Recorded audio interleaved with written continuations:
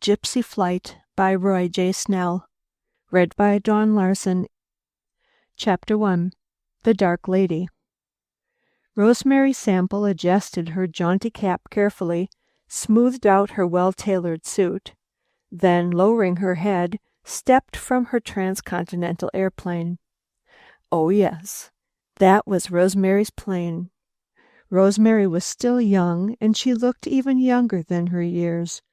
A slender slip of a girl was Rosemary, rather pretty too, with a touch of natural color and a dimple in each cheek, white even teeth, smiling eyes of the deepest blue.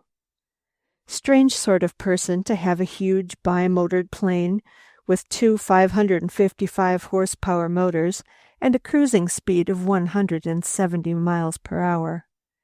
It cost $70,000, did that airplane. Yet this slip of a girl was its captain, its conductor, its everything but pilot, as long as it hung in the air.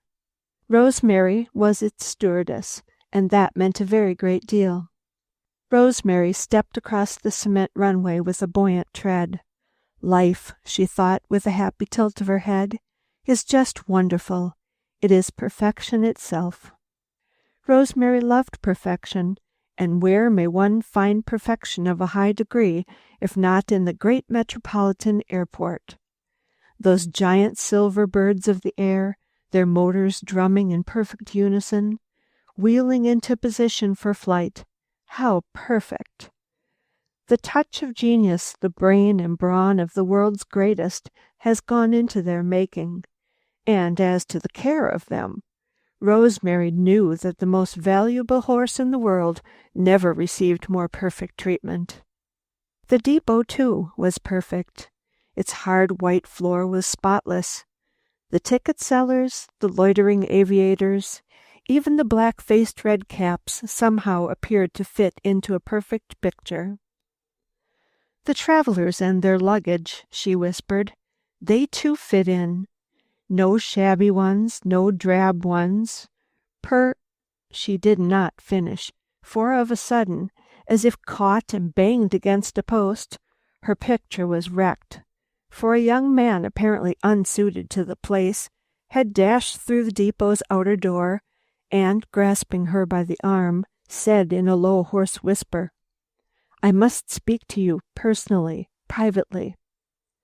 For a space of 10 seconds there was a grave danger that Rosemary would deviate from the path of duty, that she would smash rule number 1 for all airplane hostesses into bits. Courtesy to all, that was the rule, and in the end the rule won. Getting a steady grip on herself, the girl glanced about, noted that the small room to the right was at the moment vacant, motioned her strangely distraught visitor, who, if appearances could be trusted, must have slept the night before in an alley and fought 6 policemen single-handed in the morning, inside, after which she closed the door.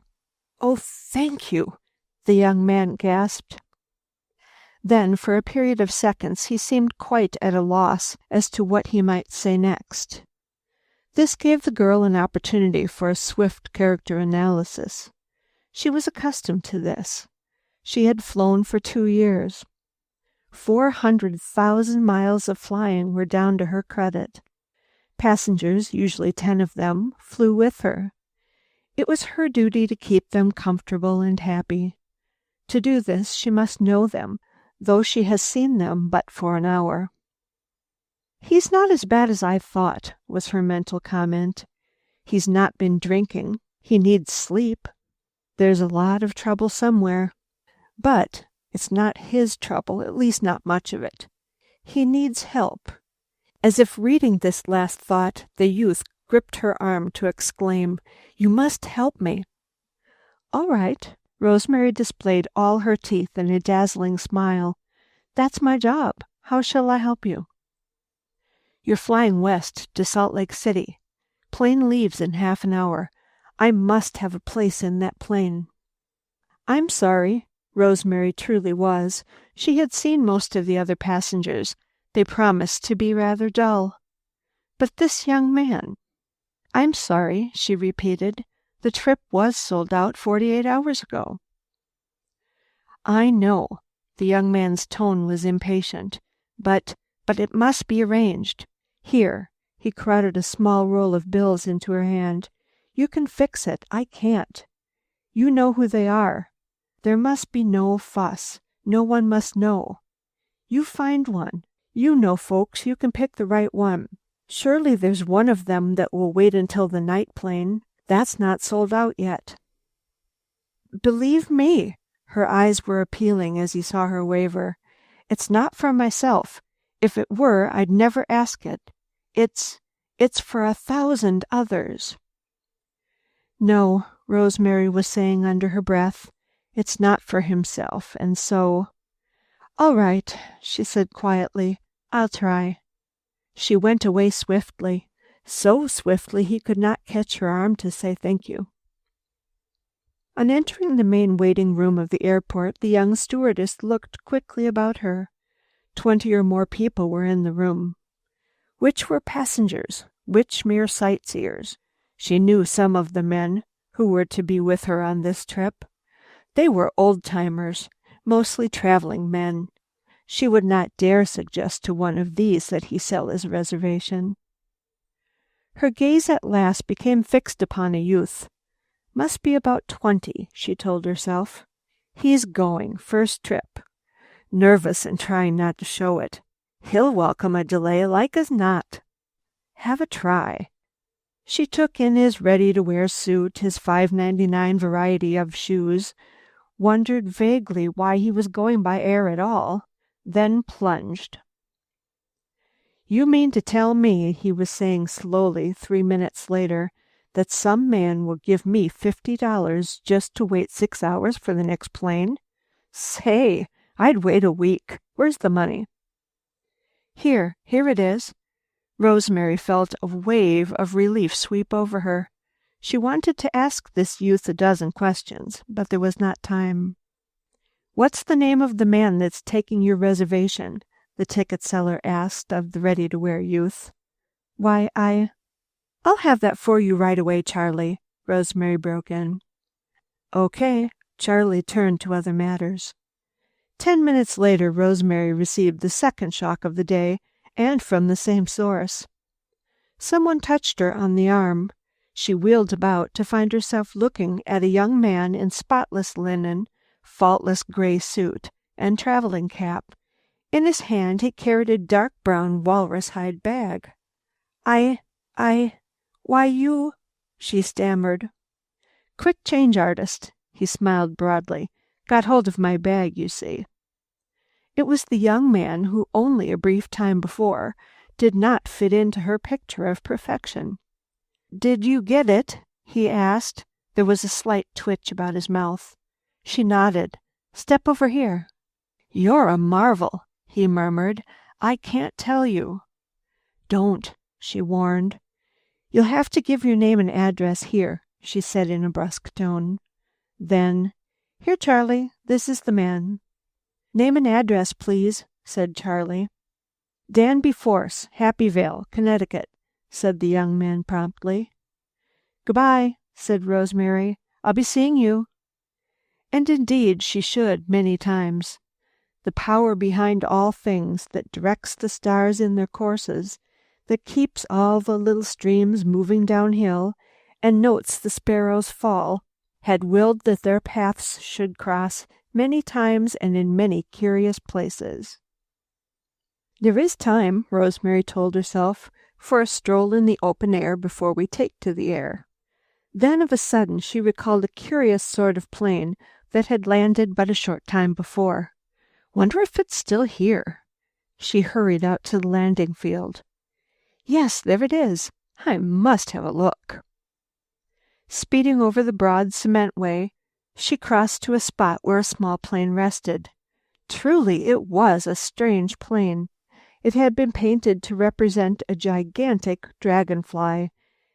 Its planes seemed thin and gauze-like. This, she knew, was pure illusion.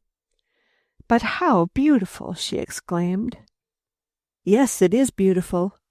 To her surprise, she was answered by a blonde-haired girl who had just stepped around the plane. Is it yours?" she asked in surprise. But yes, the strange girl spoke with a decided French accent. "I am the one they call Petite Jean. You have heard of me, no? Ah, well, it does not matter." She laughed a silvery laugh. She was, Rosemary noted, a slender girl with beautifully regular features and dancing eyes. Dancing feet, too, she whispered to herself. They are never still. Unconsciously, she had been following the girl around the plane. There, on the other side, she met with a surprise. Seated on bright-colored bundles, close to a small fire, over which a small tea-kettle steamed, was a large, stolid-looking gypsy woman and a small gypsy girl. "So the gypsies are taken to the air!" she exclaimed. "And you," she turned to the blonde girl, "are you a gypsy too?" "As you like." A cloud appeared to pass over the girl's face. It was followed by a smile. "Anyway," she said, "I am flying now, and you, since you are flying always, you may see me again in some strange new place." "Indeed," she added after a brief silence. "Madame Bahari here, who is my foster mother, was telling my fortune with cards." "Your fortune?" "But yes," the girl laughed merrily. "What would a gypsy be if she did not tell fortunes?" "And in my fortune," she went on, "I was to meet a stewardess of the air. This meeting was to lead me into strange and mysterious adventures. And now here you are. Is it not strange? It is very wonderful, truly it is, this telling fortunes with gypsy cards. You must try it." "I will," replied Rosemary. "But now it is almost time for my plane. I hope to be seeing you. One moment, please." Bending over, the blonde girl picked up 3 small sticks. "Wherever I land," she went on, "I shall put 2 sticks so, and 1 stick so, close to the door of the airport depot. If you see it, you will know that I have been there and may be there still." "I get you," laughed Rosemary. "But what do you call that?" "It is our gypsy patteran," the girl explained soberly. "It is a custom older than any of your country's laws." "Good! I'll be seeing you." Rosemary hurried away. She was not soon to forget this blonde-haired Petite Jean, whom so many of you already know well. Nor was she to forget that even the gypsies had taken to the air. After casting a practiced eye over the interior of her ship, adjusting a chair and looking to her supply of newspapers and magazines, Rosemary stepped down from the plane into the sunlight of a glorious day. A porter was wheeling the baggage cart into position. The chain was being dropped. In an even tone through a microphone, the announcer was saying, "Plane number 56 leaving for Omaha, Cheyenne, Salt Lake City, and points west. Now loading." "We'll be in the air soon," Rosemary whispered to herself. The faintest possible thrill ran up her spine.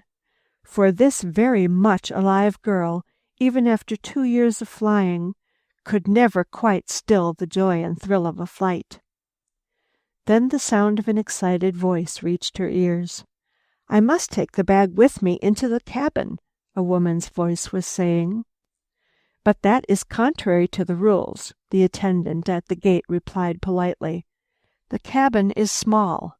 A briefcase is quite all right, but bags? No. If everyone took a bag inside, there'd be no getting about. We will give you a check for your bag. It will be locked in the baggage compartment. Nothing can happen to it. In case of loss, the company's millions insure you." "But I want—" The tall, dark-complexioned owner of the bag cast a sweeping glance over her fellow travelers, who stood awaiting their turn at the gate.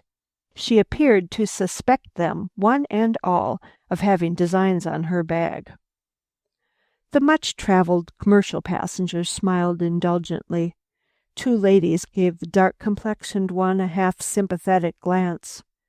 But the young man who had, through Rosemary's good offices, so recently acquired a place on the plane, favored her with not so much as a look. He appeared to have become greatly interested in a small yellow plane that was just then taking off. He just seems to be interested in that plane. The thought leapt unbidden into the young stewardess's mind. He's more interested in that woman than he'd like anyone to know. I wonder why. Oh, well, if you insist. The dark-complexioned lady dropped her bag, grabbed impatiently at the check offered for it, then hurried past Rosemary without affording her so much as a look, climbed aboard the plane to sink into the seat farthest to the rear, as if she proposed to watch the others all the way to Salt Lake City, was Rosemary's mental comment, although she knew the thought to be unwarranted and absurd. 10 minutes later, with all on board, they were sailing over the city. Rosemary settled down to the business of the hour. She loved her work, did this slender girl. Hers was an unusual task. She performed it unusually well. She was in charge of the ship while it was in the air. She was hostess to the 10 passengers entrusted to her care. At once her alert mind took up the problems of this particular journey. She smiled as 2 of the 4 traveling men launched forth on a discussion of the country's economic problems. That settles then, she told herself.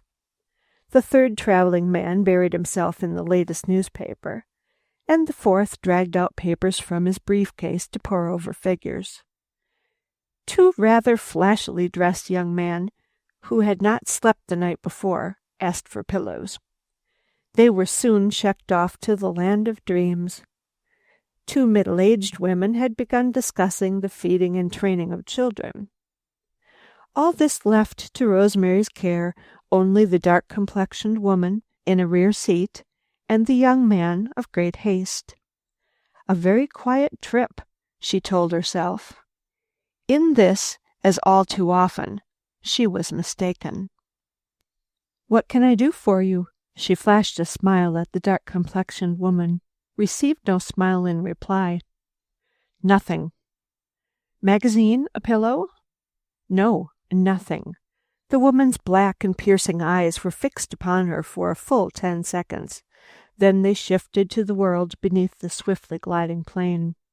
Rosemary was neither dismayed nor disheartened. There were many such people. All they wanted was to be left alone with their thoughts. Perhaps flashing through the air thousands of feet from the ground brought serious and solemn thoughts to some types of mind. She rather guessed it did. But how about the young man of great haste? He intrigued her. Perhaps he was the kind who liked to talk. If he were, then perhaps he would tell secrets. Men often told her secrets. She always guarded them well. He may tell me why he was in such great haste, she thought to herself. Some people like to talk, some to listen. It is the duty of an airplane stewardess to talk or to listen as occasion demands. Rosemary was prepared in this case, as in all others, to do her duty. "Strange sort of profession, yours," the young man said, smiling. "It's wonderful work." Rosemary knew on the instant that she would do most of the talking. For half an hour he asked questions and she answered them. His questions, never very personal, were about the life an airplane stewardess leads. She answered them honestly and frankly. He honestly wants to know, she told herself. He is the type of person who absorbs knowledge as a sponge does water. Delightful sort. I'd like to know him better. "But look," he exclaimed suddenly, "the propeller on this side is gone." "Oh, no," she laughed low. "It's not gone, just going around so fast that you can't see it." "But I saw it revolving when we started." "We were going slowly then." "So it is really still there, producing tremendous power, helping pull us along, tons of people, mail and steel, at 170 miles an hour, yet we cannot see it. Marvelous unseen power." "Do you know," he said, "that's like God's influence on our lives. You can't see it, you can't feel it, as we feel things with our hands, yet it is there, a tremendous force in our lives. Yes, she agreed soberly, it must be like that. At that moment she found herself liking this strange young man very much. It was, she believed, because of his deeply serious thoughts. Having discovered that the two traveling salesmen had settled all the national problems and were looking for reading material, she excused herself, gripped the seat ahead of her to steady her, then moved swiftly forward. With all her passengers happy once more, she dropped into the one vacant seat to indulge in a few minutes of quiet meditation. Into this meditation there crept, as she closed her eyes, a slim, girlish figure. Blonde-haired and smiling, she stood beside a plane that resembled a dragonfly. "The flying gypsy," she whispered. "But is she a gypsy?"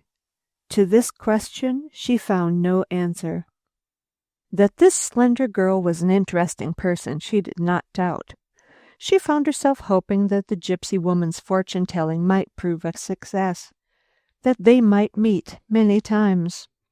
Mystery and adventure, those were the words she used. Mystery and adventure. Well, this day had not been without its mystery. There was the strange man, Danby Force, and his urgent need for going somewhere. Then, too, there was the dark woman with the bag, which she had all but refused to trust away from her, even in the locked compartment of a transcontinental plane. What could she have in that bag? The girl thought of one instance, when it had been believed that high explosives carried in a bag, on an airliner, had brought disaster to a score of persons. But of course it could not be that, she told herself. Rising from her place, she moved back to where the dark-faced one rode. She seemed fast asleep. But was this only a pose? She could not tell. Someone forward beckoned to her. Her routine duties were resumed. The hours passed quietly. At 5 o'clock they were over the Rockies. Marvelous moment! The golden sun was sinking over the distant prairies. The mountains, half white with snow, half green with forests, lay beneath them. They were beyond the timberline. Suddenly the co-pilot's light blinked at the back of the cabin. Signaling for me, I wonder why. She moved swiftly forward. A storm roaring up the mountains from the west. Mark Morris, the young co-pilot, spoke in short, jerky sentences. Going down here. Landing field of a sort, laid out on the plateau. Hunting lodge below. No real danger. Get straps hooked up. Usual stuff. Rosemary understood. She passed swiftly along the aisle. A word, a whisper, a smile. That quiet, carefree air of hers did the work. Forced landing? What of that? That was what the passengers read in her face. What indeed? They swooped down, bumped with something of a shock, bumped more lightly, glided forward, then came to a standstill. The tall, dark woman sprang to her feet, threw open the door, then swung herself down. She was wearing low shoes and sheer silk stockings. She landed squarely in 18 inches of snow. "Wait!" Rosemary cried in dismay. "Give her a hand up, some of you men. I'll fix you all up right away." There were, of course, neither high boots nor leggings in the airplane cabin, but Rosemary was equal to the occasion. Tearing up a blanket, she was soon busy fashioning moccasins for the ladies. "Tie these cords about the bottoms of your trousers," she said to the men. "Yes, we'll go down to the hunting lodge. Be 3 or 4 hours anyway." "Where's the trail?" She spoke now to the young co-pilot. "See that rock?" "Yes." "Blaze Trail starts there, easy to follow. About half a mile. Fine place, been there 3 times. Big fireplace. Bacon and other things to eat. You'll enjoy your stay," he chuckled. "All airways are beaten trails to our pilots," Rosemary murmured. A cold wind came sweeping up the mountain.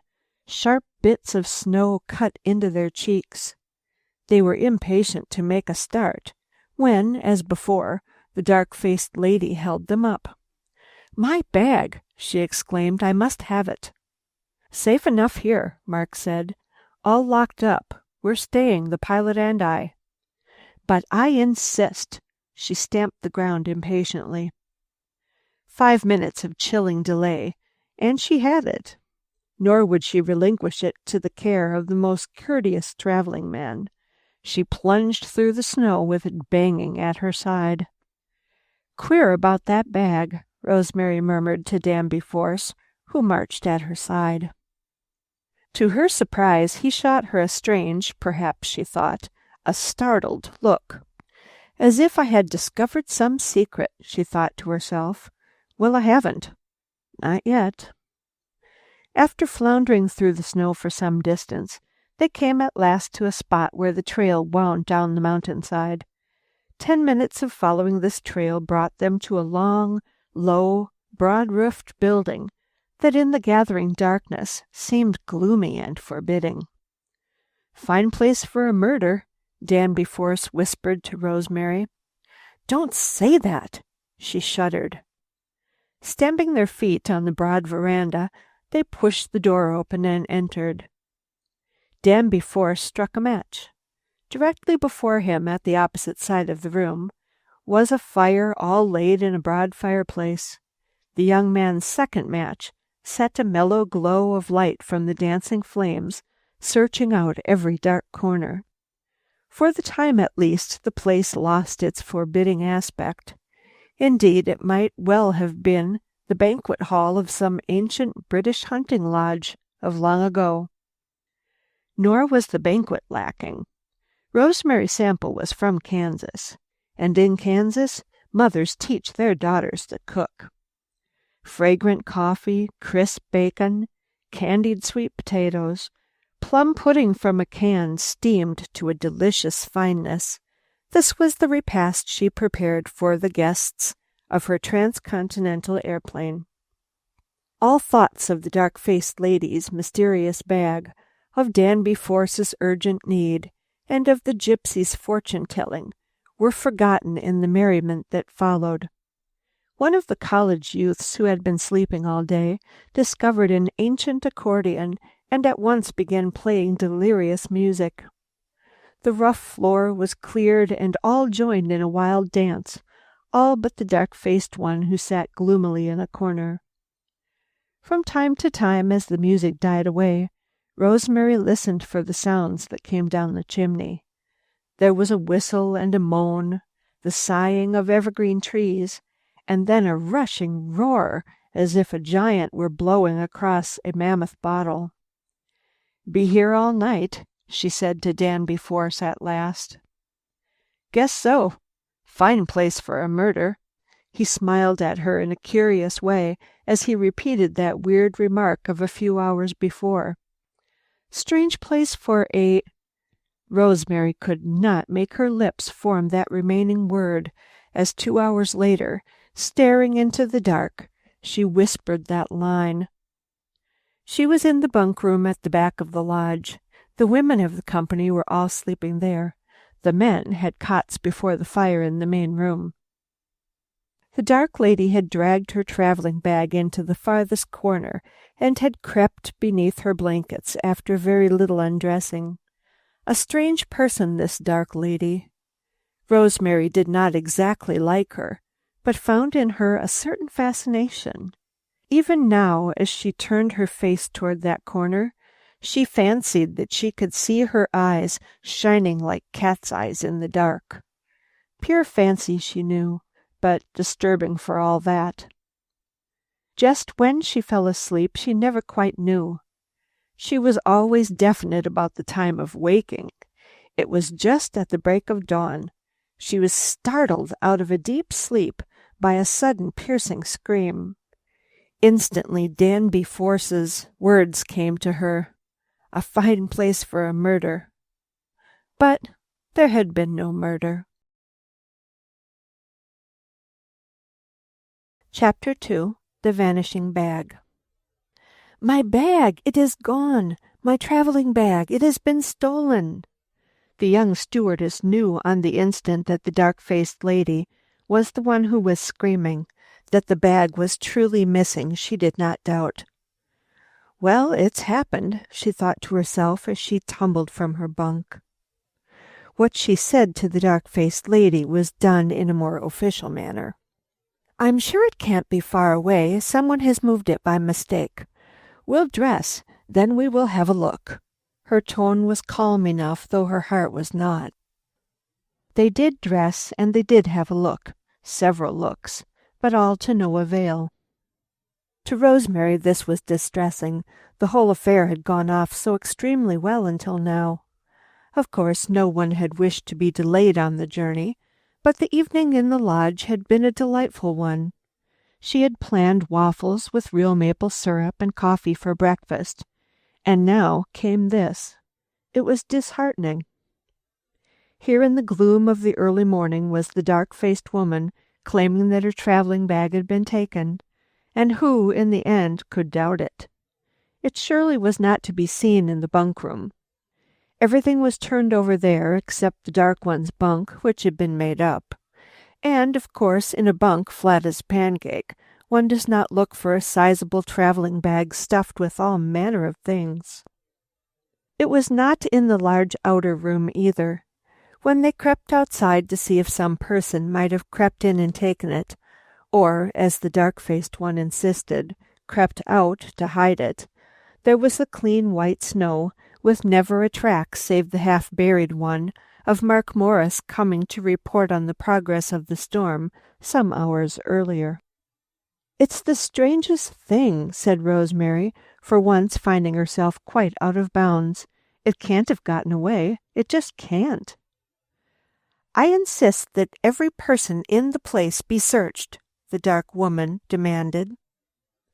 "What? Search our pockets for a traveling bag?" A rotund drummer roared with laughter. "Not for the bag, but for the valuable papers I carried. The bag, more than likely, has been burned in the fireplace." "Absurd!" exclaimed one of the middle-aged ladies. "Leather creates a terrible odor when burned." "Who said it was leather?" snapped the inquisitor. "It was, I believe, fiber."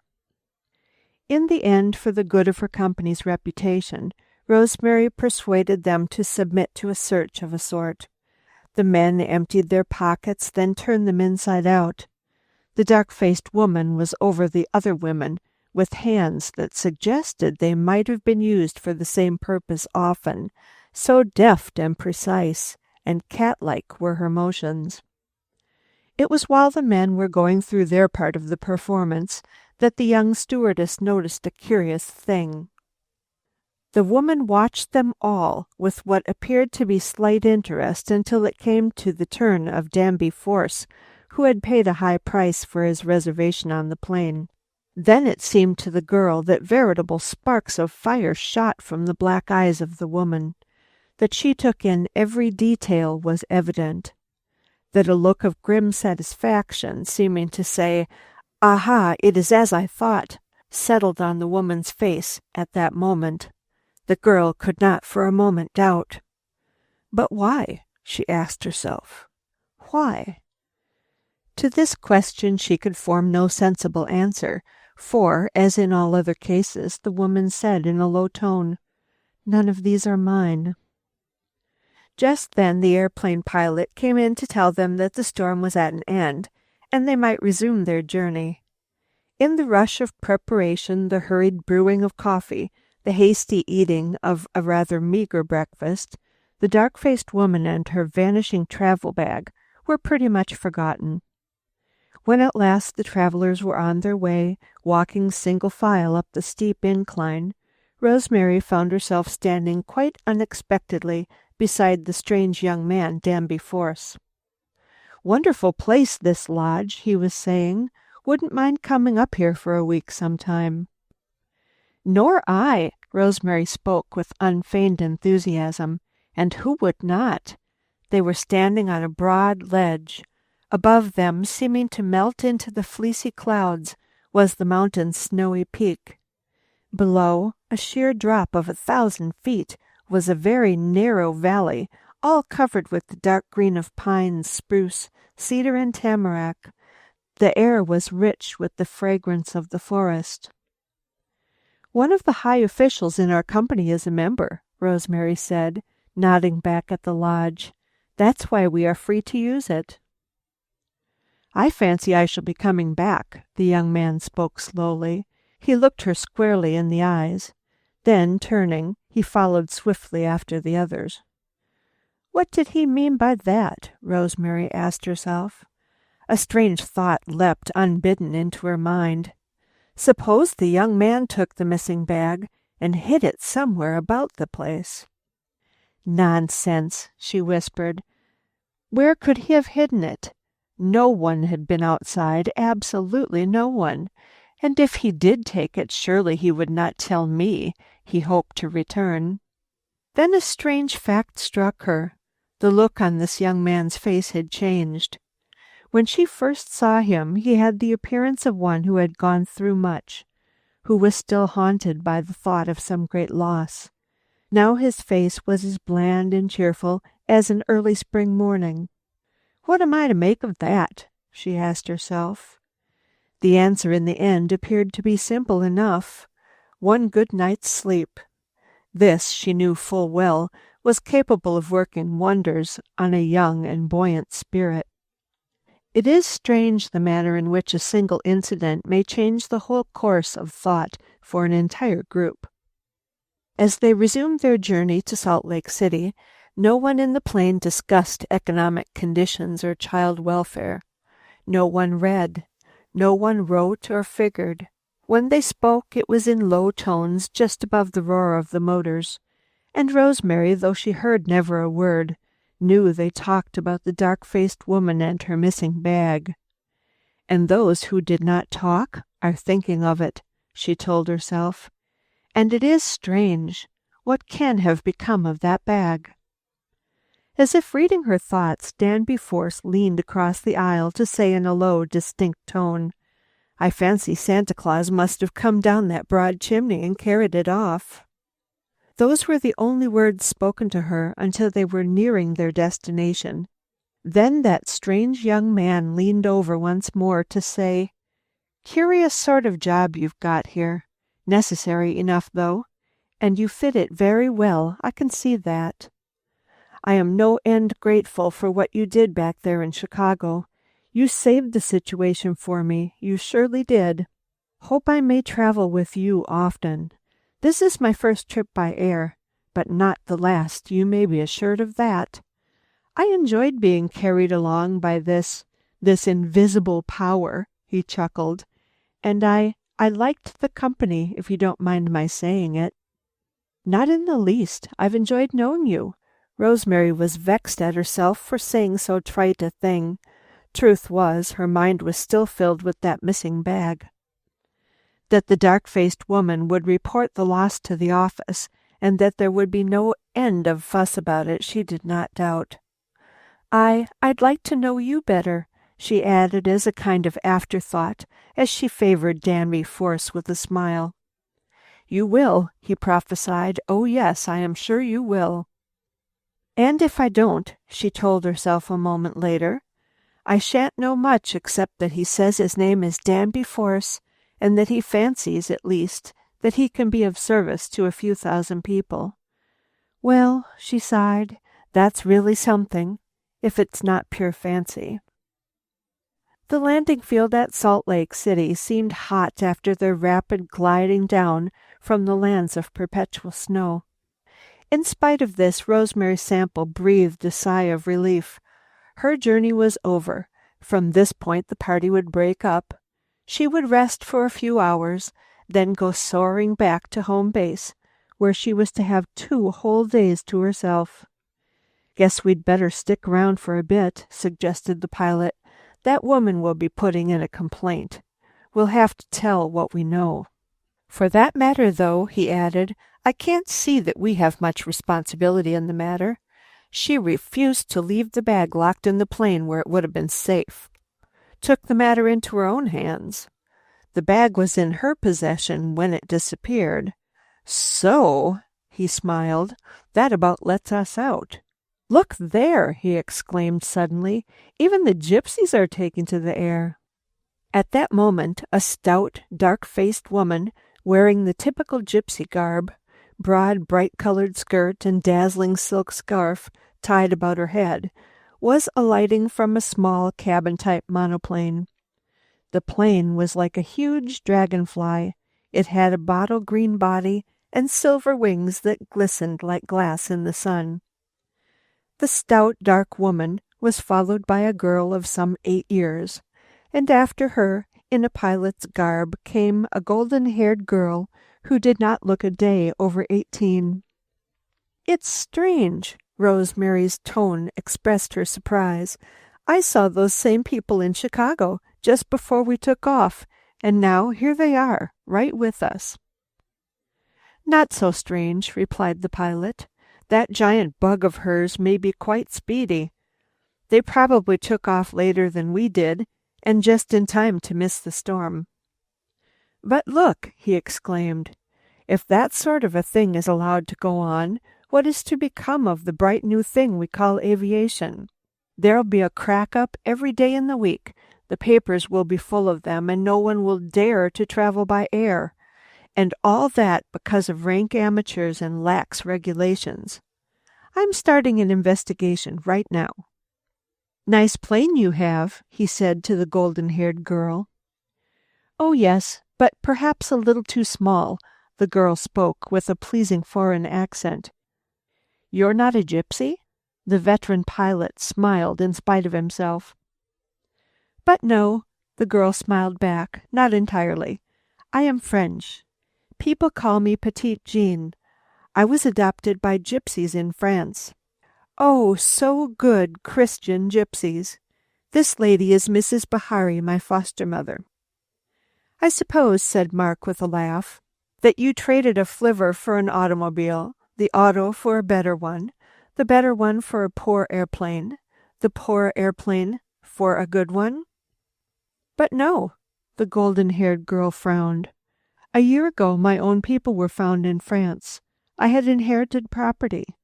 This is my very own plane, and see," she held out a paper, "this is my license to fly."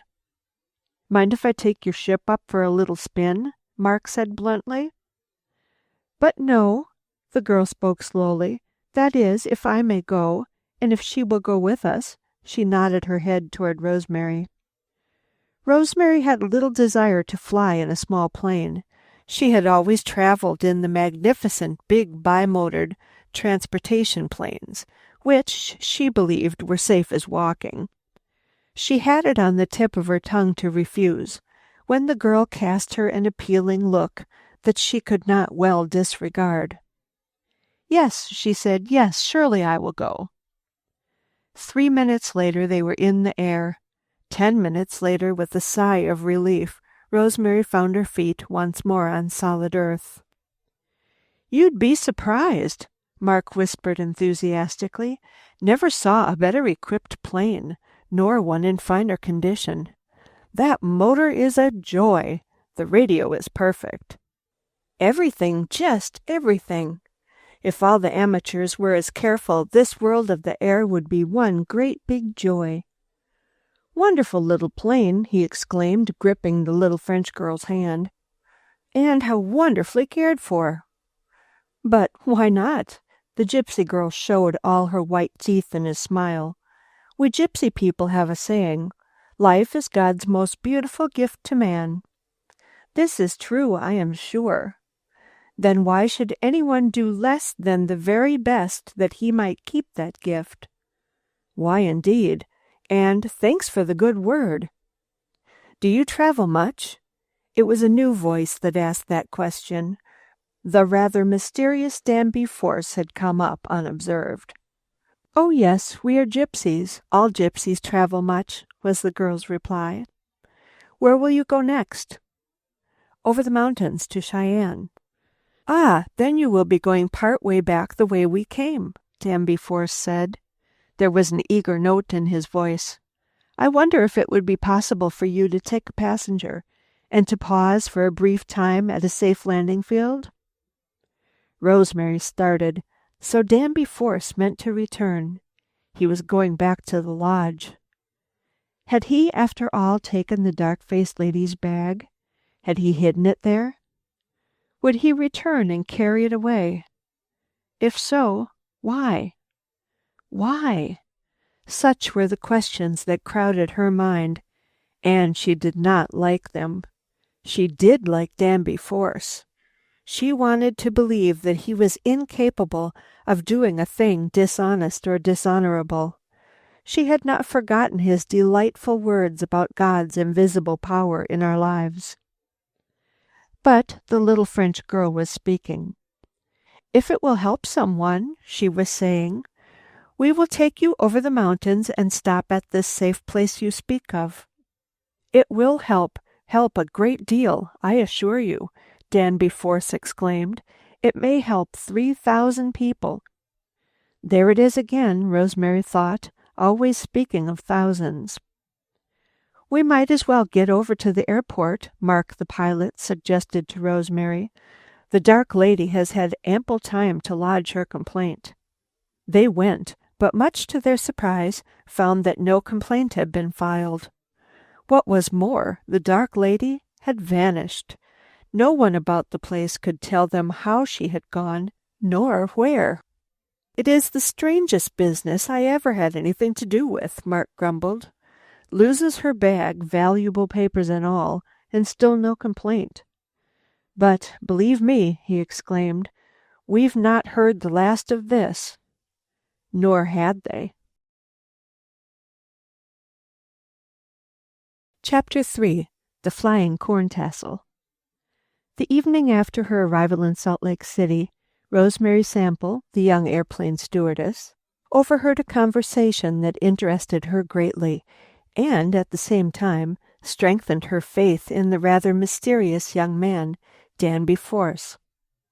She might have thought of herself as an eavesdropper had not this incident occurred in that most public of all places, the lobby of a large hotel, the Hotel Temple Square. Not that she was staying at so expensive a place. Far from that, she occupied a room in a clean, modest-priced rooming house. But Rosemary had a weakness for large, downy chairs, soft lights, expensive draperies, and all that.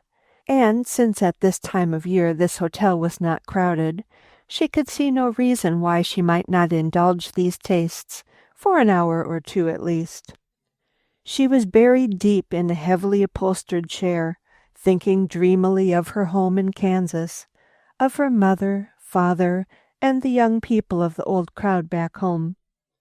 She was smiling at the name they had given her, the Flying Corn Tassel of Kansas, when, chancing to look up, she beheld a vision of beauty all wrapped in deep purple and white.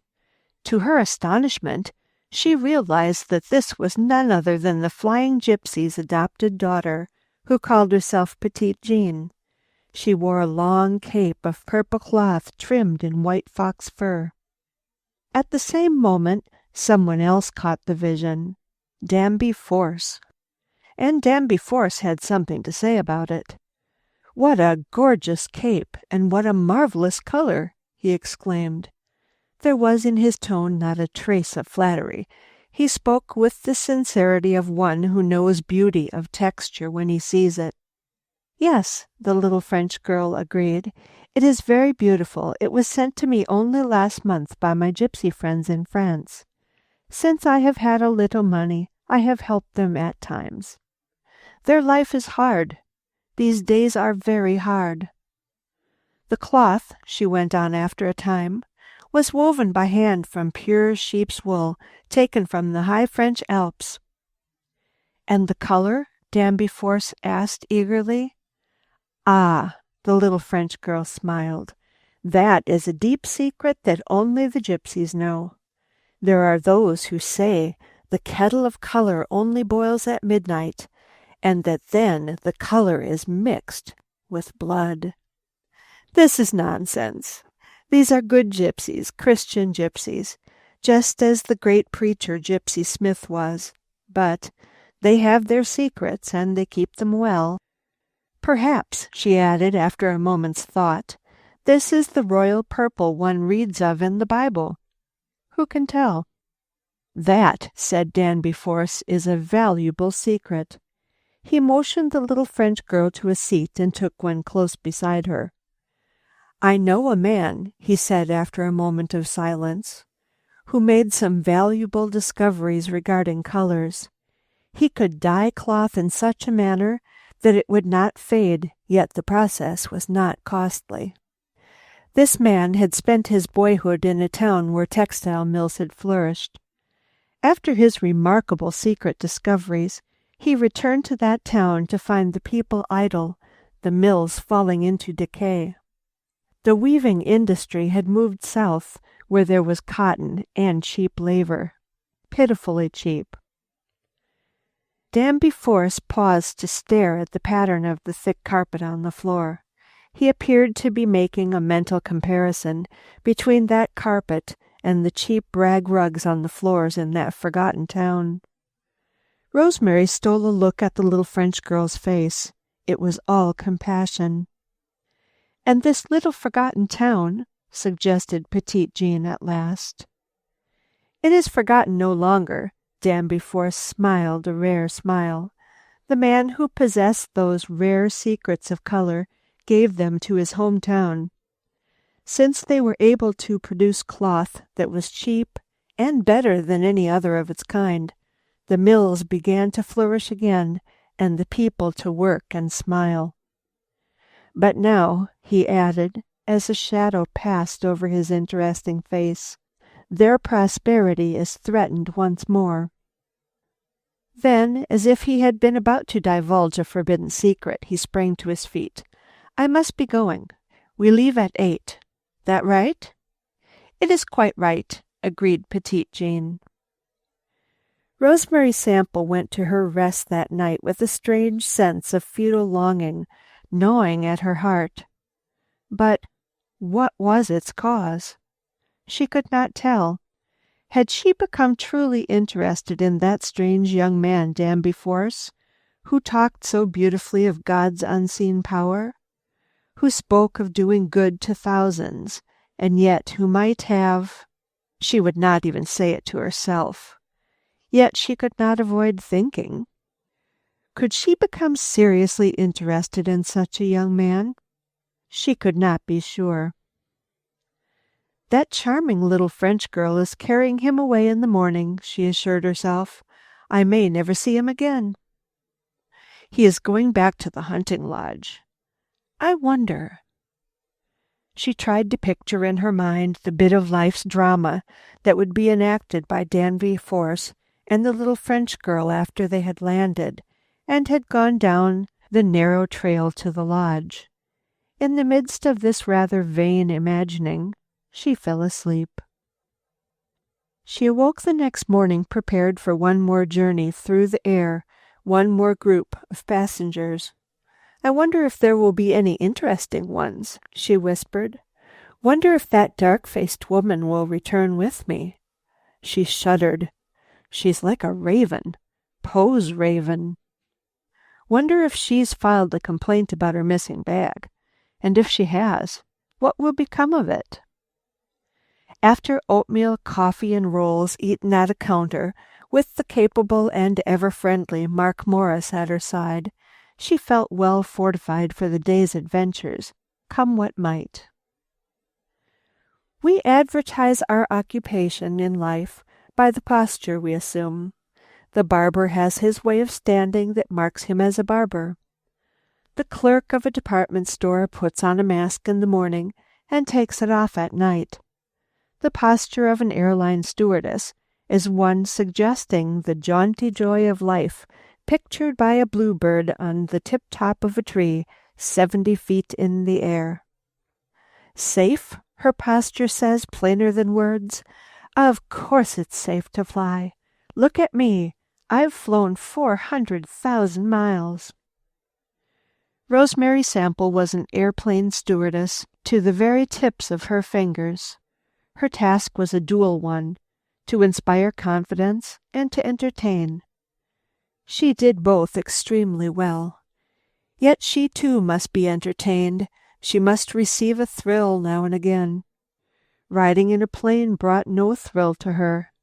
Only her passengers could bring her the change she craved. "There's always one," she had a way of saying to her friends, "one passenger who is worth 5 hours of study." She was not long in finding the one on this journey back to Chicago. Strangely enough, he took the seat vacated by the dark-complexioned lady. Yet how different he was! He was young, not much over 20, Rosemary thought. "Hello, little girl," were his first words. "What's your name?" "Rosemary Sample." She smiled because she was saying to herself, "He'll do the talking. That's fine. I'm too tired to talk." "So you're a sample," he laughed. "I'd like a dollar bottle of the same." "A sample's all there is and all there can be," she replied quickly. "What?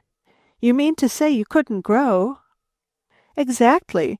5 feet 4 inches tall, weight 120 pounds. Those are the regulations for a stewardess.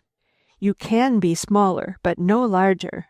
You see," she laughed, "they couldn't make the airplane cabins to fit the stewardesses, tall, short, thick or thin, so the stewardess must be picked to fit the cabin." The young man's grin was frank, honest, and friendly. "Well, this is my first trip in these big birds. I've got a little ship all my own. Only just now she's busted up quite a bit." "Cracked up? Too bad!" Rosemary was truly sorry. She was going to like this passenger.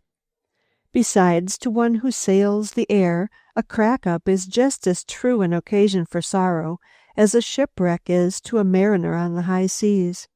"What happened?" she asked quietly. "Bad storm?" "No," he laughed lightly. "Couple of struts got loose. I nearly lost control 2,000 feet up. Cracked up in a cornfield. Shucked a lot of corn." He laughed rather loudly. Rosemary's face was sober. She had seen his kind before. They went in for flying because it promised thrills. They neglected their airplanes. If they crashed and were not killed, they turned it into a joke. The whole thing made her feel sick inside. She loved flying. She thought of it as one of God's latest and most marvelous gifts to man. She knew, too, that nothing very short of perfection in care, equipment, and piloting could put it in the place in every man's life where it belonged. "So you laugh at a crash that results from carelessness?" Her lips were white. "That's the sort of thing that makes life hard for all of us who are trying to make flying seem a safe and wonderful thing. Nothing but selfishness could make one laugh at a tragedy, or a near tragedy, that is his own fault. But she stopped herself. After all, she was a stewardess, and paid to be pleasant. Springing to her feet, she moved up the aisle to see that the airplane load of traveling salesmen forward had the papers, pencils, magazines, and pillows they needed. "So you're a sample," said the youth as she returned to her seat. "Don't know as I want a full bottle after all." "In the end you'll take it." She was smiling now. "Or someone will be setting up a marble marker where little Willie lies, and that," she added slowly, "would be too bad."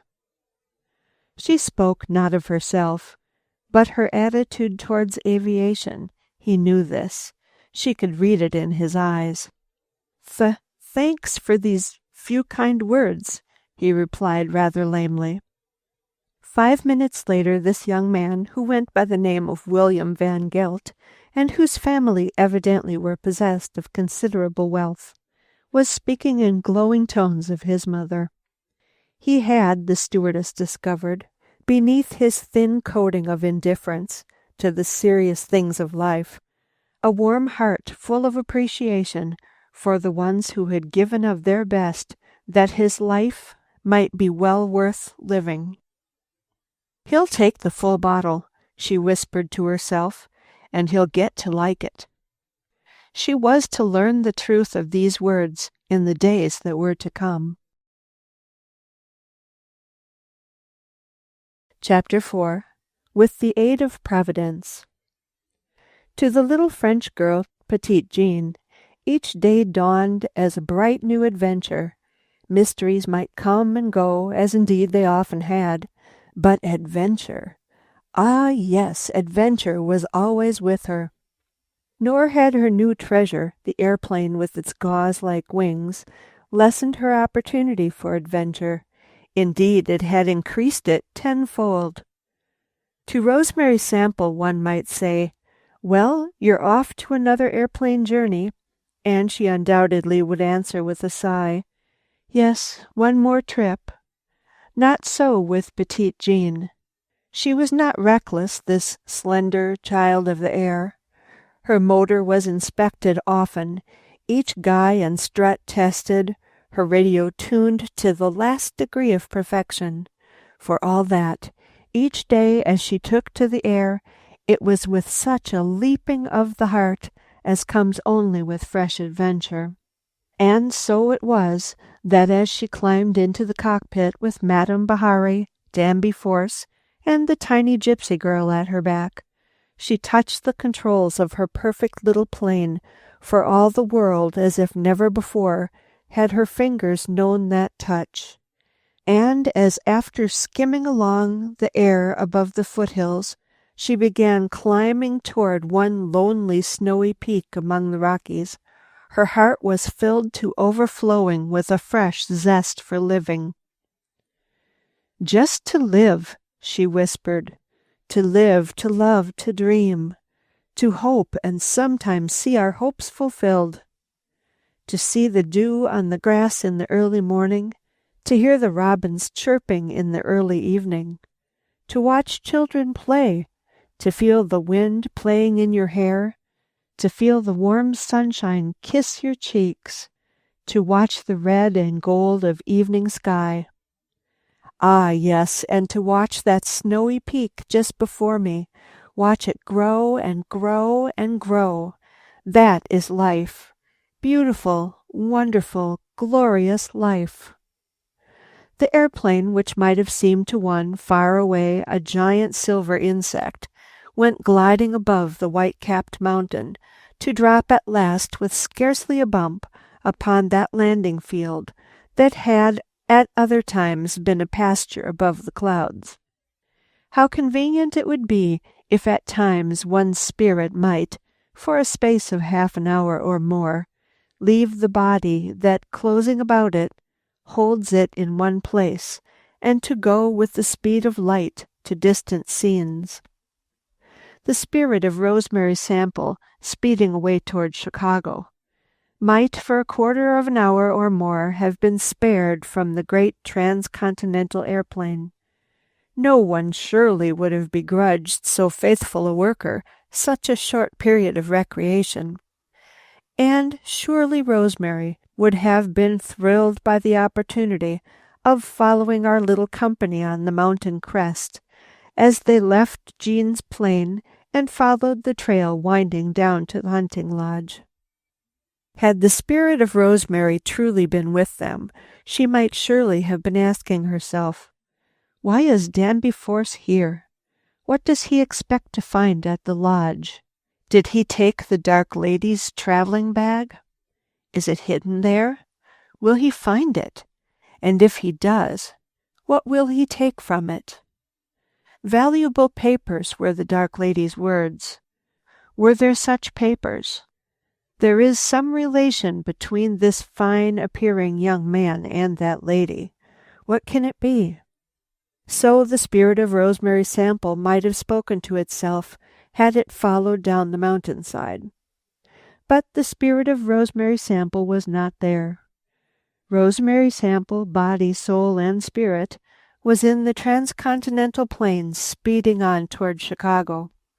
And beside her, now talking loudly and boastfully of his dangerous exploits as an amateur aviator, and now speaking in kindly and gentle tones of his mother, was young Willie Van Gelt. I should not care for him at all, Rosemary told herself. Yet there was something about him, his light and good-natured views of life, His smile, perhaps. Something about him that claimed her interest. As if the stars had willed that for a time our lives should run together like trains on parallel tracks, she whispered to herself. Little did she guess the part that this youth, with his wealth and his reckless ways, would play in her life, nor that which she would play in his. In the meantime, Jean, Danby Force, and their gypsy companions were wending their way down the trail that led to the hunting lodge. I shan't detain you long, Danby Force was saying to Jean. It's just a little thing I want to look into up here. Jean, whose curiosity had not as yet been aroused, scarcely heard him. She was awed and charmed by the grandeur and beauty of the mountains. To look up 2,000 feet to the snow-clad rocks that were the mountain peaks, then to look down quite as far to the tree-grown canyons far below. Ah, that was grand! When at last they came in sight of the rustic lodge, flanked as it was by massive rocks and half covered by overhanging boughs of evergreens, she stopped in her tracks to stand there, lost in admiration. Ah, she murmured, what a grand solitude is here! Who would not wish to return many, many times? She was soon enough to learn that it was not solitude the interesting young man, Danby Force, sought. For, contrary to Rosemary Sample's suspicion, he had not hidden the dark lady's traveling bag. He had returned to seek it. How did he hope to succeed when, on that other occasion, all others had failed? Well, may one ask? Yet Danby Force did not lack for hope. He believed in a kind providence that sometimes guides an honest soul in searching for hidden things. With the aid of this providence, he might succeed where others had failed. Chapter 5. Danby's Secret. Before leaving Salt Lake City, in accord with the customs of all gypsies, Madame Bahari and Jean had laid in a supply of provisions. Having come upon them while in the act, Danby Force had added a few luxuries to the stock. They were therefore prepared for a stay of some length if necessary. In spite of this, Danby Force said as he entered the lodge, "We won't be here long, I hope. I came to look for that bag." He favored Jean with a smile. "Oh, a mystery!" she cried. "A missing bag. Was it yours? How was it lost?" "Oh, of course!" he exclaimed. "You don't know a thing about it. How stupid of me. Sit down and I'll tell you about it. At least," he hesitated, "I'll tell you some things." Madame Bahari had kindled a fire in the huge fireplace. The glow of it lighted up the little French girl's face. It made her look extraordinarily beautiful. Danby Force took in a long breath before he began. That which he told her, after all, was not so very much.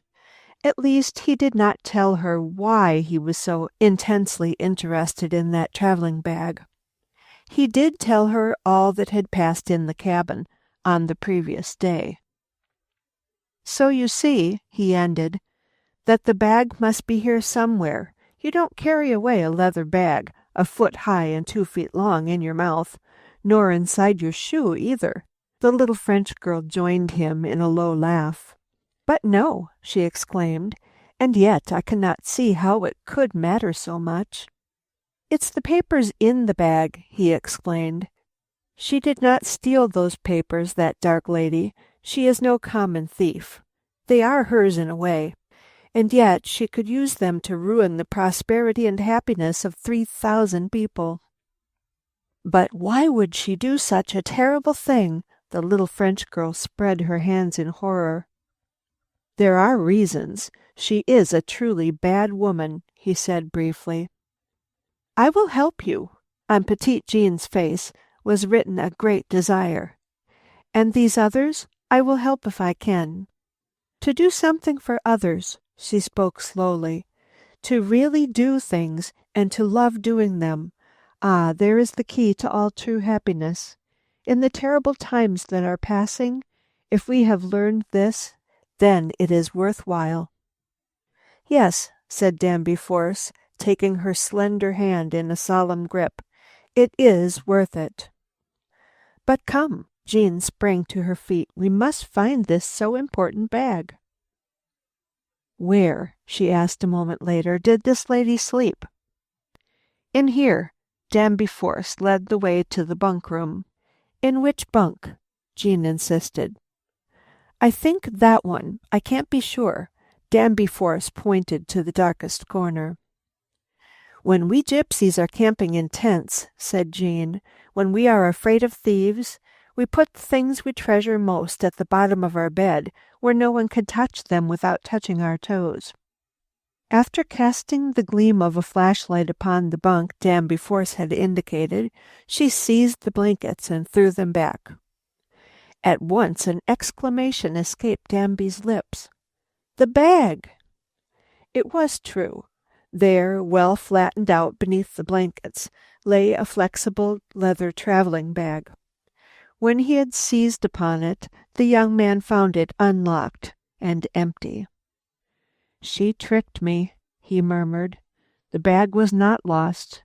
It was hidden. She put on the extra clothes she carried and wore them beneath a long coat. She carried the papers in some concealed pockets. By pretending that the bag was lost, she has thrown me completely off her track. I'm not sure." He was speaking slowly, calmly now. "I could not be sure that she was what we suspected her of being.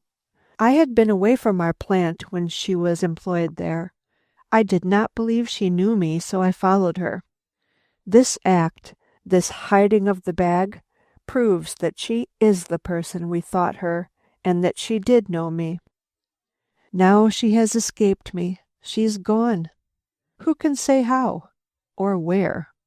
The trail is old by now. I cannot follow her." Moving slowly, like one in a dream, he retraced his steps to his place by the fire, then sank gloomily into a chair. For a long time he sat staring into the fire. "Do something for someone else," he murmured after poking the fire until it glowed red. "Yes, that's the thing. That should be the slogan of our generation. Do something for someone else. But when there are those who block all your efforts, what then?" He looked up for a moment. By chance his gaze fell upon a broad window. Through that window one's eyes beheld a magnificent sight. The topmost peak of the mountain's jaggy crest, rearing high in all its glory. For a full moment the young man's gaze remained fixed upon this crown of beauty. Then, in a voice mellowed by reverence, he murmured, "I will lift up mine eyes unto the hills, from whence cometh my help. My strength cometh from the Lord, which made heaven and earth." "I am going to tell you," he said, turning to the little French girl. "Perhaps you can help me." "I can but try." Petite Jean's tone was deep and serious. "I told you of the man who made priceless discoveries regarding color." Jean leaned far forward to listen. In the corner the gypsy woman sat stolid in silence. The child was playing with some bright feathers in a spot of sunlight on the floor. The place was very still. "Yes, yes," the little French girl whispered.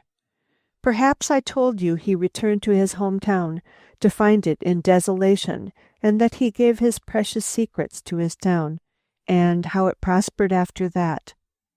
"You have told me," replied Petite Jean, "but you have not told all. Were you the discoverer of these rare colors?" "I?" The word came in shocked surprise. "No, it was not I." There was a period of silence. Then, in a voice raised scarcely above a whisper, he said, "It was my father." "Oh," the little French girl breathed. "He made these discoveries while serving as an industrial chemist in the Great War." Danby Force went on after a time. The war was terrible for him. He was gassed. He did not live many years. There's a library in his hometown now, a splendid tribute to his memory. And he spoke slowly, I, his only son, have tried to guard his secrets well, but now it seems I am about to fail. But you have not yet? The little French girl's tone was eager. No, perhaps not yet. Then you shall not. Petite Jean sprang to her feet. I shall help you. We all can help. This young lady, this stewardess you have told me of, she travels far. She can watch. But tell me, she demanded eagerly, tell me of this dark-faced woman. One must know much if one is to be truly helpful. She sank back into her chair. That woman, Danby's tone became animated. I am convinced that she is an industrial spy. An industrial spy? Jean's eyes opened wide.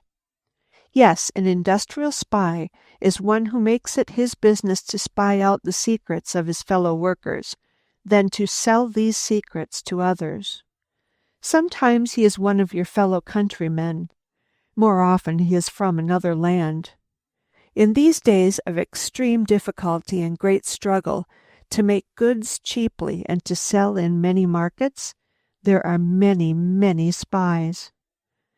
At first we trusted this woman. For 3 months she was employed in our factory.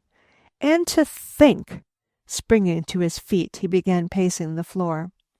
To think that all that time she was spying out secrets that rightly belonged to our people. These spies, he exclaimed bitterly, they fasten cameras beneath their jackets. A tiny lens is concealed in a button. They take pictures, hundreds of them. They make drawings. If they may, they carry away secret recipes.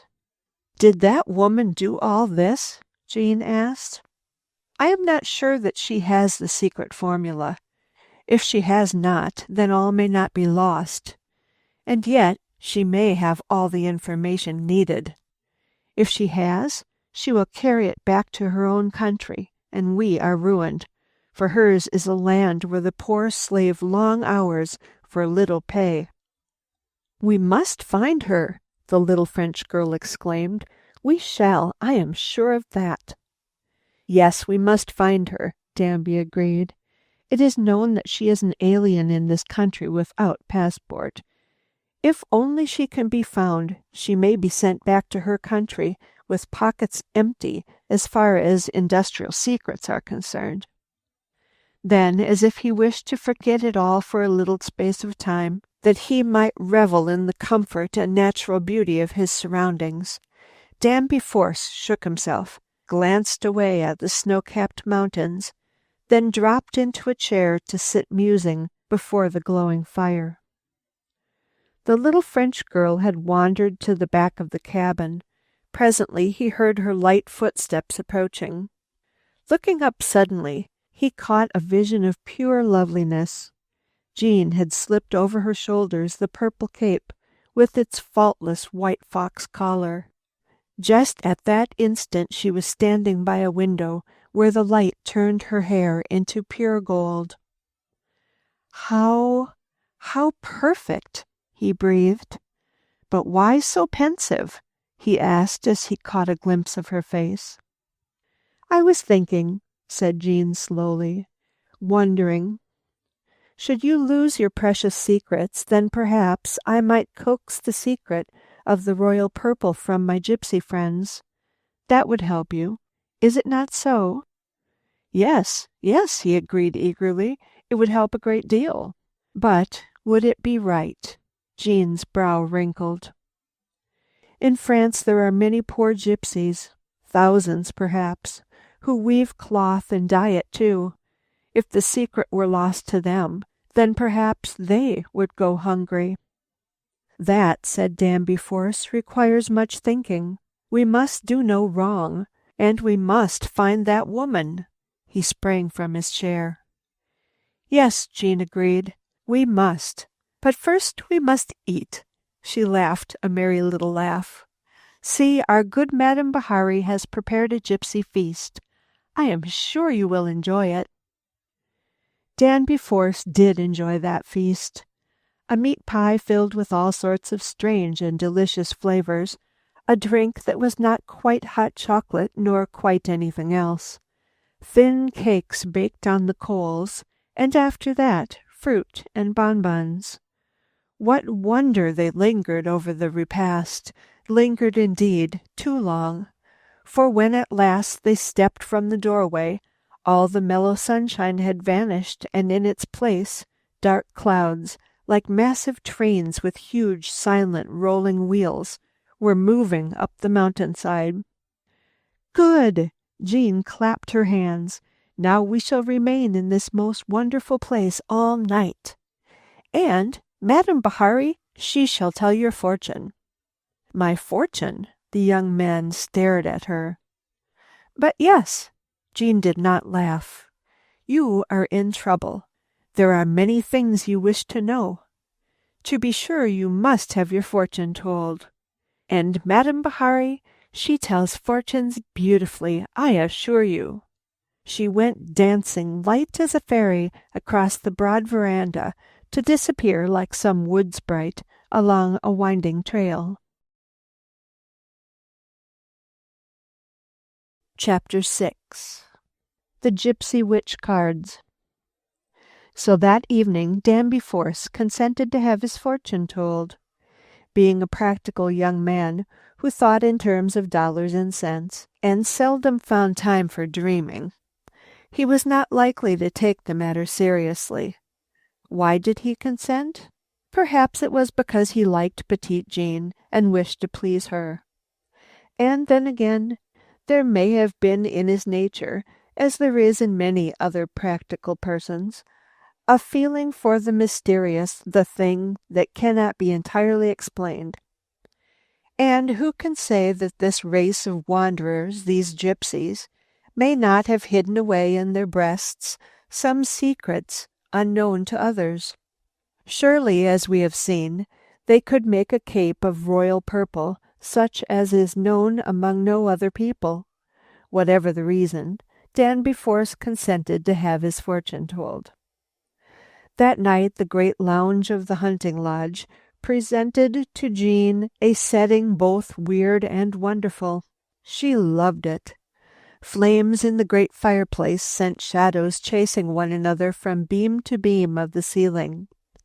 2 candles, one at each end of the long table, casting each its yellow gleam, brought out the handsome smiling face of Danby Force, but left Madame Bahari in all but complete darkness.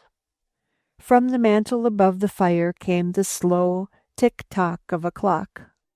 Once, from without, the girl thought she caught the challenging cry of some wild thing, perhaps a wolf. There, said Madame Bahari, looking up at Danby Force, are the cards. You shall shuffle them, my young friend. You shall cut them with your left hand. Then you should place them on the table in positions I shall tell you of. Madame Bahari talked at this moment just as Jean had always imagined a wooden man might talk, each word spoken in the same low, slow tone. These are the cards, Jean thought to herself. Yes, there they were. How many times had she watched Madame Bahari tell fortunes from these cards? As she closed her eyes, she could see some rich and dignified dame at the steps of a castle in France, spreading out those exact same cards, then sitting intent, motionless, expectant as Madame Bahari told her fortune. And how cleverly she tells them, Jean whispered to herself. There was the chateau in Bahrain. Madame said, it will be destroyed by fire. 2 months later, it was in ashes. And the gypsies did not set the fire. No. They were all away at the Paris fair. Now, Madame Bahari was speaking to Danby once more. Now, You have shuffled, you have cut the cards. You shall now lay them face up in rows, 6 in the first row, then 8 in a row for 5 rows, and last, 6 in a row. Jean watched fascinated as the cards were turned up. She knew these cards by heart. Each had its number. On each card was a different picture: a serpent, a sun, a moon, children at play, a house, a cloud, a tree, a mouse, a bear.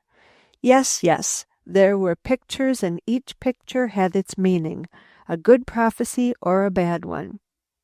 Health, happiness, riches, love, enemies, failure, deception, sickness, death, all these and many more were prophesied by these pictures. Most important of all was one card, the picture of a gentleman in evening coat and tall starched collar. His number was 19. It was this card that, in the next moment or two, would stand for the young man, Danby Force. Would he be surrounded by cards telling of success, love, and happiness, or by those telling of dire misfortune? She held her breath as Danby, his fingers trembling slightly, dealt the cards. Did Jean believe in all this? Had you asked her, she would perhaps have found no reply. She had lived long with the gypsies, had petite Jean. How could she escape believing? And, after all, who would wish to escape? Who is there in all the world that cares to say, I know all about these things? There is no truth in them? Anyway, here was Madame Bahari, Danby Force, petite Jean. Here were the dancing shadows. There were the cards. And there, Jean caught her breath. Yes, there was the man in evening dress. There was card number 19. Every card placed close to him must have a very special meaning. Leaning back into the shadows, she waited. When all the cards were down, Madame Bahari would study them. There would be silence, 3 minutes, 4, 5 minutes long, then Madame would speak. In her eagerness to catch every word, Jean moved close up beside Danby Force. Silence followed, such a silence as makes a roar of the wind singing down the chimney.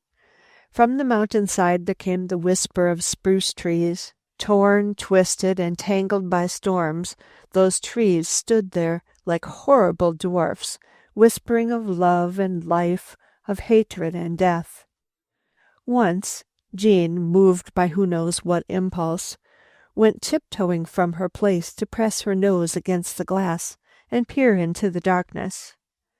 Then, as if all the gnarled trees had been shaking fists at her, she sprang back to her place, close to Danby Force. When at last Madame Bahari broke the silence, she spoke in a deep, melodious tone. Ah, the snake. The snake, Jean murmured low. She shuddered. But he is not too near. There was a measure of relief in Madame's tone. And see, between Monsieur and the snake is the book. Ah, that is good. The book stands for mystery that shall be solved. And the eye. Her tone became animated. Oh, the eye. Jean was smiling now, for well she knew that the eye betokened great interest taken by friends. Friends, she whispered to Danby Force, when Madame had told of the eye. Friends, they are everything. Yes, Danby's tone was full of meaning. Friends, loyal friends, they are worth more than all else in this life. And thank God I have many friends. And see, Madame exclaimed, here is the moon, a very good sign. But the fox, ah, that is bad. This speaks of distrust. There are those, monsieur, whom you must not trust too much, perhaps some who are very close to you. Yes, Madame did not permit the young man to finish. The sun, her face darkened.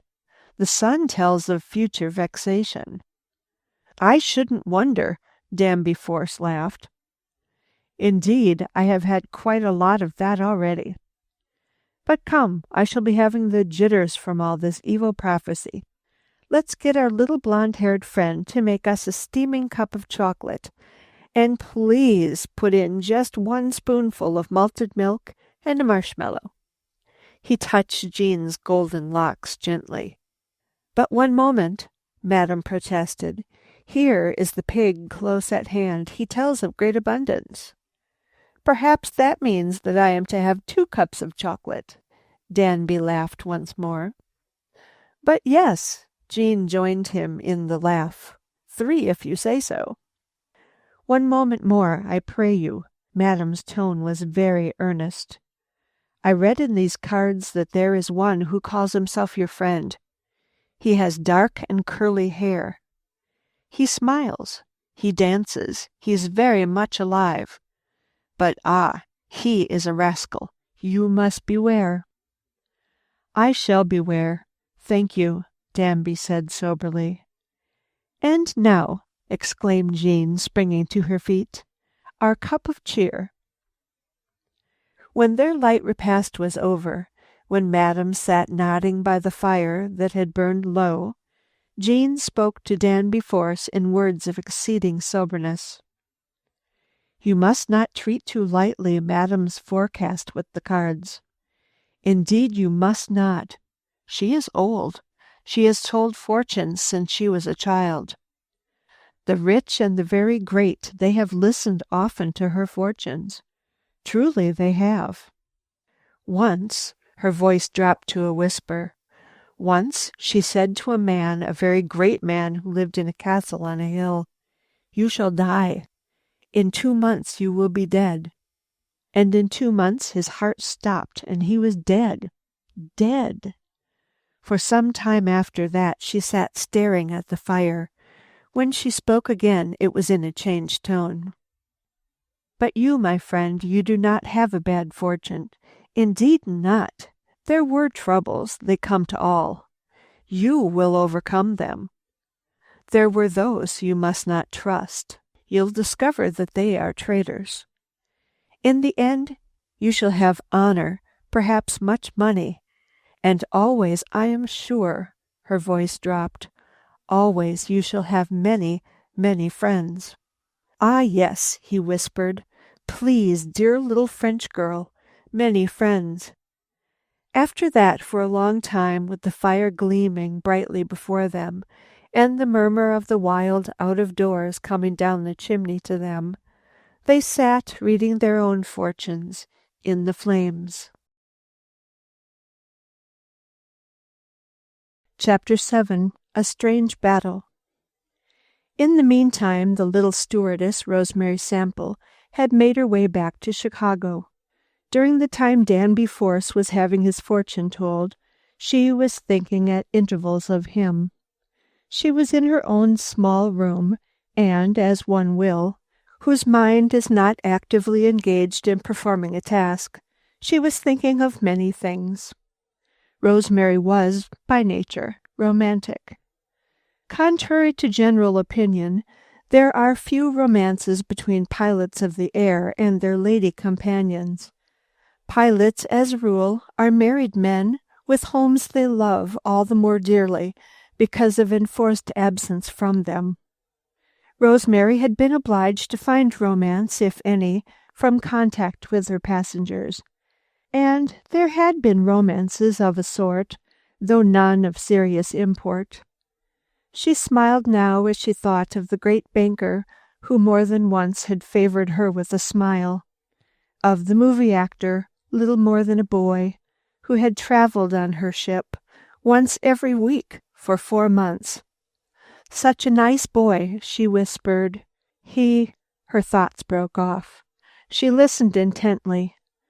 Over her head was clamped a headset for receiving messages.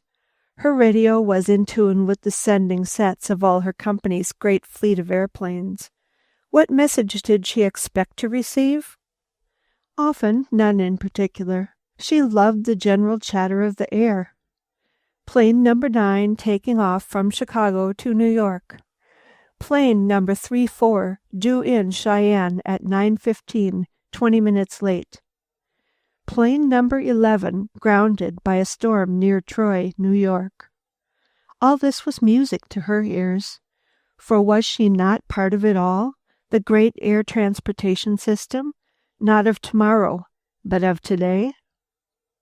Tonight, however, she half expected a personal message. To each of 6 friends, all stewardesses of the air, she had told what she knew of the Dark Lady. To each she had said, "If she boards your ship, give my call number and let me know.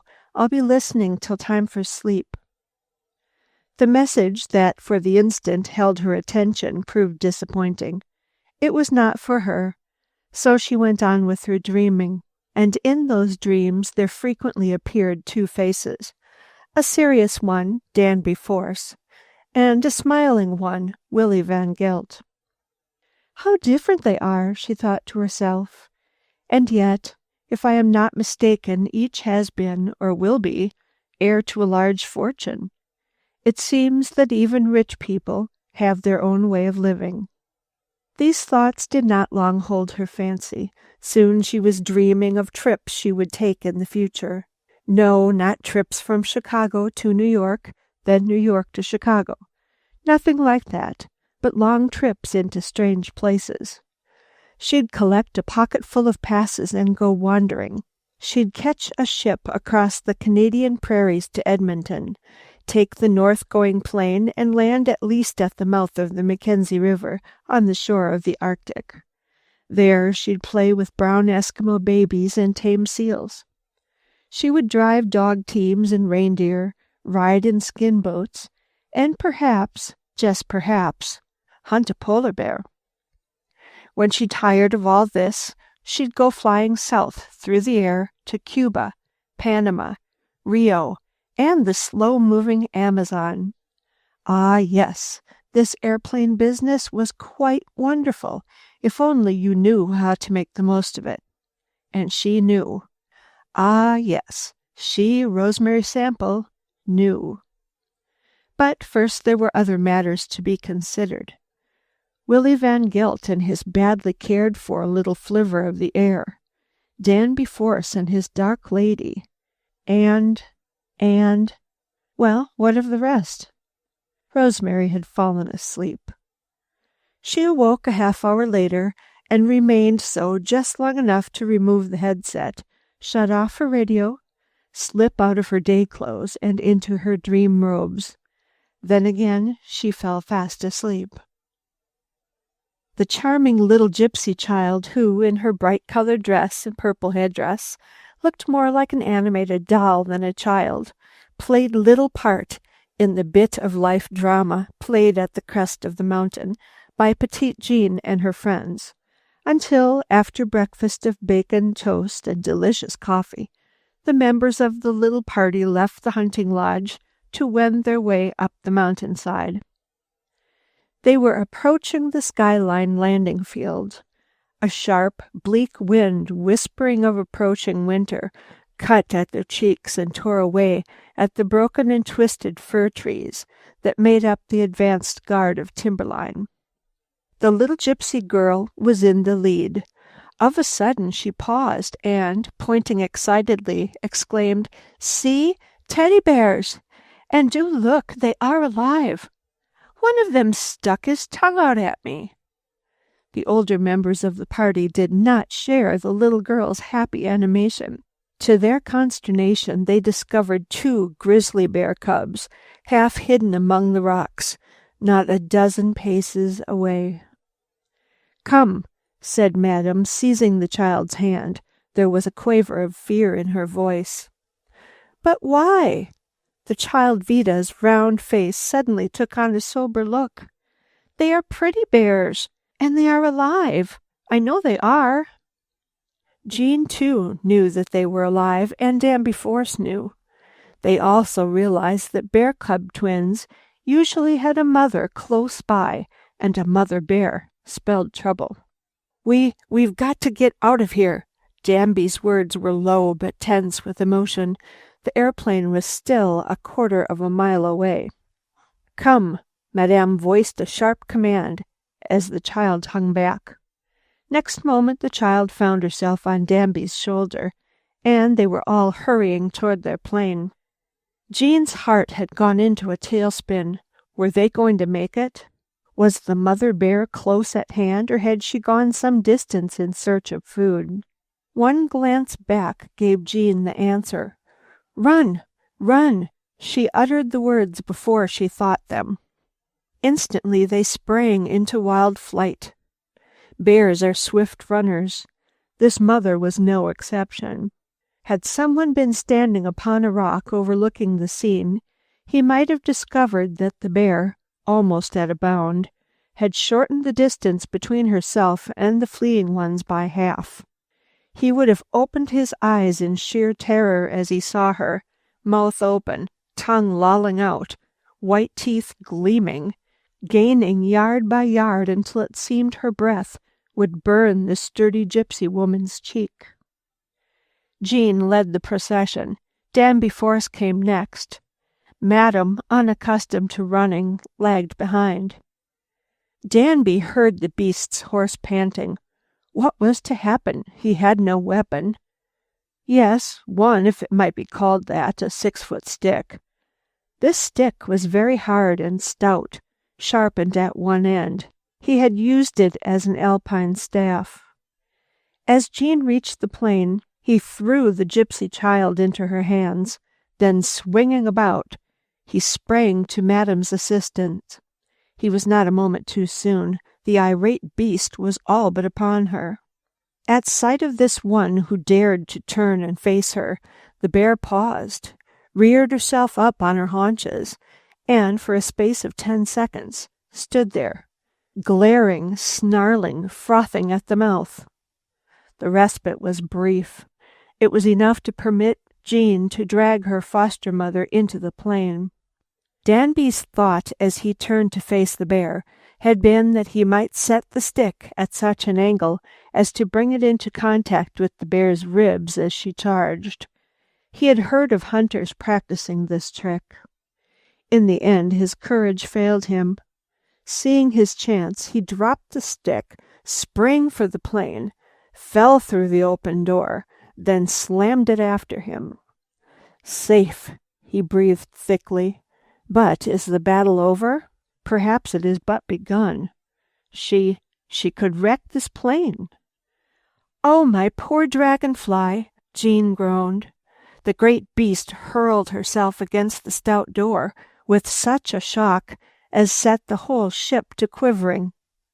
Consternation was written on every face but one in that small cabin. And why not? If their plane were wrecked, what then? Danby Force was in a hurry to get away. Every moment counted. The happiness of an entire community was at stake. Then, too, the breath of winter was in the air.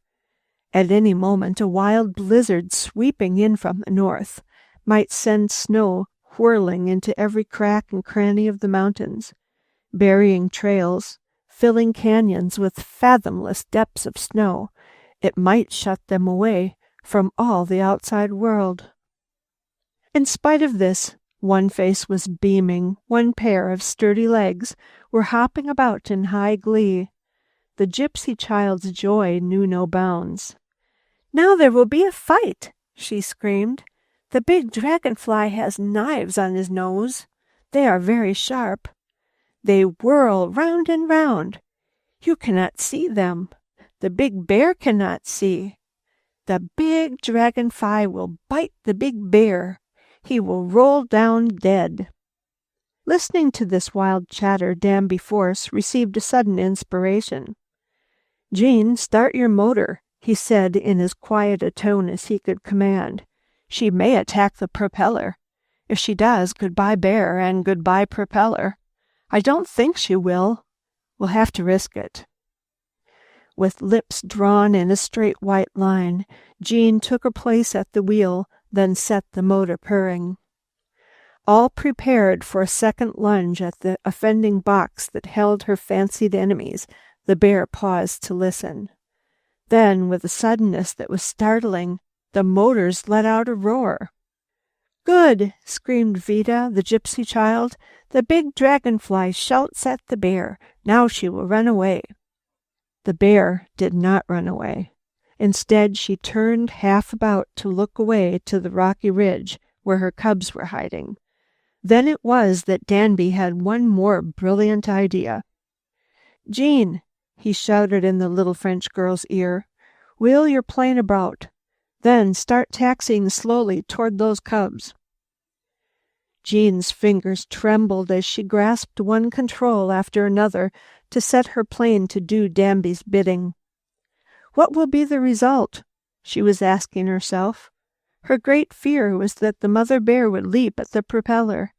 She had no desire to kill this mother, nor did she wish to lose a propeller.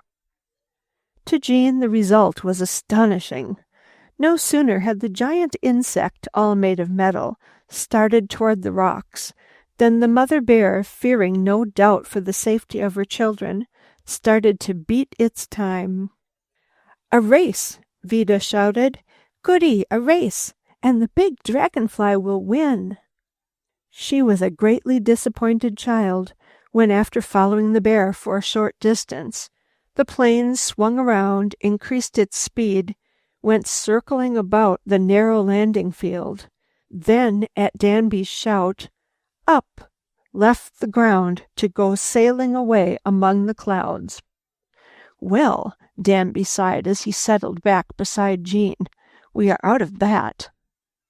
"Yes," Jean sighed happily, "we are out, and the big dragonfly is safe." Chapter 8. Trailing an Old Pal. That same evening, Jean's giant dragonfly came drifting sweetly down from the clouds to land at the Chicago airport.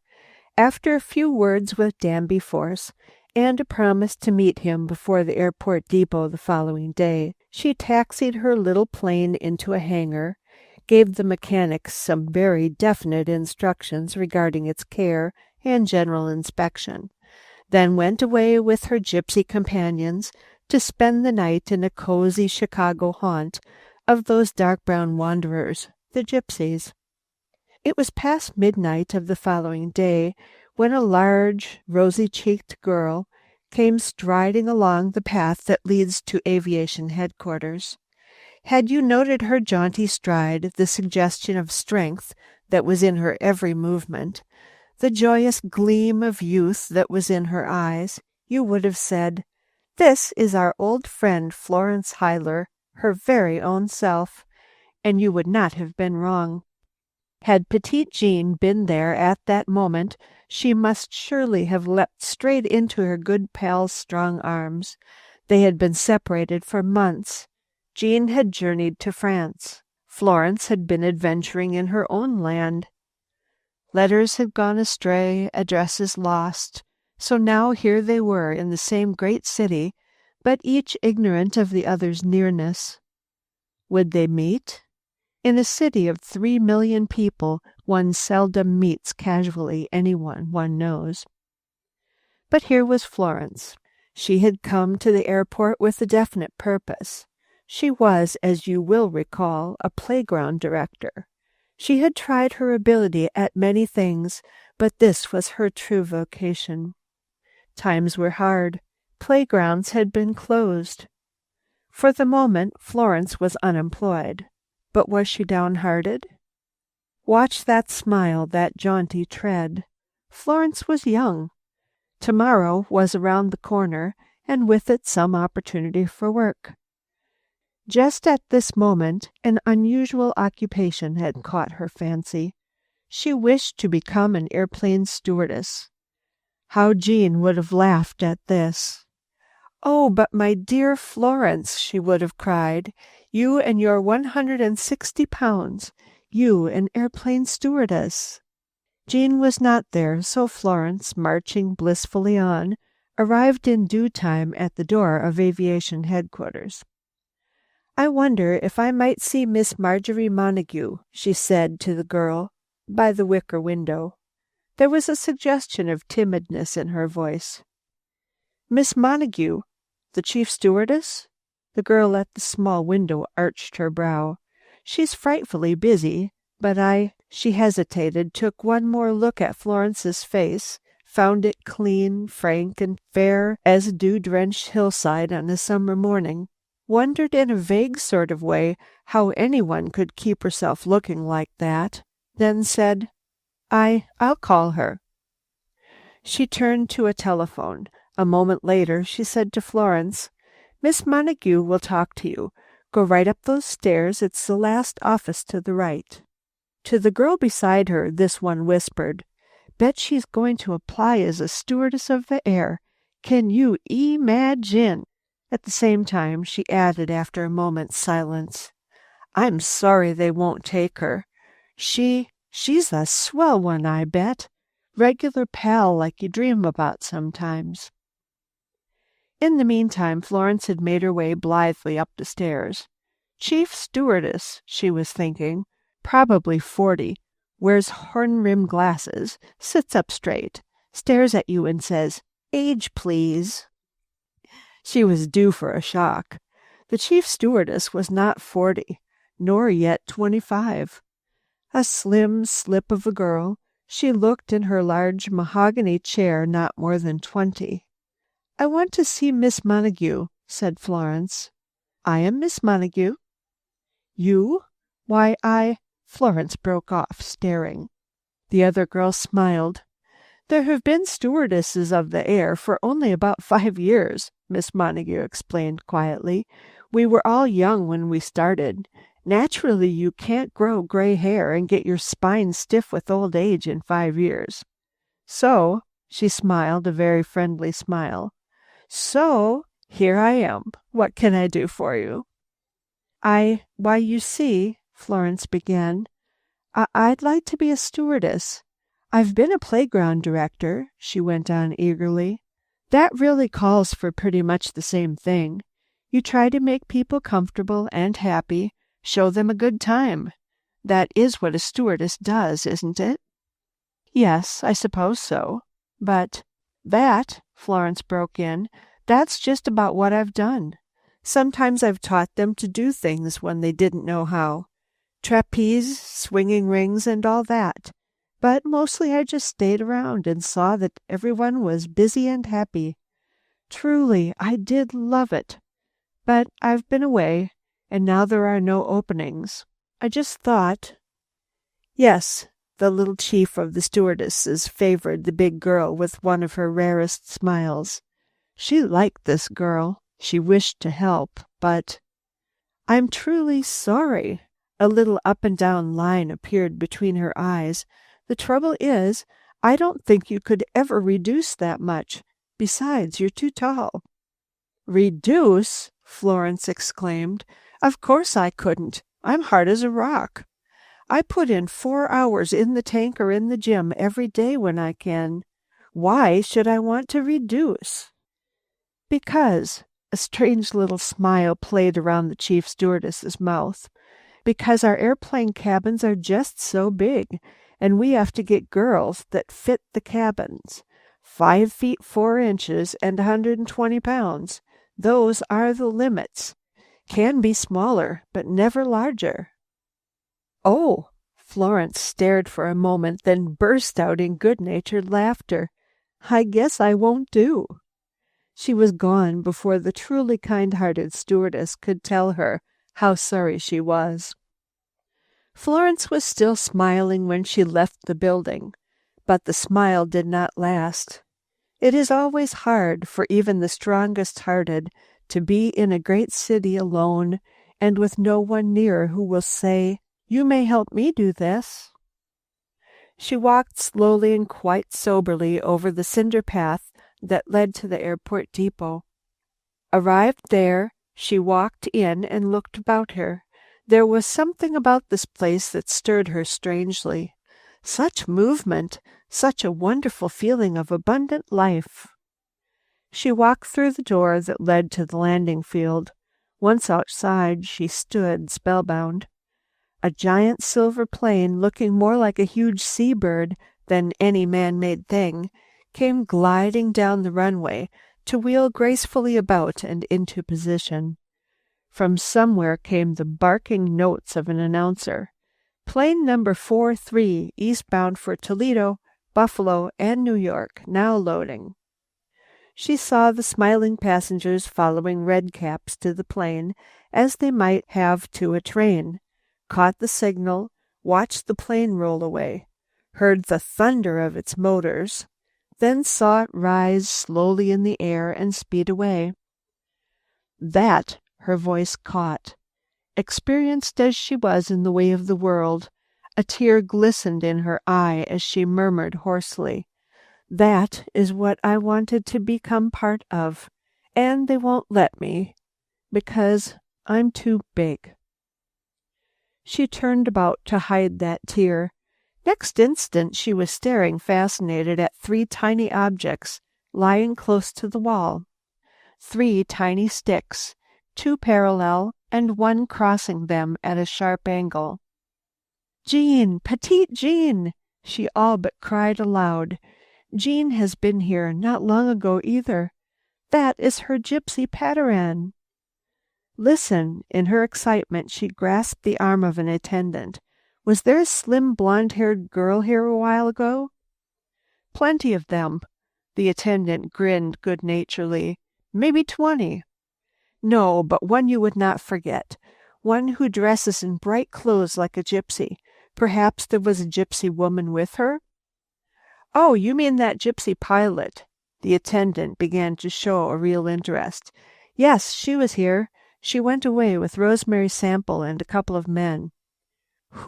Who's Rosemary Sample?" Florence could scarcely speak for excitement. "Jean, she had found her good pal Jean. That is, almost." "Rosemary Sample is a stewardess," the attendant explained. "Where did they go?" "I don't. Yes, come to think of it, I heard Rosemary say they were going to Little Sweden." "Little Sweden? Where is that?" "How should I know?" the man drawled. "You might ask in Norway. That's close to Sweden, ain't it?" "Yes." His voice rose suddenly. "Coming." He hurried away, leaving Florence hanging between the heights of heaven and the depths of despair. Chapter 9. Little Sweden. Little Sweden, strange to say, is not in Europe, but on the near north side of Chicago. It is a place to eat, a unique and interesting place. There buxom maidens in white aprons and quaint starched caps do your bidding.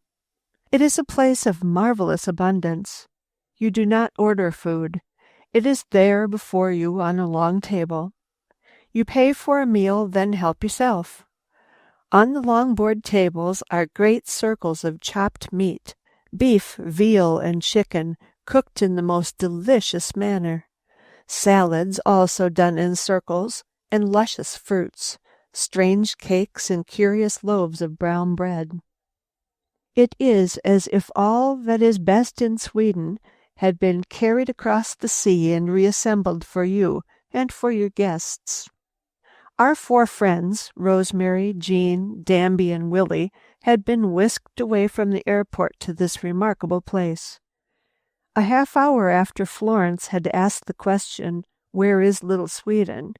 they might have been found shut away in a small private dining room of the place, holding a conference over cakes and coffee. Rosemary was on a 48-hour rest period. This is a regular thing for all stewardesses when they arrive at their home port. During the past 12 hours, Rosemary had seen much of Petite Jean, and she had found her to be a very charming person. Simple in her tastes, modest, kind, ever ready to serve others, Jean was, she thought. Altogether lovely.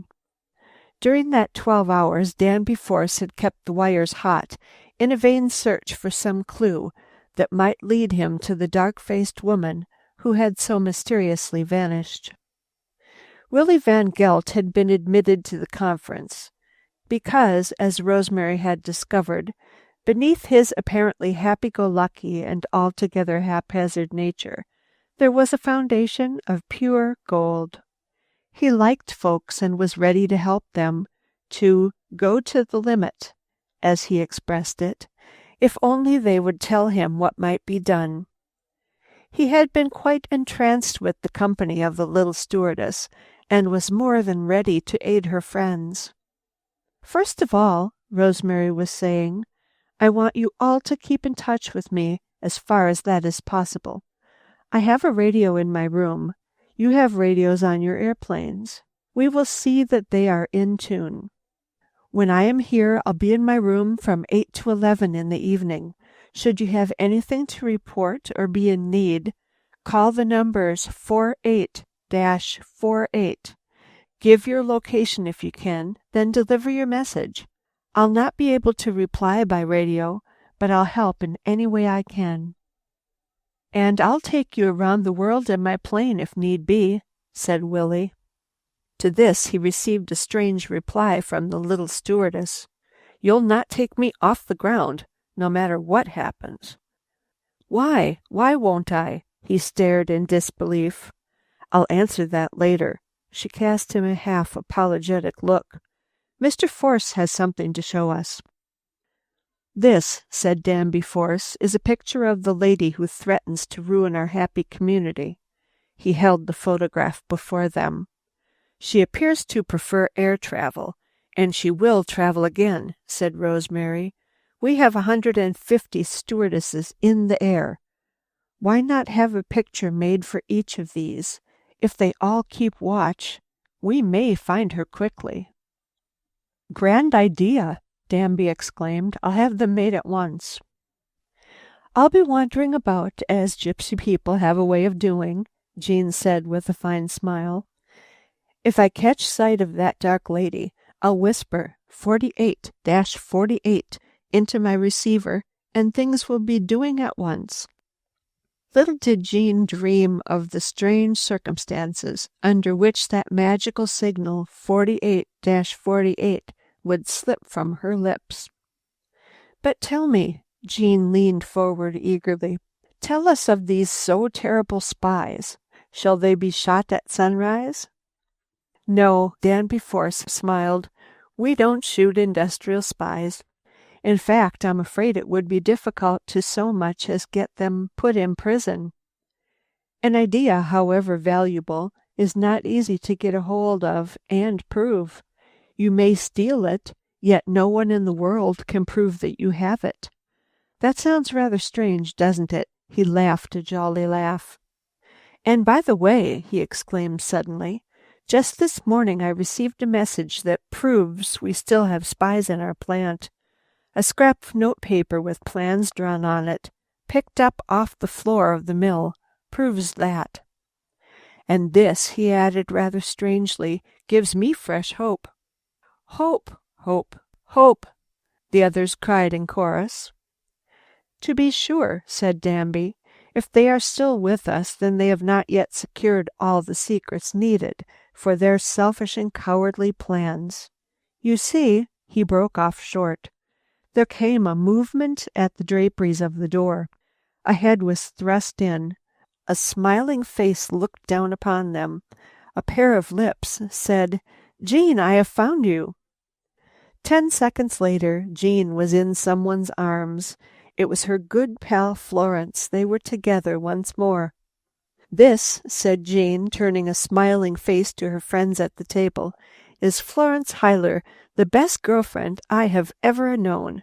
And," she added eagerly, nodding at Danby Force, "she's a fine solver of mysteries as well." "Ah," Danby's eyes gleamed. "Come in and join us, Miss Huyler." "I shall be back very soon." Jean popped out of the little dining room to reappear in an incredibly short time with a heaping plate of food. "This," she exclaimed, "is Little Sweden, the place where everyone eats all he can." "And now," said Danby, nodding to Jean, "tell me about your friend.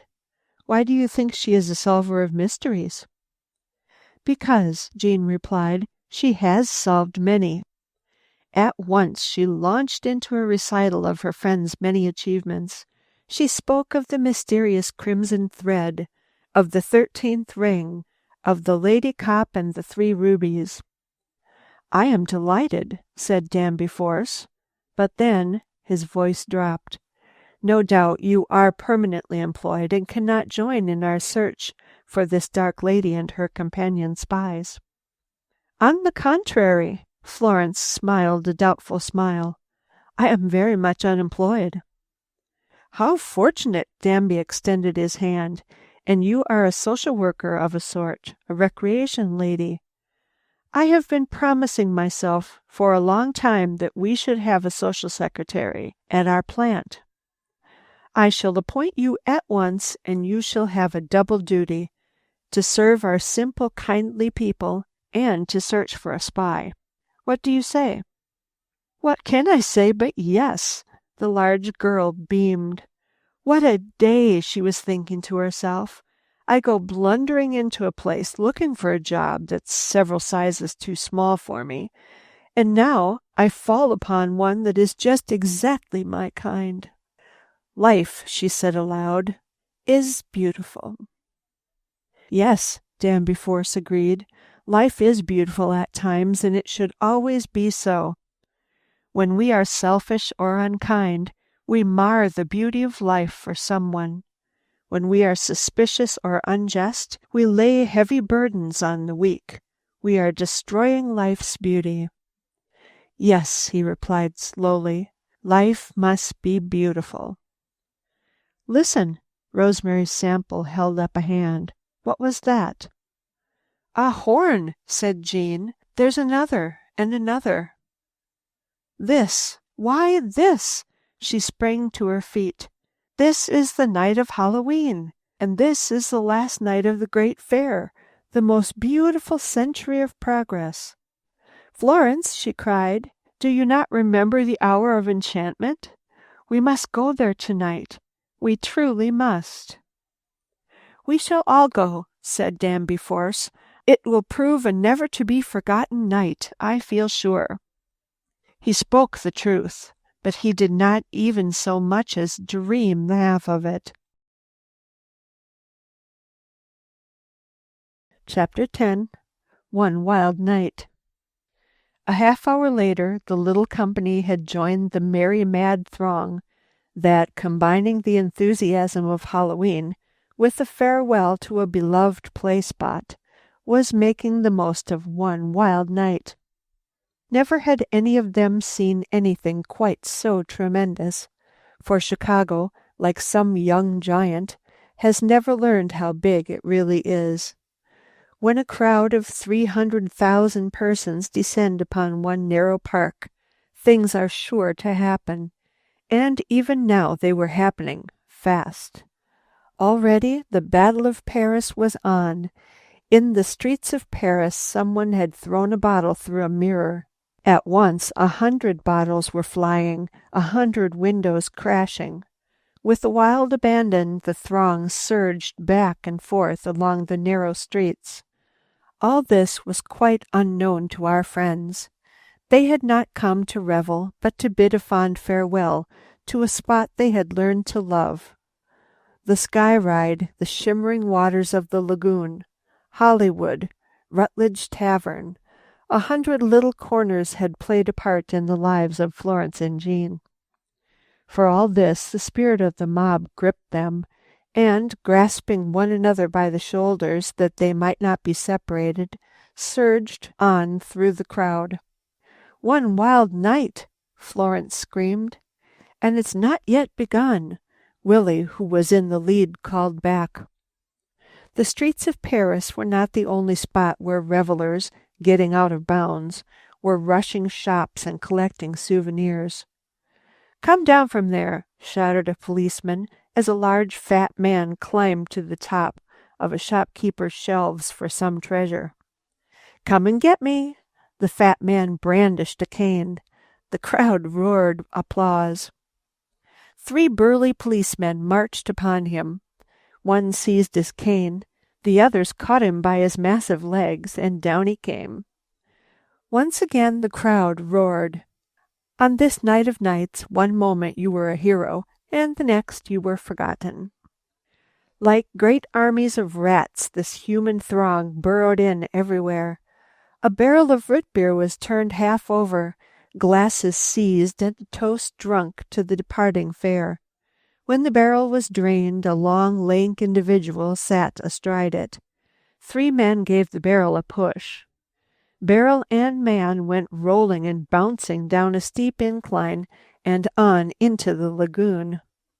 They were crossing the lagoon bridge, Willie, Danby, Florence, Rosemary, and Jean, when of a sudden Danby Force exclaimed in a hoarse whisper, There she is!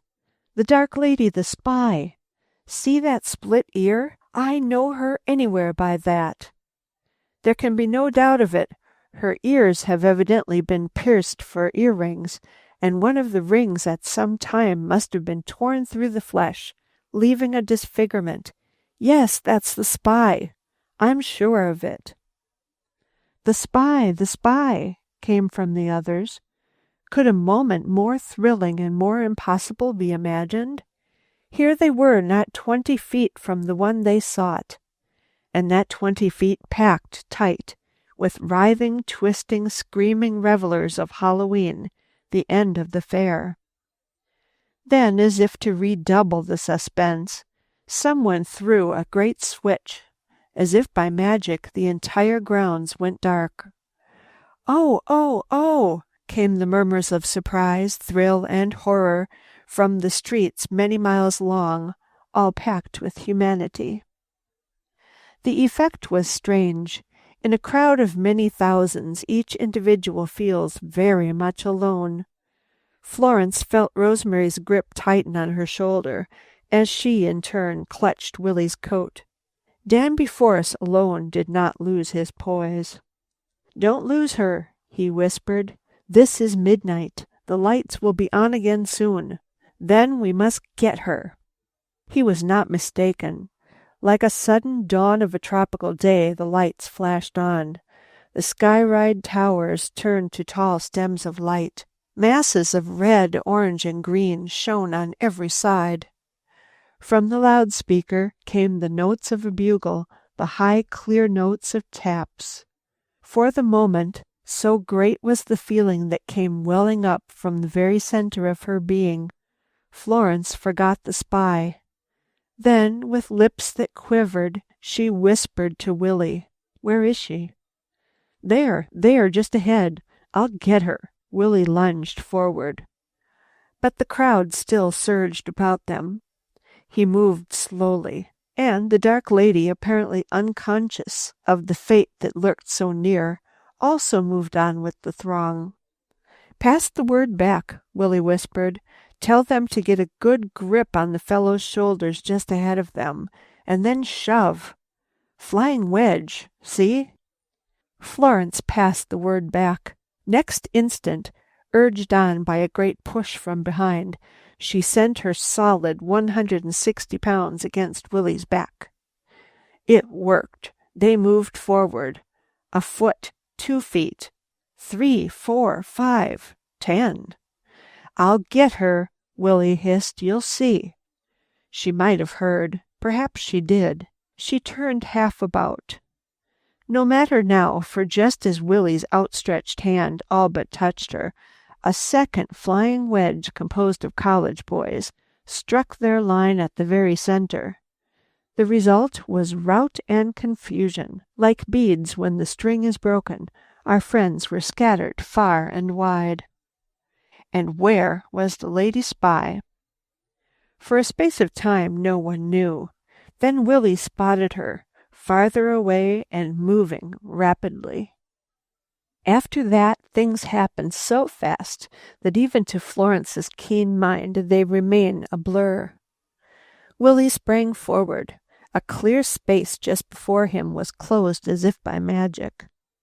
4 policemen and a score of revelers closed it. There came the sound of thwacking clubs. Willie tripped and fell. He was up on the instant, but minus his hat. No matter. Someone jammed a hat on his head. Whose hat? He did not know or care, but for the instant after that he cared a lot. It was a policeman's hat. He wore a dark blue suit. In the crush, he was mistaken for an officer. He had just sighted the dark lady once more when 3 strong men seized him, lifted him on high, lunged forward, then tipped him neatly over the rail. As he shot down, down, down to the icy waters of the lagoon, the crowd let out a roar of approval. Crowds, he grumbled as he swam for the shore. Psychological mobs never have any sense of humor. When he had clambered to the embankment, he turned to see his 4 friends waving at him from the bridge. "Goodbye, folks," he shouted. "I'm going home for my dress suit." Then, realizing they could not hear, he grasped his damp coat tail, gave it a ringing twist, threw up his hands, pointed to the spot where the city lights gleamed, and marched away. 40 above, he was grumbling again. No night for a plunge. Then, as his mood changed, he began to sing. "Goodbye, fair, goodbye, Paris. Goodbye, boys, goodbye, girls. Goodbye, everybody. I'm going home to see Mommy." As for the lady spy, she had lost herself for good and all. In a crowd of 300,000, you might hope to meet anyone once, but never twice. Chapter 11. Goodbye, Fair. Rosemary, Florence, Jean, and Danby did not leave the fairgrounds at once. Indeed, they could not because of the crush. They did turn their faces toward the exit.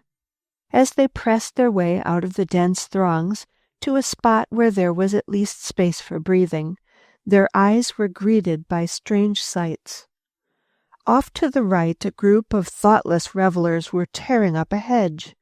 Some were carrying away the shrubs as souvenirs. Others were using them as mock weapons for beating one another over the back.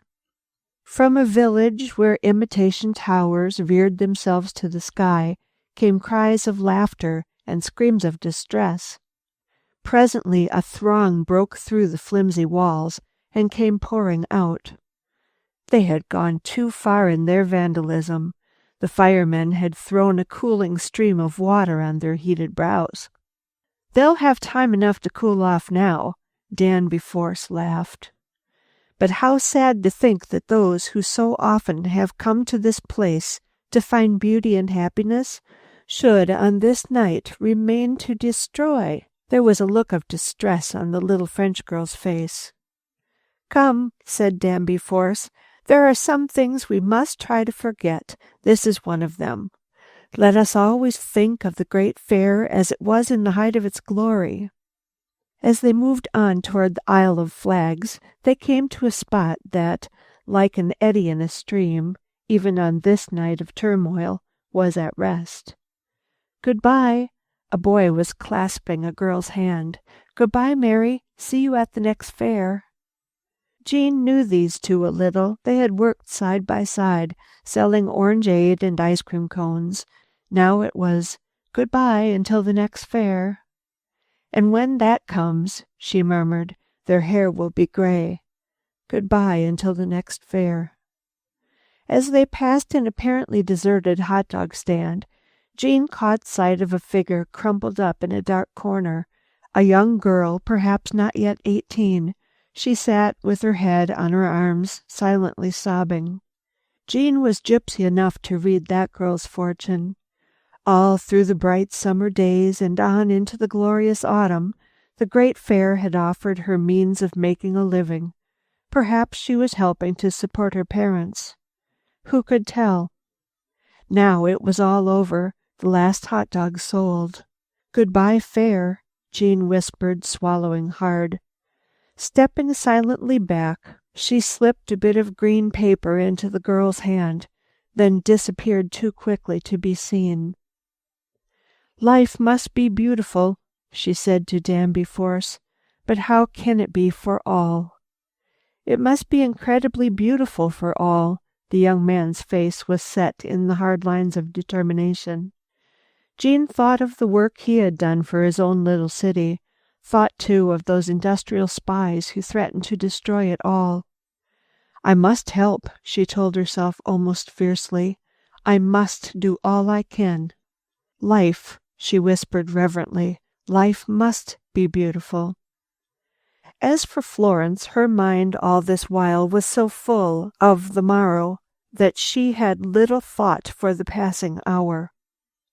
Tomorrow, she was saying to herself, I shall be speeding through the air with Danby Force on my way to a new field and fresh adventures. I am to help the children, yes, and the grown-ups of a small city, to enjoy life. At the same time, I am to search for a spy. She wondered in a vague sort of way what that search would be like and how successful she would be as a lady detective. She was wondering still when Danby Force said, Time for a hot drink before the clock strikes 1. Yes. Oh, yes.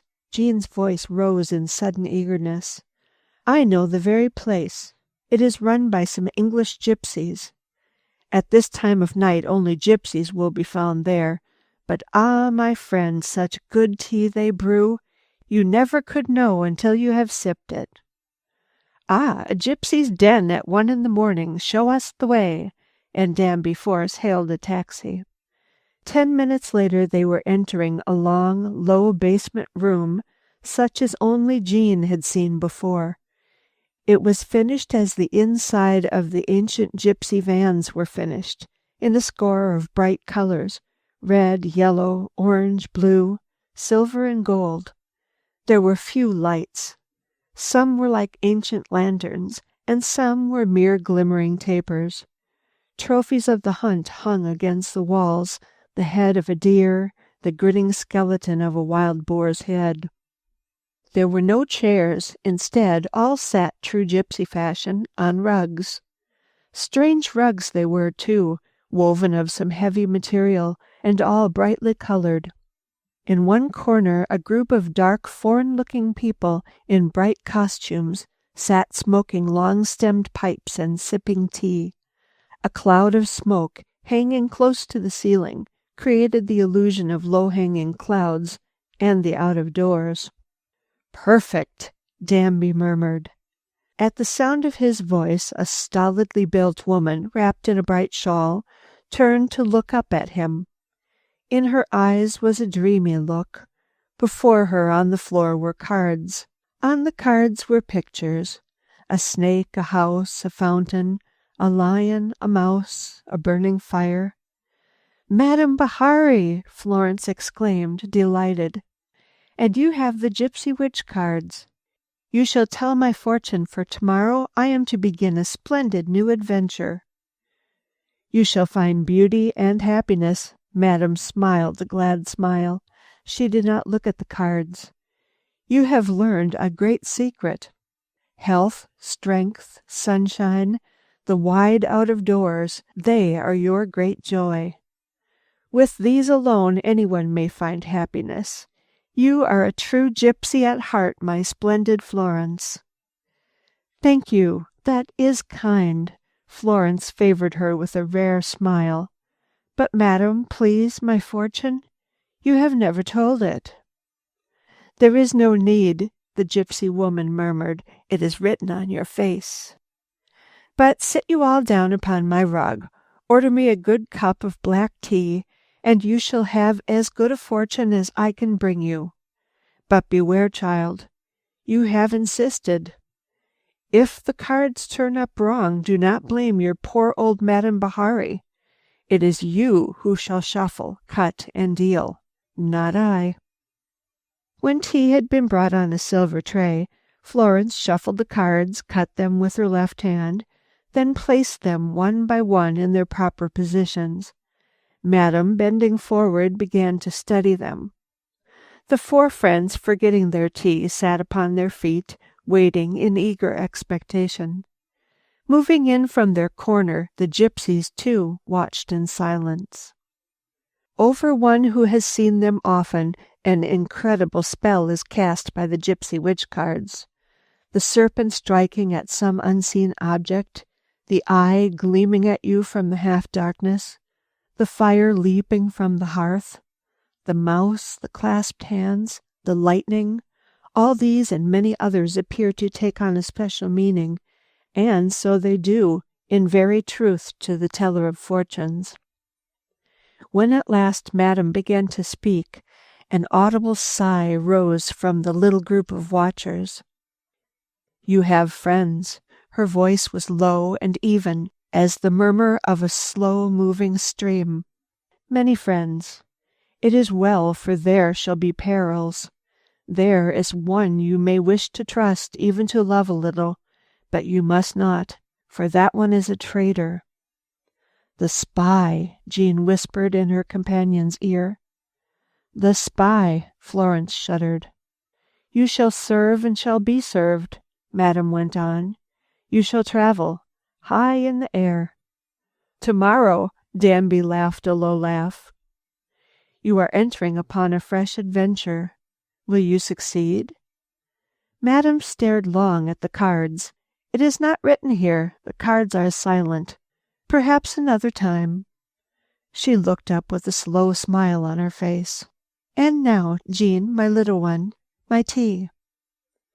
A long sighing breath from every pair of lips, a nervous light laugh. Then the spell was broken. Florence knew her fortune. They might all drink their tea, then scatter to their homes for a short night of repose. To Florence, at least, the coming day would bring new scenes and fresh promise of adventure. Chapter 12. Flying Through the Night. Just 24 hours after she had stood disconsolate before the airport depot, watching giant man-made birds sail away into the blue sky, Florence stood, traveling bag in hand, all radiant, waiting for her silver ship to wheel into position for flight. Beside her stood Danby Force and the little French girl. Danby, too, was going. It was to be a night flight. All the more thrilling had been Jean's instant prediction, flying by night, seeming to play among the stars. Ah, what could be more delightful? Rosemary Sample, whose plane did not go out until the following morning, was there to see them off. So, too, quite dried out from the previous night's adventure, was Willie Van Gelt. Florence found herself thrilled to the very tips of her toes. As a blue and gold plane with 3 motors thundering glided away, then with a roar of thunder rose in air. As a small yellow one followed it into the sky, she counted the moments that remained before the number of her own plane should be called, and she, walking with all the carefree indifference of a much air-traveled lady, which she was not at all, should march to the 3 iron steps leading to the plane and climb on board. "You may think it strange," Danby Force was saying to Jean, "that we should go to so much trouble to catch one industrial spy, and a lady at that." "But no," Jean exclaimed. "Lady spies, they are the most clever and most difficult of all. The great and terrible war proved that." "Yes," agreed Danby. "And in this peacetime war of industry, when great secrets are being guarded, secrets that must win or lose another great war, which, please God, there may never be, the ladies bear watching, I assure you."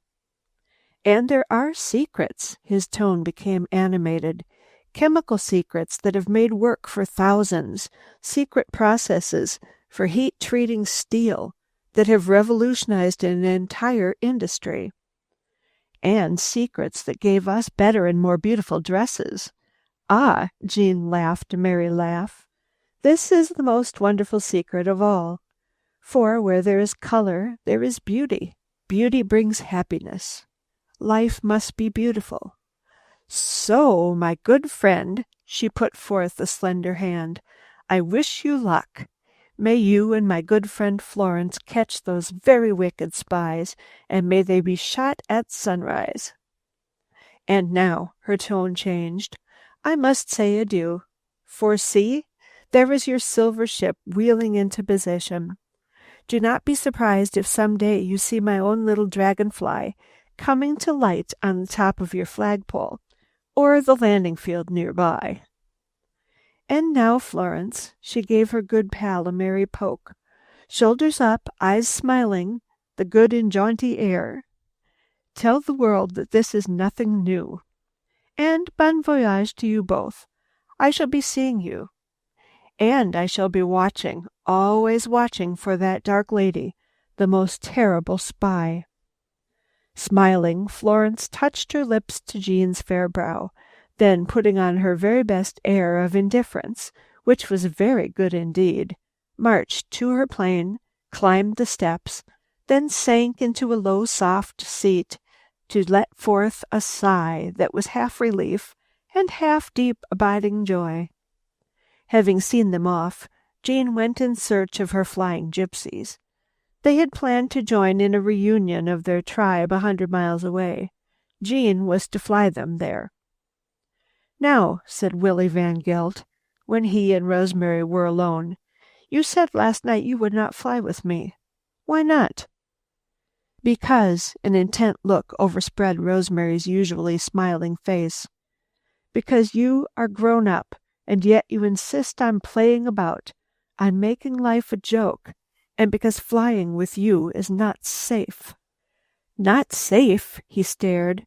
"I've a pilot's license. Didn't get it with a pull either. I earned it, I did." "I'm not questioning that," she went on soberly. "All the same, it's flyers like you who are spoiling the whole aviation business. Look at me. I'm a worker. Being a flying stewardess is my job. I work at it every month in a year.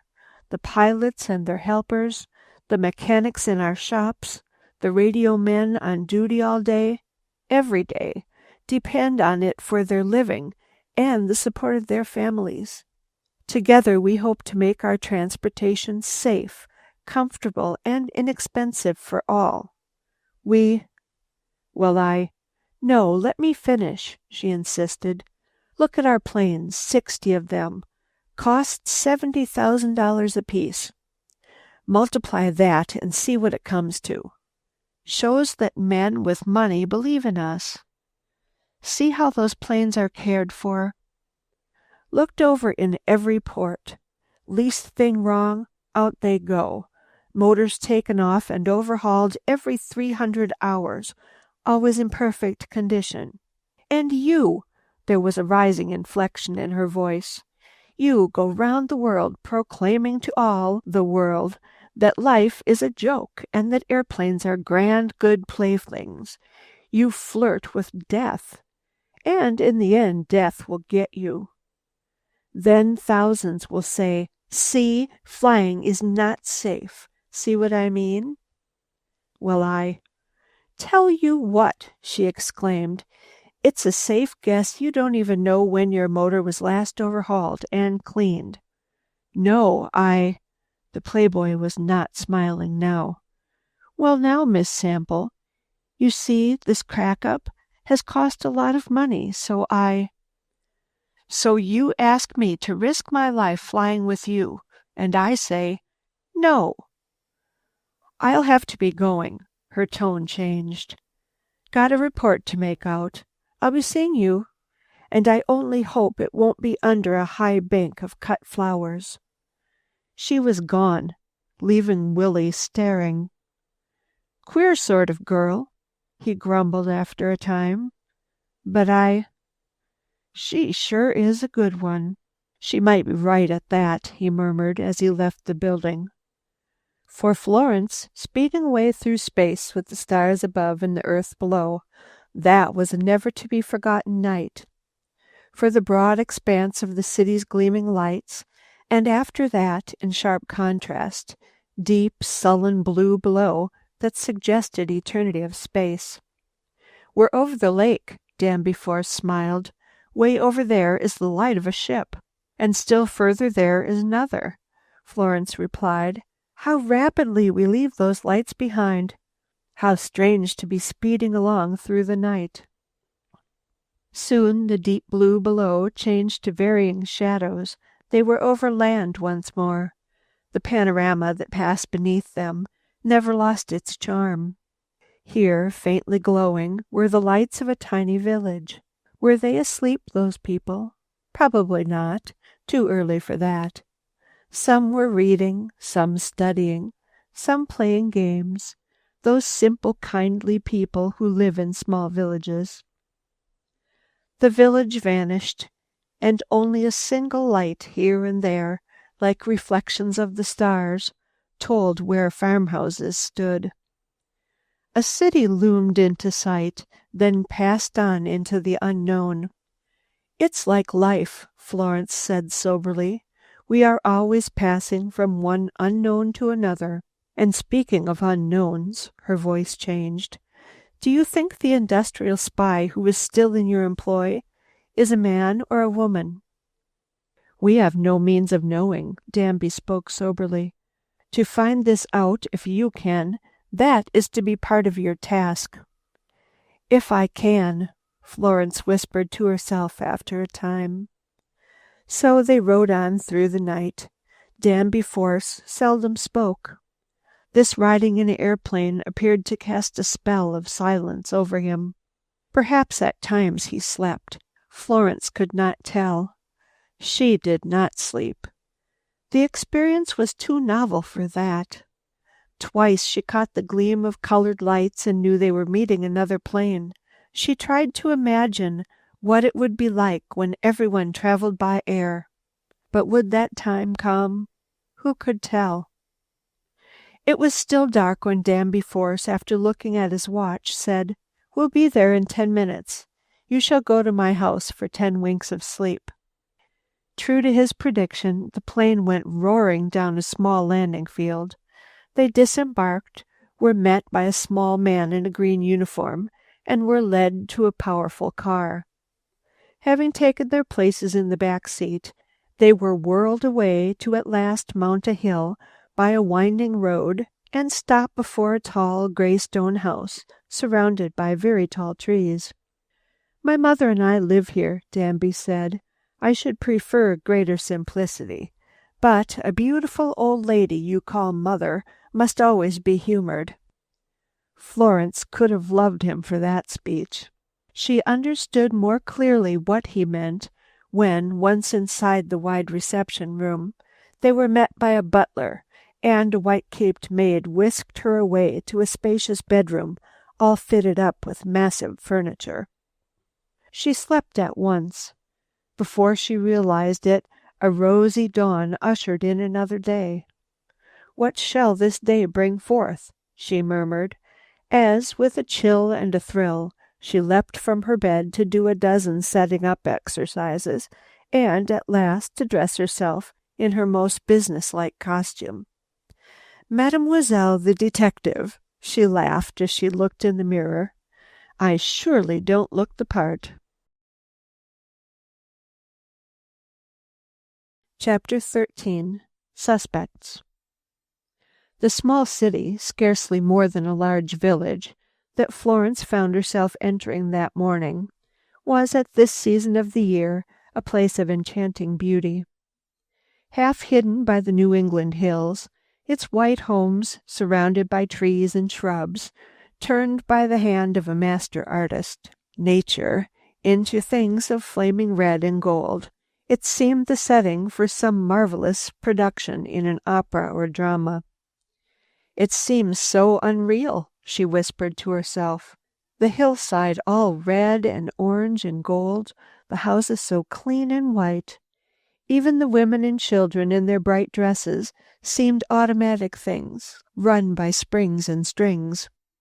Finding herself halfway up a hill, on one side of which a whole procession of very small houses, all just alike, appeared to be struggling, she paused to stare at a sign which read, "Room for rent." How could they rent a room? She asked herself. The house is little more than a bird's nest. Consumed by curiosity, she climbed the narrow steps and knocked at the door. A small lady with prematurely gray hair appeared. "I came to ask about the room," Florence said, in as steady a voice as she could command. Next instant she found herself in a house that made her feel very large. The hall was narrow, the doors low, the rooms tiny. "This is the room."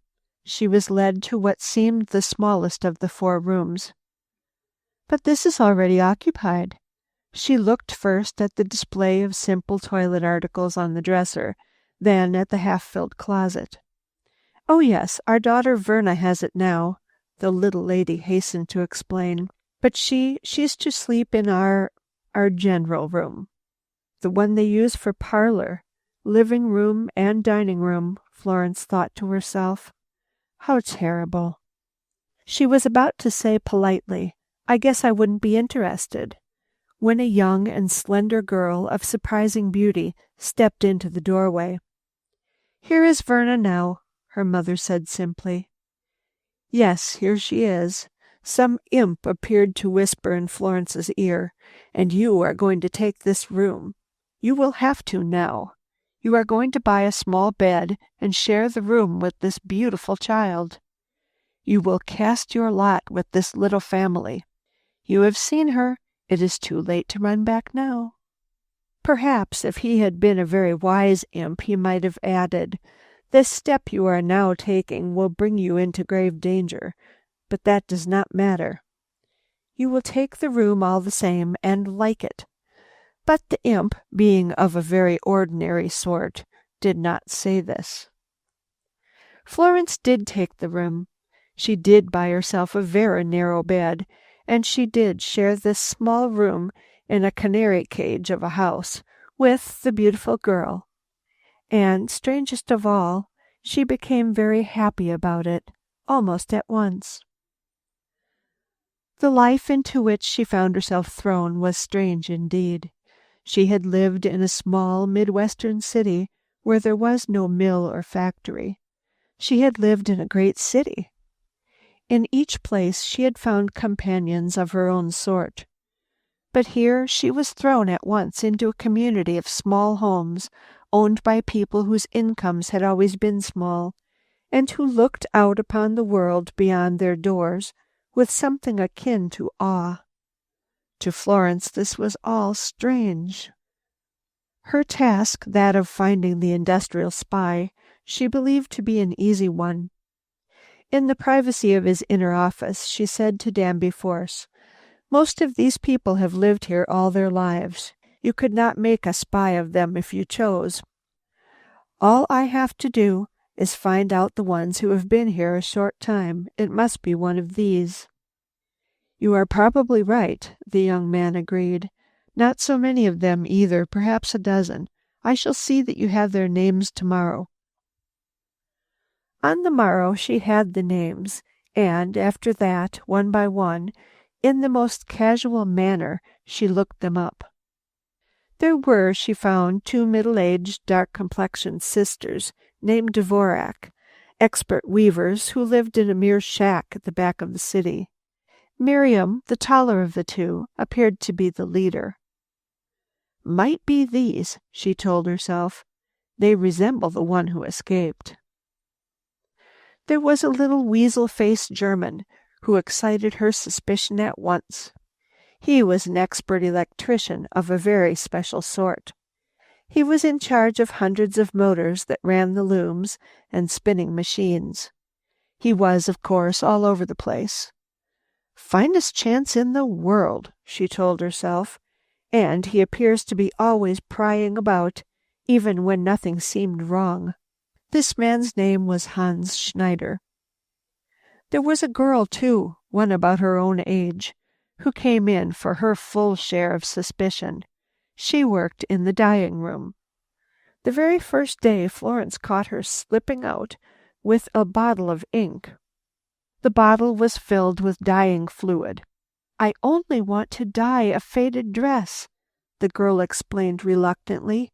"You'd want to do that, too, if you hadn't had a new dress in 4 years. Florence guessed she would. She wanted to accompany the girl home, but did not quite dare. So she suggested that the bottle be taken to the floor supervisor and permission obtained for its removal. The girl, who called herself Ina Piccolo, a strange combination of names, flashed Florence a look of anger as she obeyed instructions. Her eyes are black as night, Florence told herself. She'd look stunning in a gown of deep purple, and the dye is just that. I'll be looking for that gown, she told herself a moment later, with a flash of her white teeth. Ina passed her, the bottle still in her hand. This was the only instance in which Florence interfered in any way with the actions of the employees of the mill. She was, to all appearances, only a young welfare worker whose business it was to make everyone happy, with special interest in the children of the city. This part she played very well. Long hours were spent in the mill's gymnasium and social house, and upon its playgrounds. Not a week had passed before this stalwart, rosy-cheeked girl was known to every child in the city, and nearly every grown-up as well.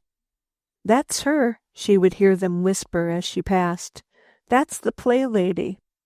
Yes, she was the play lady, but much more than this, she was the lady cop, the detective who, she hoped, in time was to free their happy little city from the dark cloud that, all unknown to the greatest number, hung over them. Yes, this truly was a happy city. Florence grew increasingly conscious of this as the days went by. The mill she found enchanting.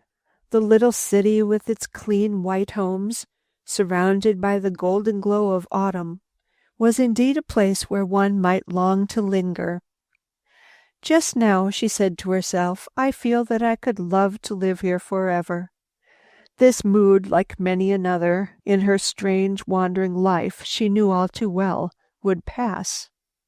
And I must not allow myself to be lulled into inaction by it all, she told herself. There is a spy. I must find the spy. Even now he may be gathering up his stolen secrets and preparing to carry them away to some other city, or even across the sea. But how was one to catch a spy? Every moment of each day she was watching. And yet, save for the rather simple matter of Ina Piccolo's carrying away a bottle of purple dye, nothing unusual had caught her eye. "I may fail," she told herself. "Fail utterly." Yet she dared to hope for a turn of the wheel of fortune. The lucky break, as the smiling Willie Van Gelt would have called it. Chapter 14. Gypsy Trail. If life, for the moment, had been robbed of its adventure for Florence, the little French girl Petite Jean had not fared so badly. To her life had come one more thrill. It happened in a strange and quite unexpected manner.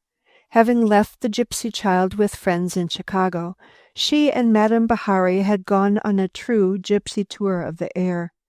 Their destination was anywhere. Their home the landing field that appeared beneath them at close of day. Never had Jean been so buoyantly happy as now, and who could wonder at this?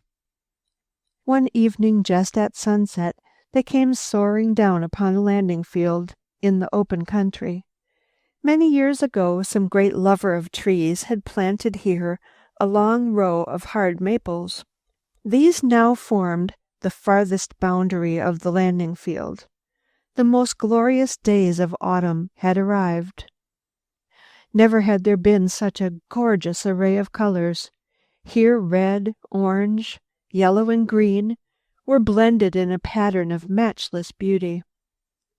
The light of the setting sun presented all this to the little French girl in a manner that delighted her very soul. As if attracted by some great magnet, her little plane taxied toward them. The planes were all but touching the leaves when at last the ship came to a halt. "Madam," Jean said, all but breathless with delight, "this is where we stay tonight." Her tone became deeply serious. "Why do men from Europe say America is ugly?" Nowhere in the world is there a moment more beautiful than this." She took up a handful of golden leaves, lifted them high, then sent them sailing away into the breeze. "Here is a little pile of wood," she said a moment later. "There is a bare spot just out from the trees. We shall make a little fire and boil some water for tea. We shall dream just this once that we are back in our so beautiful France, on the gypsy trail." "And, madam," she exclaimed joyfully, "why shouldn't all gypsies travel by airplanes? How wonderful that would be! When the frost comes biting your toes in this beautiful Northland, when the trees lose their glory and stand all bleak and bare, then they could fold their tents to go gliding away to the south. 1, 2, 3, 4, 5 hours, racing with the wild ducks in their flight. And see, there you are. Would it not be wonderful?" "Quite wonderful," Madame Bahari beamed. Already she had the fire burning, the water on to boil. They had traveled far that day. Jean was tired. Dragging out the pad to her cot, she spread it beneath one of those ancient maples. Stretching herself out upon it, she lay there looking up into the labyrinth of red and gold that hung above her. "Oh," she breathed, "if only heaven is half as beautiful as this." "Madam," she said after a very long time, "why is there always trouble? Why do people struggle so much, when all this beauty may be had without asking?" "If I could answer that," Madame said soberly, "I should be very wise. But this you must remember, my Jean. Wherever you go, whether you succeed or fail, you will find people ready to drag you down. Shall you let them? Surely not, my Jean. We must fight, my Jean." "Always?" the little French girl asked, as a wistful note crept into her tone. "Always, my Jean." For a time after that they sat staring dreamily at the fire. Then, seeming to recall half-forgotten words, Jean murmured softly, "Does the road lead uphill all the way?" Then, as if answering her own question, "Yes, my child, to the very end." "Trouble," Jean whispered. At once she thought of her good pal Florence, then of Danby Force and the problem they were trying to solve. "Madam," she whispered, "do you suppose Florence has found her spy?" "Who knows?" Madame's words were spoken slowly. "Spies are hard to find. Some, I am told, went all through the Great War and were not captured." "We should help her," Jean decided quite suddenly. "We shall go to that city. Perhaps tomorrow we shall go." At that moment some wood sprite might have whispered, "No, Jean, not tomorrow." With the lightning bugs flashing about them and the song of tree toads in their ears, they drank their tea, munched some hard crackers, and felt that life indeed was very beautiful. "Shall you sleep now?" Madame asked a half-hour later. "The tent is ready." "No, not yet." Jean wrapped herself in a blanket, then stretched out beneath the canopy of gold. "How wonderful autumn is," she sighed. "It makes you wish that life were all like this, and that one might go on living forever. But this we cannot do, so it is best to sing. Dance, gypsy, dance. Sing, gypsy, sing. Sing while you may and forget that life must end." "I should go in," she told herself after a time, but she did not go. Dry leaves rustling in the breeze seemed to whisper. Stars peeping through the trees appeared to wink at her. The whole world seemed at peace. Even the dog that barked from some place far away appeared to be singing in the night. "How like it is to one of those lovely nights in France," she thought to herself. "I was only a small child. There were many gypsies, sometimes 50, sometimes 100. They sang and they danced. Their violins, ah yes, how sweetly they sounded out into the night. And yet, her mood changed. Would I go back to that? Perhaps not. This is America. This is a new day. There are exciting things to do. There are mysteries to solve, people to be helped. I shall solve those mysteries. I shall help those people. I, the little French girl they call Petite Jean. She laughed a low laugh. I should go in, she said again. She took in 3 deep breaths of the pure night air. Yet she did not move. Very soon after, had one been passing, he might have said, "She is asleep." He would have spoken the truth. When she awoke some time later, a sense of strangeness filled her mind. A spot of light in the sky caught her eye. An exclamation escaped her lips. "I am still dreaming," she murmured. She pinched herself hard. It hurt. She must be wide awake. Yet up there in the sky, gleaming as a white tower gleams when 100 spotlights are upon it, was a silver ship. An airplane. Angels, she murmured. They too must have taken to the air in planes. This, she knew well enough, was pure fancy. What could this silver ship be? And what kept it glistening like a star? There were no spotlights near, she knew well. And if there were, the beams of light would stand out against the darkness. The silver ship began to circle as for a landing. Jean shuddered. What if this strange visitor of the night should land close to her own tiny plane? She was about to spring up and dash for the tent, when a vision of extraordinary beauty caught her eye. The plane, having arrived at a point directly above her leafy bower, formed a gleaming white background against the red and gold of the maple leaves that stood out like the colors of the most costly tapestry. So lost in her contemplation of this was the little French girl, she did not miss the plane when it was gone. The after image lingered on the picture walls of her mind. "It is gone," she cried softly at last. "Gone." So it was. As if swallowed up by the night, the silver ship had vanished. "Perhaps it has gone over to the depot," she told herself. "I may see the mysterious ship in the morning."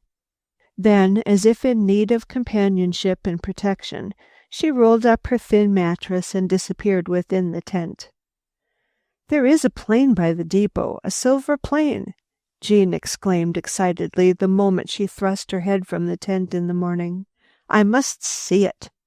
There was one that glowed white all over last night. Is this the one? I must know." Since it was some distance to the depot, Jean, using her plane as another might use an automobile, warmed up the motor and went taxiing over. To Madame's vast astonishment, 10 minutes later, as the silver plane went gliding over the field to at last rise in the air, Jean's dragonfly went speeding on its trail, and in an astonishingly short time, both planes were lost in the blue. Chapter 15. Lady Cop of the Sky. We must not forget Florence. At Danby Force's request, she had arranged for a dance in the community house. "Call it a waltz night," he suggested. "All these older people love the old-fashioned dances, and the waltz is the best of them all." "Yes," she agreed, "nothing quite like a waltz."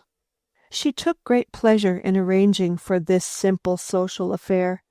She sent a bevy of girls into the hills to gather branches of maple and sumac. These, all afire with colors of autumn, turned the rather drab social hall into an elfin grotto. High in one corner she hung a cardboard moon. Behind this was a powerful electric lamp.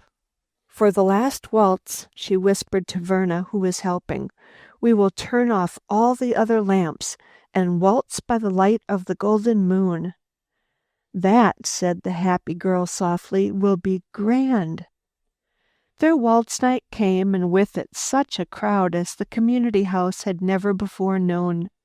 From the musicians of the community, Florence had managed to assemble an excellent orchestra. To the swinging rhythm of the Blue Danube, Danby Force and Florence led the merrymakers away for the first dance. "They're happy," Danby Force said as a pleased smile passed over his face. "Truly, peacefully happy. This waltz idea is going to be fine.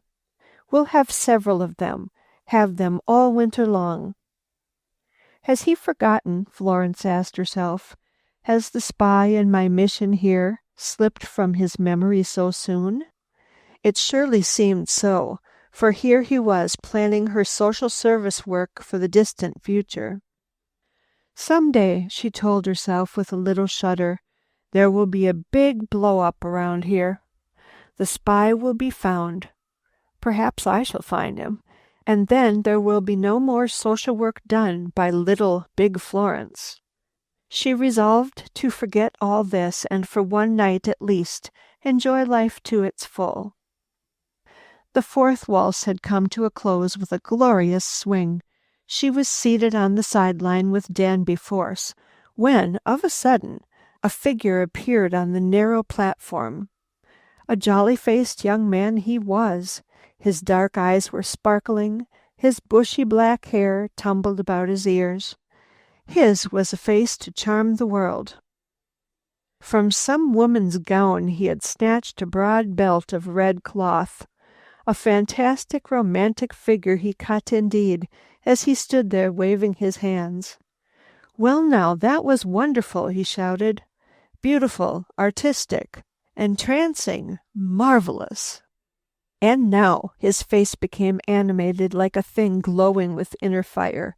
"Now, let's have a little jazz." The orchestra leader beckoned. He bent low to listen. Then, "No music? Bah, who wants music? It goes like this." Like a clown in the circus, he produced a saxophone from nowhere at all, put it to his lips, and began a series of strange sounds, which everybody knew was jazz. "Now," he beckoned to the orchestra. His body swayed, his eyes shone. "Now." Who could resist him? Whether they could or not, no one did. The orchestra followed his lead. Dancers swarmed out upon the floor. Soon the place was a madhouse of wild, hilarious dancing. Only Florence and Danby did not dance. "Who is he?" Florence asked as a puzzled frown overspread her face. "Hugo," Danby Force said in a tone of surprise. "Haven't you met him?" "Well, of course you might not. He's an inspector, works in the back room. But in a place like this, he's what's known as the life of the party. In fact," he added, "that's why I employed him. I thought with his saxophone and his high spirits he'd stir things up. We're a bit dull in this old town. Well," he laughed an uneasy laugh, "he's done it all right. He's stirred us up. See for yourself. He's only been here 3 months, and he practically runs the town. Jolly fellow, Hugo." 3 months? Florence was thinking to herself. Then he's one of the newcomers. He might be... Her thoughts broke off suddenly.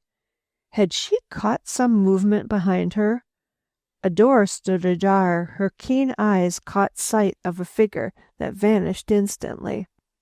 It was the little hunchback German, Hans Schneider, one of her suspects. She was sure of that. As if he had read her thoughts, Danby said, "The German people are the cleverest dye-makers in the world.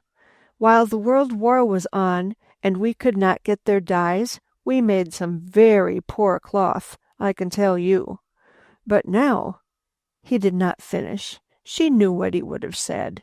"Now, if we can but find this spy, if we can protect our interests, we shall lead the world, and our little city may become the center of a great industry."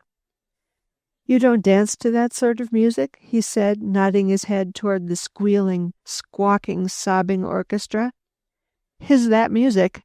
Florence smiled. "I wonder." He did not smile. He was watching the younger people in this mad whirlpool of motion and sound.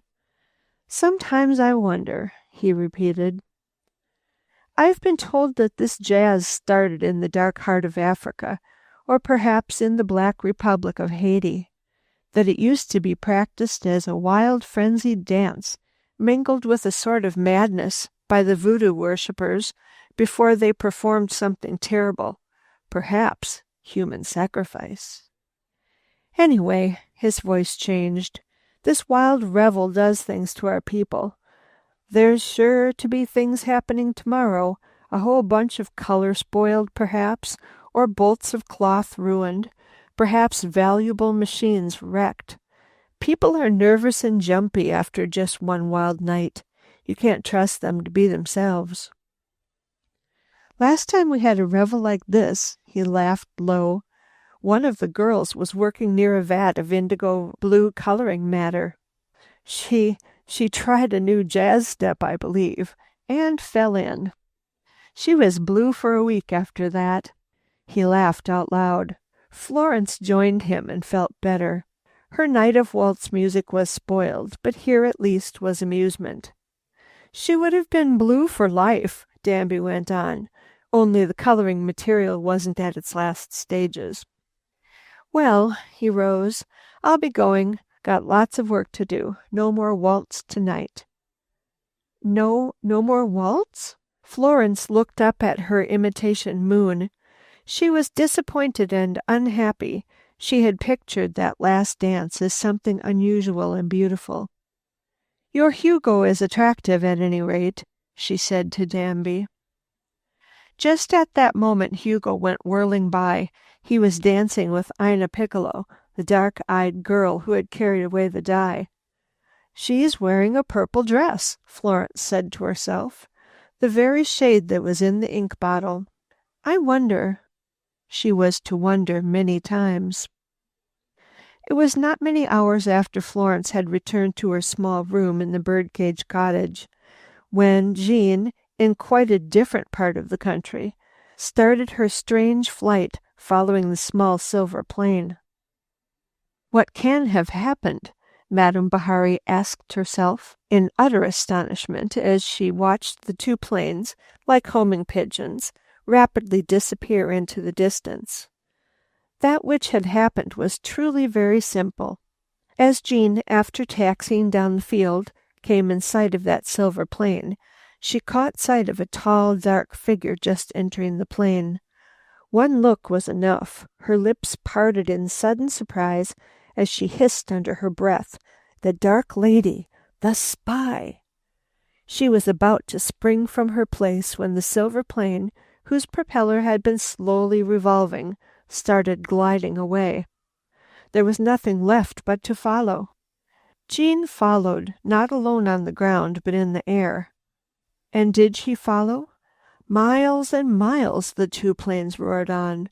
Perhaps some early milkman, looking up into the sky, wondered where they were going. Jean wondered also, but not once did she think of turning back. In her mind's eye she could see the earnest look on Danby's face. She could picture his happy little city and her friend Florence working there. I'll catch that so terrible spy, she told herself. Somehow I must. We feel certain that she would have accomplished her purpose but for one thing. She and Madame had traveled far on the previous day. Their supply of gas was low. Just when Jean fancied that the silver plane was slowing up for a landing, her motor gave an angry sput, sput, sput, then went quite dead. No gas, she exclaimed in sudden consternation. Wildly her eyes sought the earth beneath her. There were plowed fields to the right and left of her, very soft and dangerous, she knew. Directly before her were corn shocks, hundreds of them. There were wide spaces between the shocks. Could she land between them? With a little prayer to the god of the air, she sent her plane to go gliding in a circle and land as nearly as possible in one particular spot. She missed the spot and the space between the shocks completely. With a sudden intake of breath, she saw herself heading for an endless row of shocks. God, take pity on one poor little gypsy girl, she whispered. The plane bumped softly. A brown bundle shot past her. Another. 5, 10, 20. The earth and the sky turned brown. Then her plane, quite buried in brown, came to a standstill. Realizing the danger from fire, she leapt from the plane to begin dragging at the bundles of corn fodder that covered her motor. To her surprise, she discovered that someone on the other side was engaged in the same occupation. When at last the motor was quite clear, a freckled youth with 2 front teeth gone came around the side to grin at her. "Now you'll have to set 'em all up again, I reckon." He cackled a merry cackle. "Oh, no, you set them up." Jean joined him in a laugh. Then, digging deep in her knickers pocket, she dragged forth a new $5 bill. "You take this and get me some gas. You can keep the rest. Just enough gas to get me to the landing field. Where's the nearest one?" "Thanks. The boy paused to cackle again. "Them shocks was just husked. I husked 'em, weren't tied none. If they wasn't husked, you'd might 'a' cracked up, I reckon." "I'll get the gas," he added hurriedly. "Sure I will. Landin' field over thar." He pointed north. 10 miles. "How come y'all didn't stop thar?" "No gas." Jean smiled a happy smile.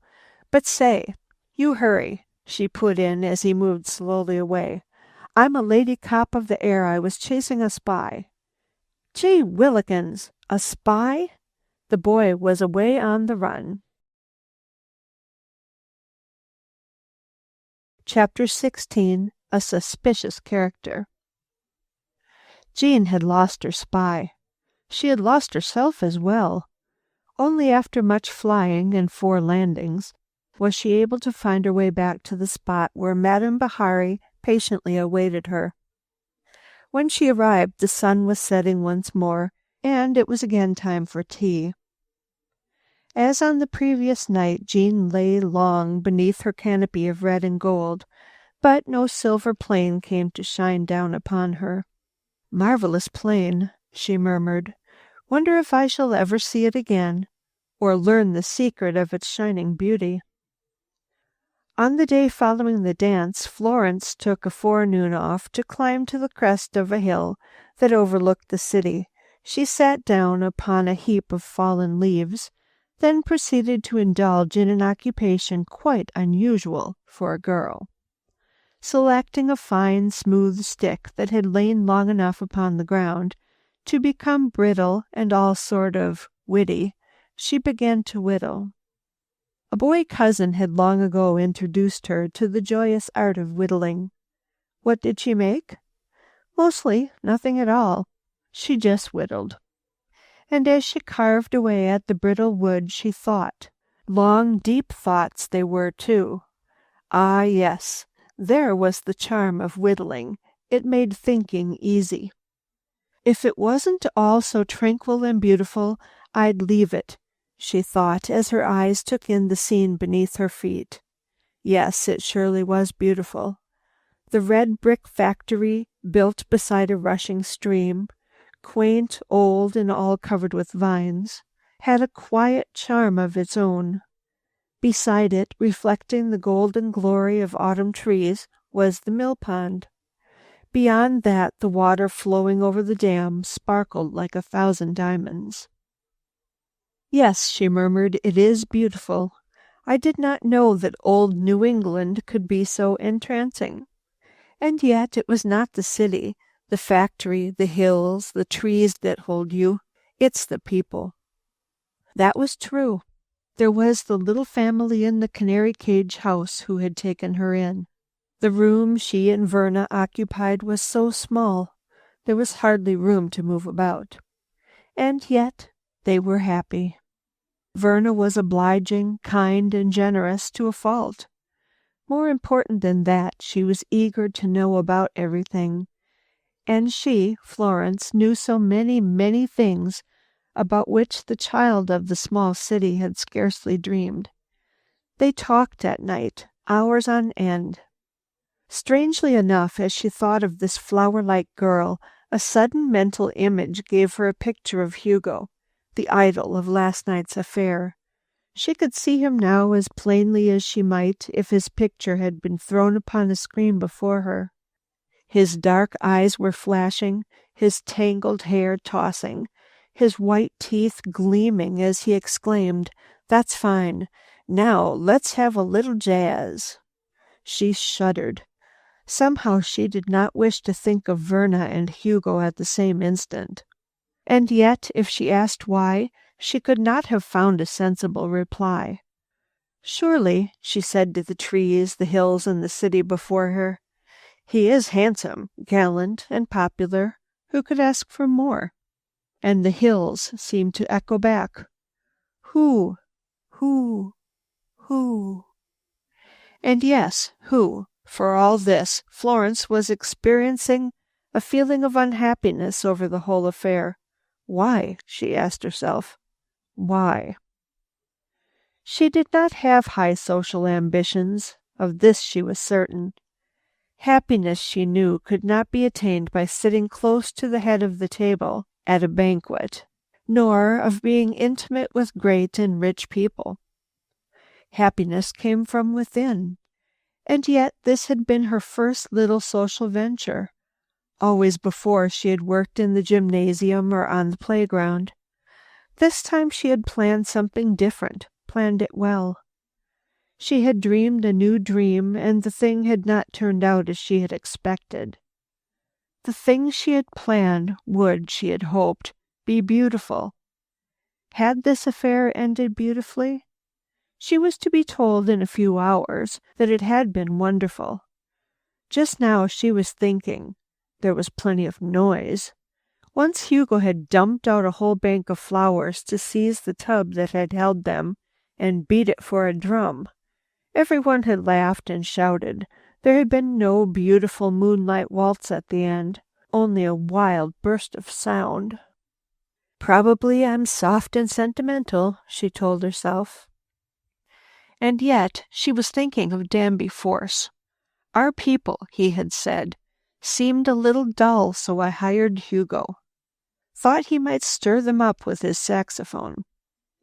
He had stirred them up, some of them. Some remained just as they had been. Her little family in the canary cage house were that sort. They lived simply, quietly, snugly in that tiny house. They did not ask for a bigger house. They had no car. They did not crave excitement. Their lives were like small, deep, still-running streams. Once those streams had been disturbed, horribly disturbed. That was when the mill shut down 4 years before. It was Tom Maver, father of the family, who had told her about it. Tom was a small, quiet sort of man. "I've been working in the mill since I was 16, he said, "always tending a bank of spinning wheels. Never did anything else. We were happy. Had our home, our garden, our little orchard, all snug and cozy." Then, he had sighed, mills down south where labor is cheap, child labor at that, cut in on our trade. The mill shut down. I had to find work. I went to a farm. They set me cutting corn by hand. The corn was taller than I was, and heavier. I lasted 3 days. My face and my hands were cut, and my back was nearly broken. I was sick when I came home. A look of pain overspread his honest face. I tried ditch digging, and in the winter putting up ice. That was terrible. I fell in and was nearly drowned. After that, I just gave up. Well, he sighed, we didn't starve, but we didn't miss it much. But now, he added brightly, the mill is running and we are happy. Yes, Florence thought to herself, they say that they are happy, and I believe they are. And that's what counts most, happiness. Yes, that was it. They did not need jazz and a saxophone, a grinning Hugo and his roaring tub to make them happy. They had something better, a simple, kindly peace. Jazz, she murmured. It seems to get into people's very lives. She was thinking now of a friend, a beautiful girl not yet 20. Her life was a round of jazz dances. Her doctor had ordered her to an island in Lake Superior for her health. She had been taking drugs for hay fever. This was affecting her heart. On this island there was no hay fever. She had escaped the hay fever, but there was no jazz, and her cigarettes ran out. In another week I should have died, simply died, she had said to Florence. And Florence knew she had spoken the truth. How terrible to become a slave to habits that are not necessary to our lives, she whispered. And yet I must not judge others. I can only try to select the best from both the old and the new for myself.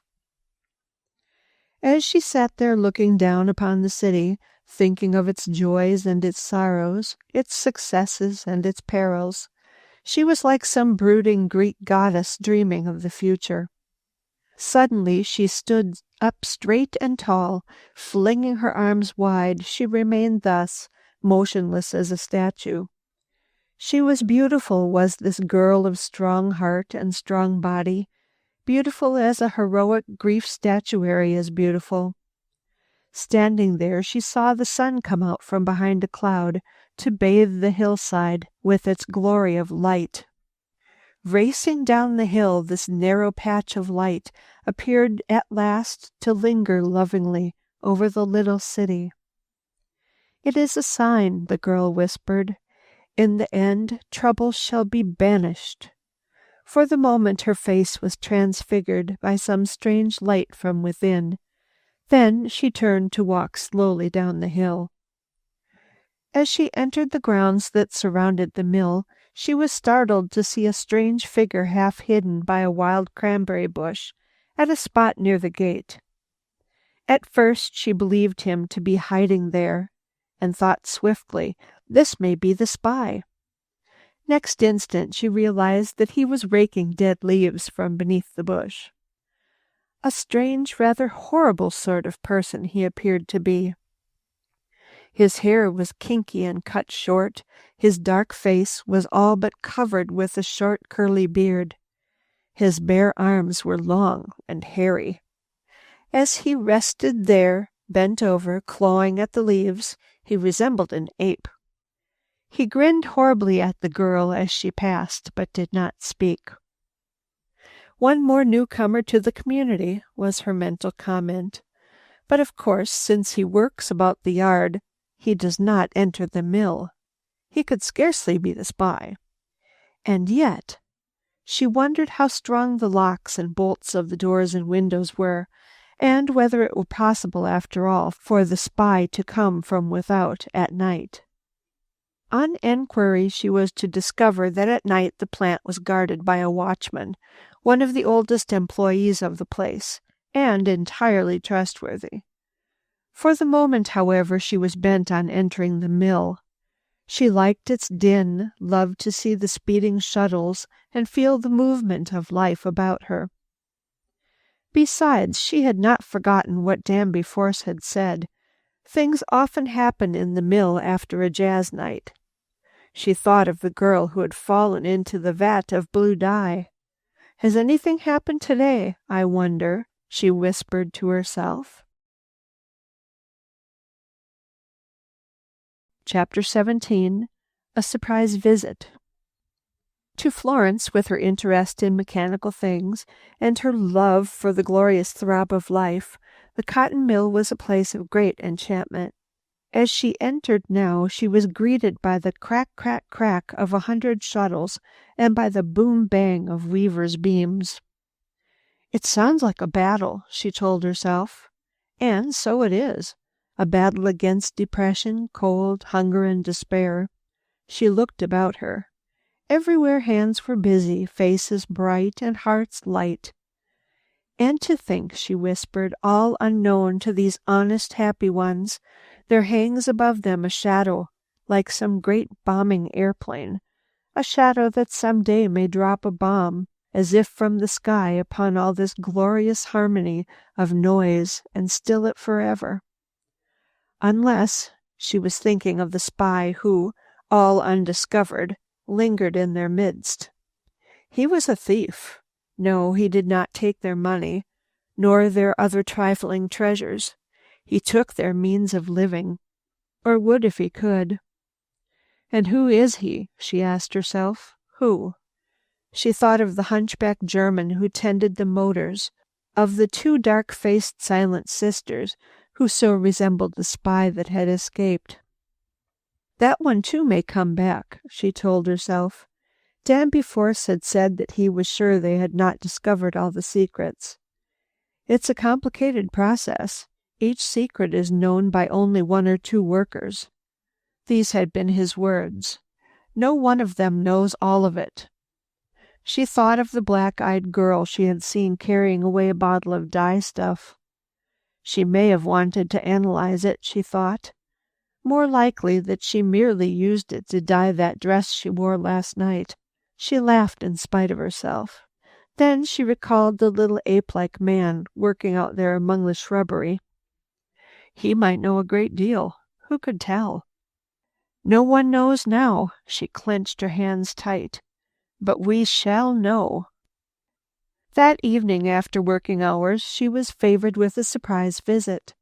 She had entered her tiny room in the canary cage house, weary and perplexed, wondering uneasily whether she had as yet been of any real service to this unusual community, and wondering, too, in a disturbed sort of way, whether she should not tell Danby Force there was no use of her staying longer. She threw herself onto her bed and had fallen half asleep when a touch like a brush of a feather awakened her. At once she sprang to a sitting position. "It is I, Verna." There followed a low laugh. "You have a caller. And such a romantic one. You'd never guess." Verna laughed a low, happy laugh. "Danby Force is not romantic," said the big girl, fumbling at her hair. "And it's not Mr. Force," said Verna. Her cheeks, Florence saw, were flushed. "It is Hugo. Hugo!" There was a note of deep admiration in her tone as she repeated the name a second time softly. "Hugo." "Oh, Hugo?" Florence started. Hugo, the one who had stolen her act, was here to see her? She wondered why. And what was more, this lovely schoolgirl admired him greatly. "Did you see him?" she asked. "No." "Oh, I wish I had." Verna clasped her hands. "Mother opened the door. She seated him, then called me from the kitchen to tell you. Aren't you thrilled? You are not hurrying at all." "No," Florence said quietly. "It isn't wise to hurry, at least not for a man." She smiled at this, then gave the girl a pat on the cheek. She found herself considerably disturbed as she stepped into the little parlor. Ah! Hugo the Magnificent sprang to his feet at sight of her. And he was, in his own way, magnificent.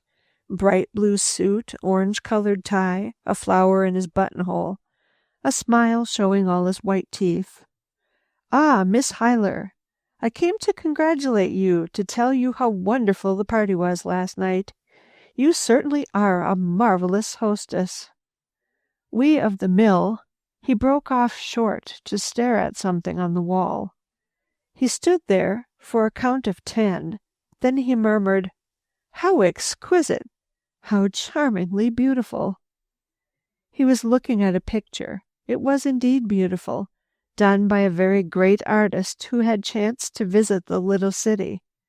It was carefully done, a picture of a very beautiful face. "Yes," Florence said quietly, "that is a picture of Verna, the daughter of this house." "Do you mean to say she lives, that she is real?" The man's astonishment was genuine. "Yes," Florence replied. "I must meet her." Hugo smiled a dazzling smile. "She's only a child in high school." High school, he murmured low. Ah, that is the age of romance, of exquisite grace and beauty. I must meet her, he repeated. For just no real reason at all, Florence wished to say, I hope you never do. And there came also a temptation to emphasize her thought with 2 or 3 words that do not often appear in print. What she did say was, Won't you have a seat? You wanted to see me about something? Yes. Hugo appeared to dance toward a chair. He sat down with the flourish of an expert rider mounting a horse. Yes, He was on his feet again, circling about that picture.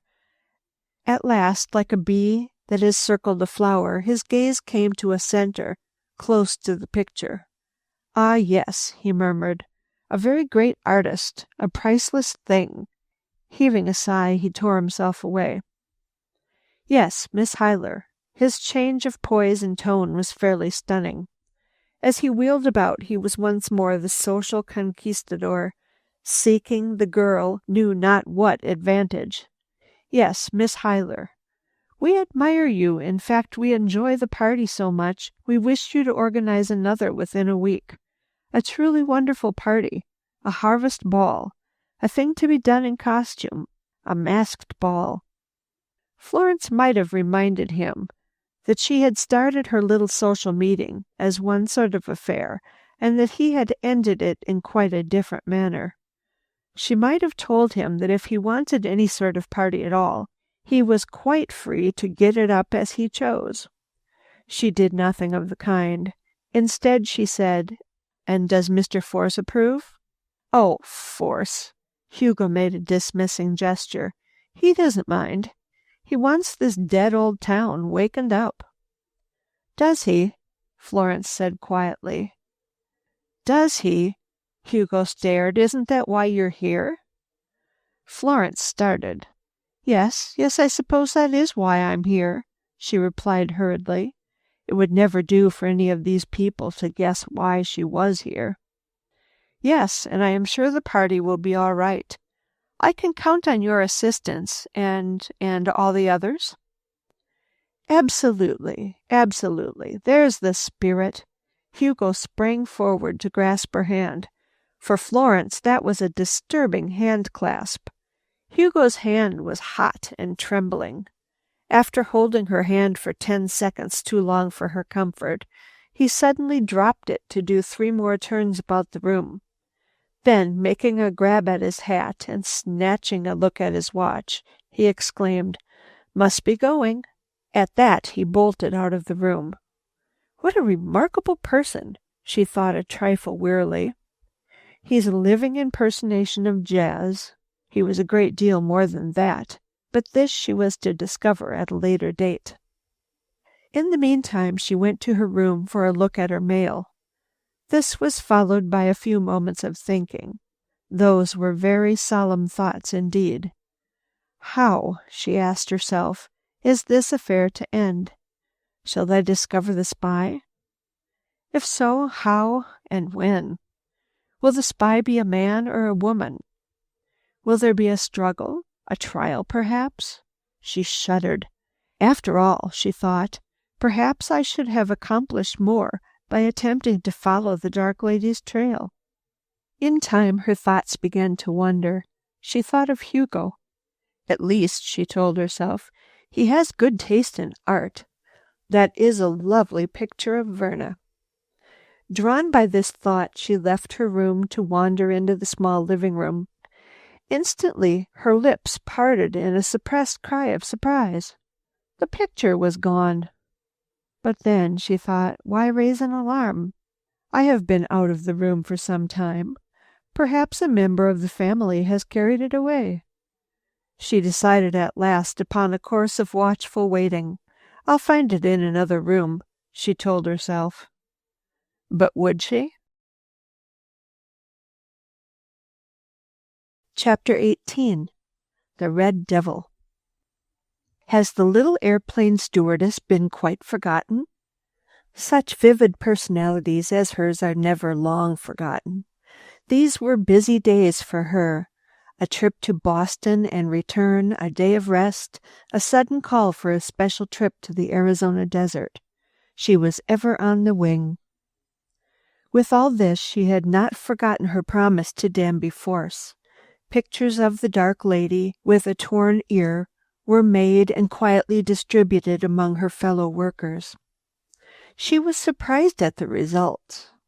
Ladies resembling this suspected one, it seemed to her, to travel by air in whole platoons. She heard from one in Dallas, another in Boston. One she was seen boarding a plane in Seattle, and another in Portland, Maine. One and all they were investigated and found lacking in one particular or another. So, at the end of the week, the missing lady was still missing. One day the chief stewardess said to her, "I have a very interesting request for your services. You'll want to go, I'm sure. A group of very learned people are to visit a little city down east called Happy Vale. Ever heard of it?" "Happy Vale?" Rosemary said the words slowly. Then, with a sudden start, she exclaimed, "That's the home of Danby Force. That's where the industrial spies are supposed to be at work. I wonder—" She broke off to stare out of the window. "Of course," she said in a changed tone. "Surely I'll be glad to go." Danby Force, she thought as she left the room. He must have requested that I come with the party. I wonder if it has anything to do with the dark lady.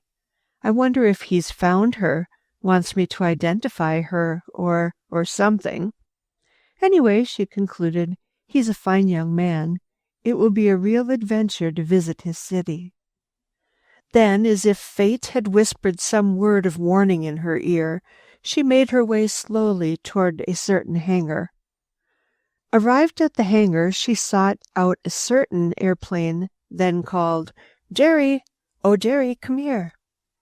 "At your service," said Jerry, a bright young mechanic, grinning broadly as he extended a greasy hand. "Thanks, Jerry." The girl gripped his hand. "Jerry," she said, "have you time to look over this motor a bit?" "Sure, Miss Sample. But why? That plane belongs to Willie Van Gilt, the rich bum. Why—" "Jerry," Rosemary smiled, "curiosity once killed a cat. Will you look it over when I go in and make my report?" "Sure, Miss Semple." 15 minutes later, when Rosemary reappeared, Jerry made a wry face. "Terrible, Miss Sample, just terrible. Carbon in the cylinders, oil in the spark plugs, everything wrong. Wonder it runs at all." "It's a shame," he went on. "It really is. Here we are, keeping everything perfect. Motors dragged out and overhauled every 300 hours. Everything just perfect. And these amateurs." "I know, Jerry," Rosemary broke in. "But tell me, have you a couple of mechanics who like to earn some overtime by overhauling this motor?" "That motor? Willie Van Gelt's. You pay for it? Honest, Miss Sample, he's not worth it. He ain't worth much of anything. That's my guess." "Everyone is worth something," Rosemary replied soberly. "I don't want to see him get himself killed. It will be bad for aviation in general.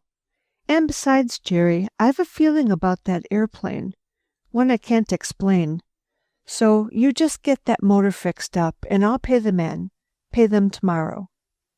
"All right, Miss Sample, but—" Rosemary had vanished. So Rosemary Sample, still dreaming of her approaching visit to Happy Vale, crossed the airport grounds and entered the low depot to order a sandwich and a cup of coffee, and to sit staring absently at the wall until the coffee was cold. At the same time, in a faraway city, coming events were casting their shadows before them, and in the very city, the little French girl, Petite Jean, was preparing for a visit to a great concert hall. This visit was to have the most astounding results. So, like some famous stage manager, fate was getting ready to assemble the cast for the final scenes in our little drama. Even while Rosemary Sample sat staring at the ceiling, Florence was saying to Danby Force, "I think the harvest dance would be a fine thing. Not that we harvest anything but bright prince," she laughed, "but these golden days surely call for glorious good times. Only," she hesitated. "Only what?" he urged her on. "I wish we could lay out a plan and stick to it. In spite of our good man Hugo?" He laughed. "Well, this time we'll do just that. We'll arrange an attractive printed program. On the card, every other offering will be an old-fashioned dance. The last shall be a waltz in your artificial moonlight. And he laughed low, "I speak for that last dance right now." "Oh," Florence flushed in spite of herself. "And I accept." "Do you know," she said a moment later, "I've thought of something that might be done. The floor, you know, is very large. Why not send out in the country and get a dozen corn shocks and set them up about the room?" "A dance among the corn shocks," Danby Force exclaimed. "A great idea. We'll do it. We'll have the place lighted with imitation jack-o'-lanterns. That will be a grand ball indeed." And it was, even for Florence up to a certain point. Then something happened, as things have a way of doing, that for a time at least spoilt her fun. The mixed program of modern and old-fashioned dances served to hold the hilarity to a moderate level. More than once a man in a red devil costume, whom Florence recognized as Hugo, attempted to bribe the musicians into changing the program, but it was a no-go. They had their orders, and they would follow them. It was this same red devil who caused all of Florence's trouble, which in the end turned into quite a joy. She was standing on the sideline between dances, when the red devil peeked around a corn shock. Then, as he approached her, whispered, "I am told that this beautiful child who lives in your house is here. Do me the favor to tell me how she is dressed." I really don't know." Florence was both surprised and frightened. She had not known that Verna was to be there. Indeed, she was under the impression that her parents had forbidden her coming. "Oh, yes, you know," the red devil hissed in her ear. "You know well enough, but you won't tell me." "It's all right. I'll find out. I take what I want." There was a serpent-like hiss in his voice. Then he was gone. Florence stared at the corn shock behind which he had vanished. Her mind was a whirl. Was Verna truly here? If she was, she must find and warn her. The words of Rosa, tragic words, came to her. "He is a bad, bad man." His own words still rang in her ears. "I take what I want." Does he? She asked herself fiercely. Perhaps he does. Strangely enough, she saw in her mind's eye, at that moment, the picture of Verna. Florence had developed an unusual gift. She had discovered long ago that she could recognize friends, even at some distance, by their habitual movements. If they were walking, rowing, or playing a game, it was all the same. She had developed this gift until now she could recognize people instantly under any circumstances. "I must find Verna," she whispered, gripping at her heart to still its wild panic. A dance began. Her partner came to claim her. It chanced to be a waltz.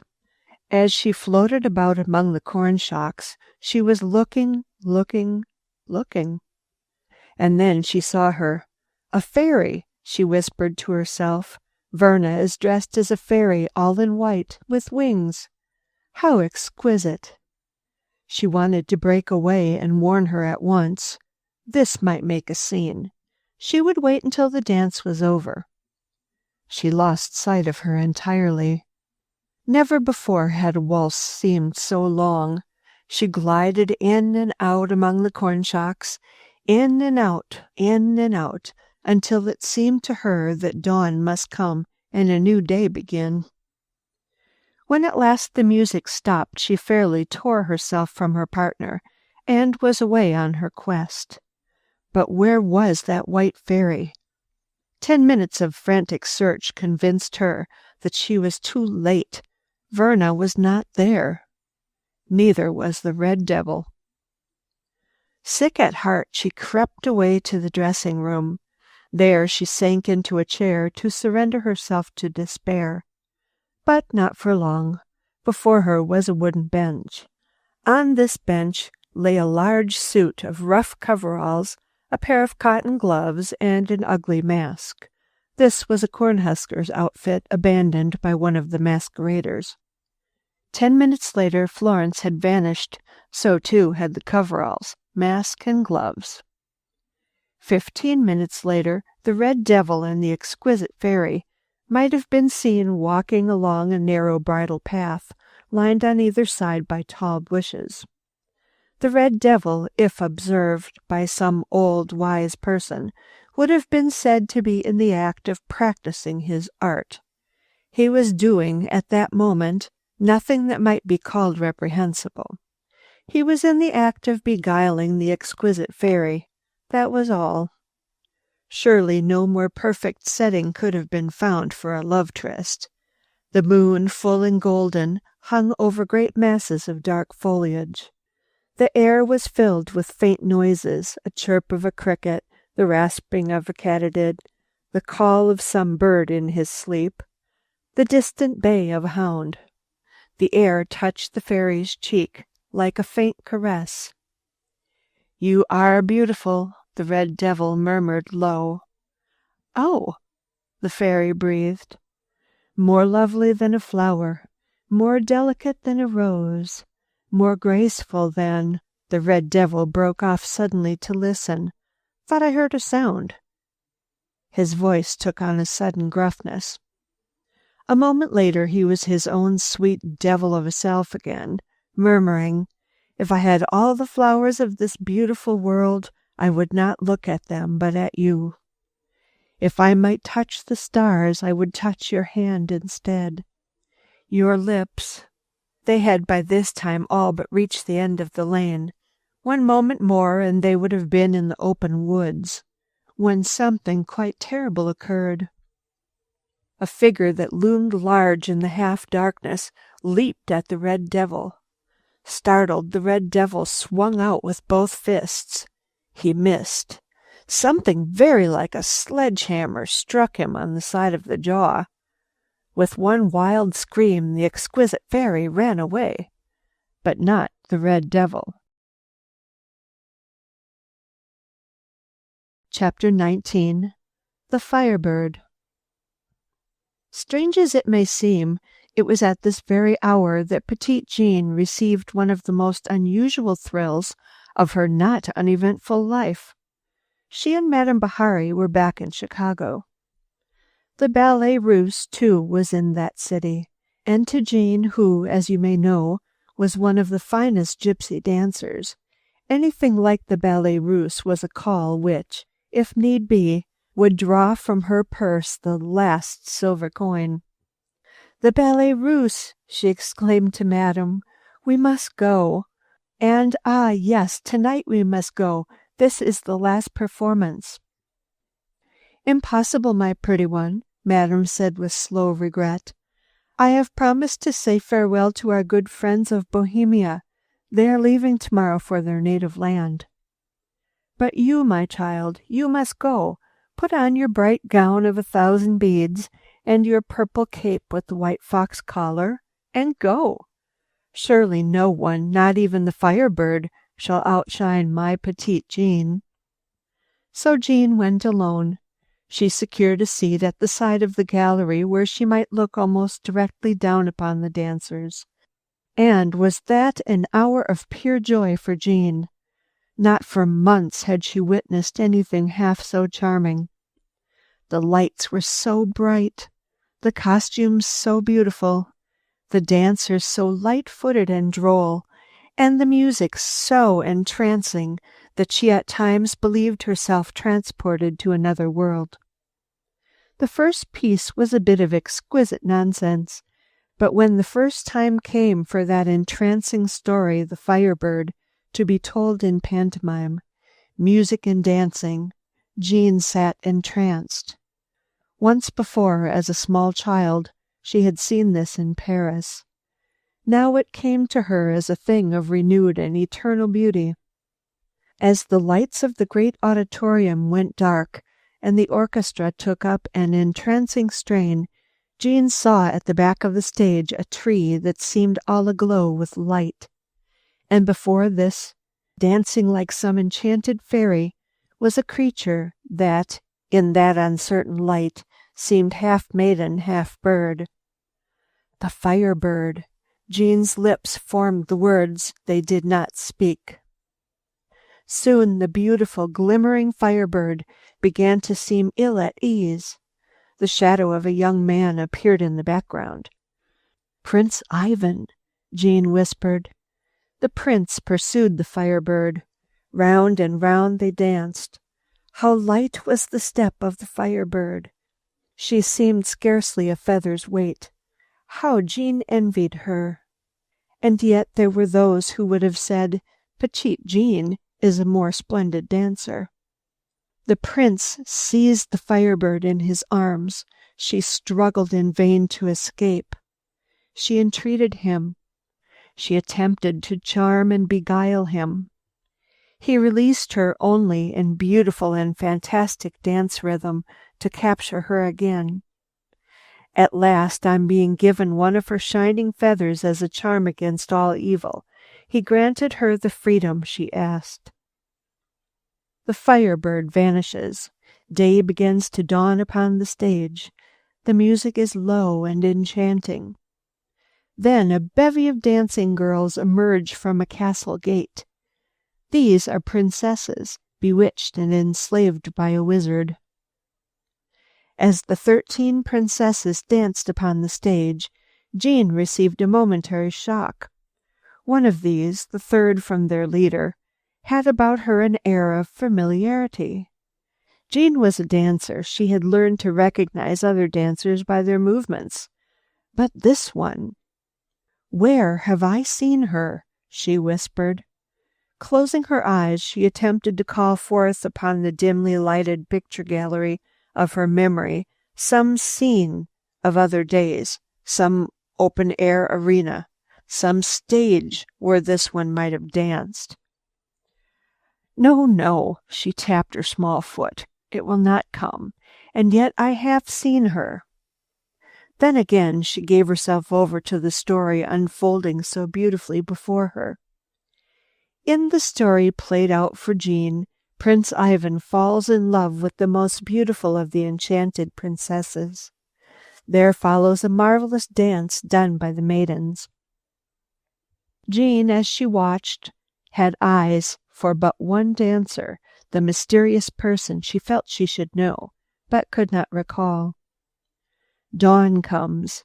The enchanted ones disappear through the gate of the castle. Prince Ivan, in the abandon of love, follows. There comes the unearthly din of gongs and bells. A host of weird creatures come out to attack him. They are powerless because of the magic feather, gift of the Firebird. Ivan is not afraid. Then comes the terrible wizard, who, if he could, would destroy Ivan with his very breath. For the time, Jean forgot the mysterious dancer who had once more appeared upon the stage. Carried away by the story, Jean had eyes only for the brave little prince and the terrible creature who seeked his destruction.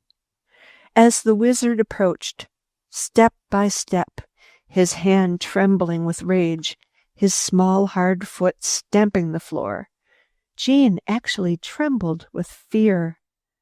Then, as Prince Ivan waved the magic feather and called upon the Firebird to aid him, when the splendid dancing Firebird appeared upon the scene, Jean wanted to scream for joy. Such enchantment passes rapidly.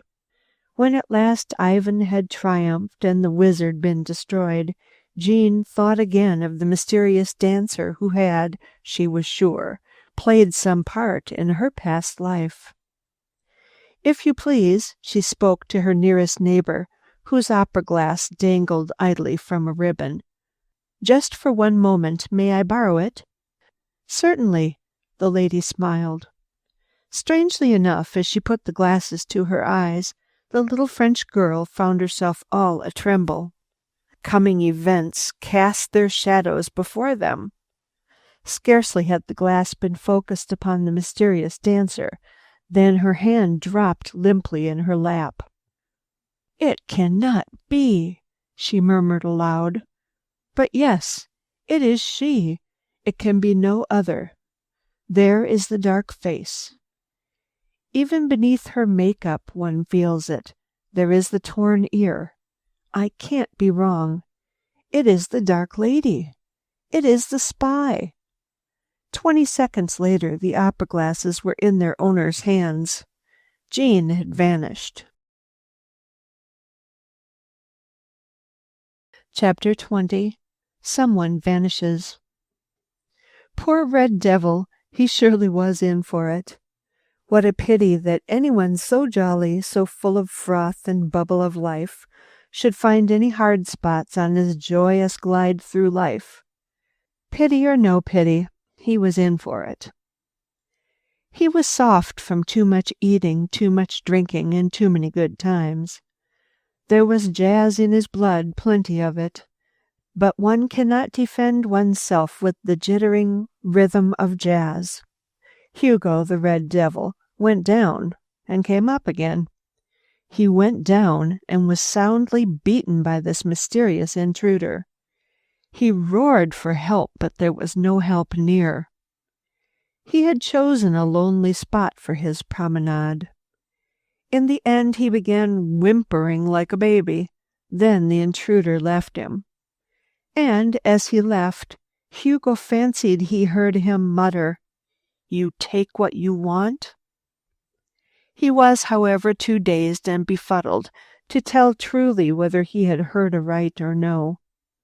When Danby Force came to claim Florence for the last dance of the evening, he was surprised to find an unaccountable wealth of color in her cheeks. He fancied, too, that she seemed agitated and quite unusually excited. Her breath seemed to come with a little catch. He said nothing about it, and soon they were floating across the floor to the music of an old but ever beautiful waltz, Over the Waves. "Ah," Florence whispered, as, like light rowboats on moonlit waters, they glided on and on. "How beautiful! Nothing could be more wonderful. I wish it might go on forever." Danby Force did not answer.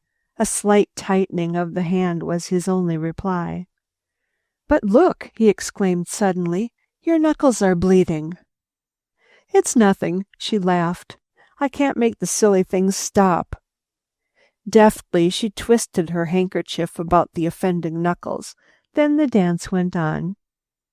"I fell upon something rather rough and bad," she said after a time in quite an absent-minded manner. "Have you found our spy?" Danby Force asked, after thanking her for his good time when the dance was over. "Not yet." Suddenly Florence was very weary. "I'm working on it. There's a hunchback German, and 2 dark-faced ladies, and a little fellow like an ape who rakes leaves. It must be one of these." "But it may not be," he said quietly. "You will do well to keep right on looking." Now what did he mean by that? She asked herself after he was gone. Does he suspect someone else? Someone who has not even caught my attention? Perhaps I'm not much good as a lady cop after all. With that she entered the little cottage that for the time was her home. The instant she entered her room, she shot an anxious look towards Verna's bed. Then she heaved a sigh of relief. Verna was sleeping peacefully.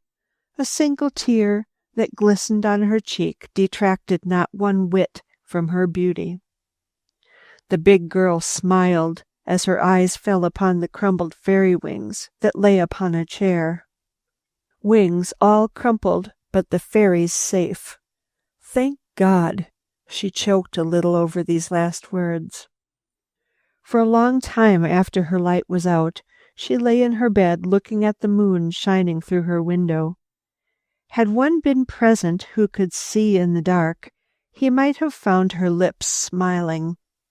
Florence was large, too large and strong for a girl. Many a time she had shed bitter tears over this.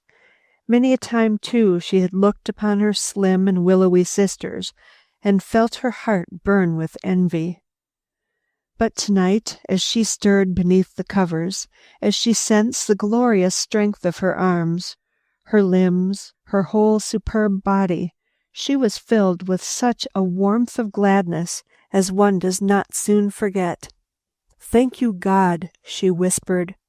"Thanks for making me big and strong." At that she fell asleep, and tomorrow was another day. Back in Chicago, the night was not over for the little French girl. To her unutterable surprise, she had discovered among the dancing girls of the Ballet Russe the dark lady who she believed was the industrial spy. At once Jean had stepped from her place and vanished. How she managed to make her way unchallenged to the wings of the stage, she will never quite know. Enough that she was at last there, nor, unless carried away by the heels, would she budge from the place until she had gotten one good look at that mysterious lady. And after that, she told herself, I shall call the police. By the time she had made her way to the wings of the stage, the last production of the evening, the beautiful Blue Danube, had begun. Nothing ever done by the Belarus was more charming than the Blue Danube. The music and dancing were so lovely that for a space of time Jean quite forgot her mission. But not for long. Soon her eyes were upon the dancing girls, as, swinging and swaying, rising on tiptoe, seeming to float in the air, they approached her. She caught her breath, then whispered, "It is this one. No, that one. Or that one?" In the end, to her great disappointment, she discovered that it was not one of them all. They all had perfect ears. What had happened? Had she been mistaken? Impossible. Had she been tricked? This was possible. But no, she thought to herself, that dark lady will come on later. In this picture, she has a separate part. So, standing on tiptoe, longing every second to throw away her purple cape and join the dancers, she watched and waited in vain, for when the curtain fell, no dark lady with a torn ear had appeared upon the stage. Then of a sudden someone said, "Well, how did you get here?" "I am a dancer," Jean replied quick-wittedly. "Perhaps after a while I shall be given a chance to try my skill." Perhaps, and then again perhaps not. The tall, dark man looked at her doubtfully. But Jean, in her gown of silver beads and her purple cape, was very charming. Few could resist her. So she stayed. "But tell me," she exclaimed, "there was one of the dancing girls I have known. She was third in the Firebird. Where is she?" "Ah, yes," the tall, dark man shrugged. "Where is she? She is gone." Gone? Jean felt her knees sink. She is gone? "Ah, yes, mademoiselle. She came as a substitute to this country with us. She has been away. Tonight she comes back. She asked that she may dance. She is very clever, that one. We say, 'You may dance.' You have seen she danced very well. And now she is gone." He spread his hands wide. "But where has she gone?" Jean demanded eagerly. The tall, dark man spread his hands wider still. "Who knows? Not one among us here. We are through at this city. She will not come back here. Shall we see her again? Who can say? She is a queer one, that dancer." Yes, Jean murmured low. She is a queer one. At that, she made her way from the fast-clearing house into the damp, cool night. She had wanted to dance on that broad stage. She wanted to dance no more. The dark lady had appeared before her very eyes. Now she was gone. She, petite Jean, had failed. Chapter 21. An Astonishing Discovery. When Jean returned from the Ballet Russe, she found Madame Bihari seated by a low table. Before her, spread out in rows, were her gypsy witch cards. So intent was her study of these cards that she did not so much as notice the little French girl's entrance. When Jean had put away her cape, she pressed one cold hand against Madame's cheek to whisper, "And what do the cards say tonight?" Madame Bihari started. "Many things," she murmured low. "Always they speak of many things. Hunger, happiness, sickness, sudden death, great riches, love, hate, despair. The cards tell of life, and this, my child, is life." "But, my Jean," her tone changed, "you have often spoken of a visit to Florence and Force in their so beautiful city. It is well that we go tomorrow." "Do the cards say this?" demanded Jean. "I say this." There was a solemn note in Madame's reply, like the deep tolling of a bell. "All right." Jean went skipping across the floor. "Tomorrow we shall go, very early, perhaps at dawn." Jean was happy once more. The dark lady had escaped her. What of that? Had that not happened an hour, 2 hours before? Was it not already of the past? Was not tomorrow a new day? On with tomorrow. She did a wild gypsy dance. At last, dancing out of her dress of 1,000 beads, she danced into dream robes and then into the land of dreams. It was on the evening of the next day that Florence went for a long walk and made a startling discovery. These evening walks were a source of real joy to her. She loved the cool damp of falling dew on her cheek. The smell of wood smoke from 100 chimneys brought back pleasant memories of days spent in the woods along the shores of Lake Huron and on Isle Royale. She derived a keen satisfaction from looking in at open windows, where little families sat smiling over their evening meal or reading beside an open fire. "These are my people," she would whisper to herself. "It may lie within my power to do them a great good.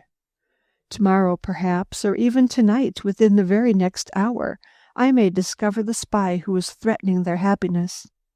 She was in just such a frame of mind when, on passing one of the few truly modern homes of the town, a rather gaudy Spanish bungalow, she stopped dead in her tracks. The house stood quite near the street. In one room the shades were up and the lights on. She could see every object within. The chairs, the fancy spinet desk, the bed covered with a silk spread of brilliant hue, all stood out before her as if arranged for inspection. None of these, however, interested her in the least. The thing that held her attention was a small picture on the wall. "It can't be," she breathed. "And yet it is." She moved a little closer. "Yes, it is the picture of Verna, that matchless painting by a truly great artist." At once her mind was in a whirl. What had happened? Had Mrs. Mavor sold that picture? Impossible. She had said that whatever happened, they would never part with that picture. Had she loaned it? This did not seem possible. And yet, Florence asked herself, if it had been stolen, would she not have told me? Strangely enough, at that moment, a cold sweat broke out on her brow. Perhaps the Mavors had missed the picture. Perhaps they believed she had taken it. Perhaps for days, all unknown to her, they had been watching her movements. "How terrible!" she murmured, and I an amateur lady cop. It was stolen, she concluded, and I know who took it.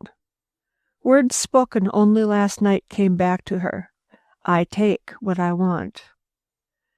Like a flash, she was up on the steps and ringing the bell. Does the person they call Hugo live here? She asked the lady who came to the door. Oh, yes, the woman replied, but he's not here just now. We expect him back any time. Would you care to wait? No, I'll come back later. Florence turned away to mutter under her breath, only I won't. For some time after that, in the shadow of a great elm, she stood watching that room and that one small picture. Hugo did not appear. In time, the woman of the house opened the door to snap off the light. Oh, Florence drew in a long, deep breath. Her moment had arrived. She moved swiftly. Screens had been removed from the house. The window was not locked. To lift it noiselessly, to step within, was the work of seconds. Moving slowly in the pale moonlight, she crossed the room. Her hand was on the picture when a footstep sounded outside. Her heart stopped beating. What if it were Hugo? Suppose the moonlight were strong enough to expose her? She thought of the night before and gained courage. But tonight I am not dressed as a man. Her heart sank. The footsteps continued. The person did not turn in. For the moment she was saved. Swiftly she recrossed the room, sprang through the window, and was once more her own free self, walking in the cool damp of night. The picture was safely hidden under her jacket. He takes what he wants. She laughed low as she hurried along. Well, so do the rest of us. Sometimes. For all the laugh, she felt depressed. Hugo, a thief. She had not thought this possible. For all he had interfered with her plans, she had for this dashing young man a certain admiration. Well, she sighed at last, we must take people as we find them. Her thoughts broke off suddenly. Some small object bumped against her leg as she walked. Putting down a hand, she grasped a small rubber bulb. The bulb was attached to a tube. She gave a slight pull, and it came free from the picture, behind which it had doubtless been hidden. That's queer, she whispered. One of Hugo's little secrets. At the other end of the tube was a small cube of black material. The thing did not interest her overmuch. Perhaps it was a small atomizer or an affair for spraying perfume. That Hugo was fond of costly, quiet, faint perfume, she knew well. She dropped it in the pocket of her jacket, and there it remained until the following afternoon, when, at Danby Force's request, she motored up to the stately old mansion where Danby lived with his mother. She found the young man seated with his mother in an out-of-doors pavilion. The sun was bright. It was a rare autumn afternoon. "This is my mother," Danby said simply. The beautiful white-haired woman smiled her a welcome. "Danby has been telling me of you. We are going to have some tea," she said, motioning Florence to a chair. "It is beautiful up here." She took one long, deep breath. It was just that. The broad spreading elms, the wavering shadows, the bright crimson flowers, all this was marvelous. "Yes," Danby Force spoke quietly. "Life has always been beautiful up here. My father and his father before him worked to make it so. But life down in our little city has not always been beautiful for all. It should be so." At that moment, Florence caught some movement in a tree, a whisk of gray. "A squirrel," Mrs. Force explained. "There must be hundreds of them. We feed them, place boxes for them in the trees. The gray ones are brightest, most friendly. Life is always beautiful for them." Just then, Florence put her hand in her pocket.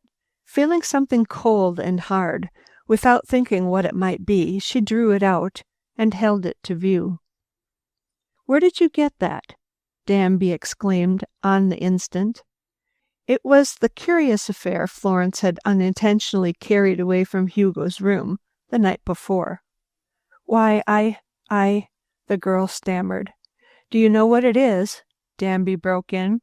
"No, Then I'll tell you." He was smiling now. "It is a very small camera, the sort spies use in taking pictures. If you look closely, you will see that the front is shaped like a button. The tiny lens is in the center of that button. You put that in a buttonhole and draw the bulb up under your arm. Each press of your arm takes a picture."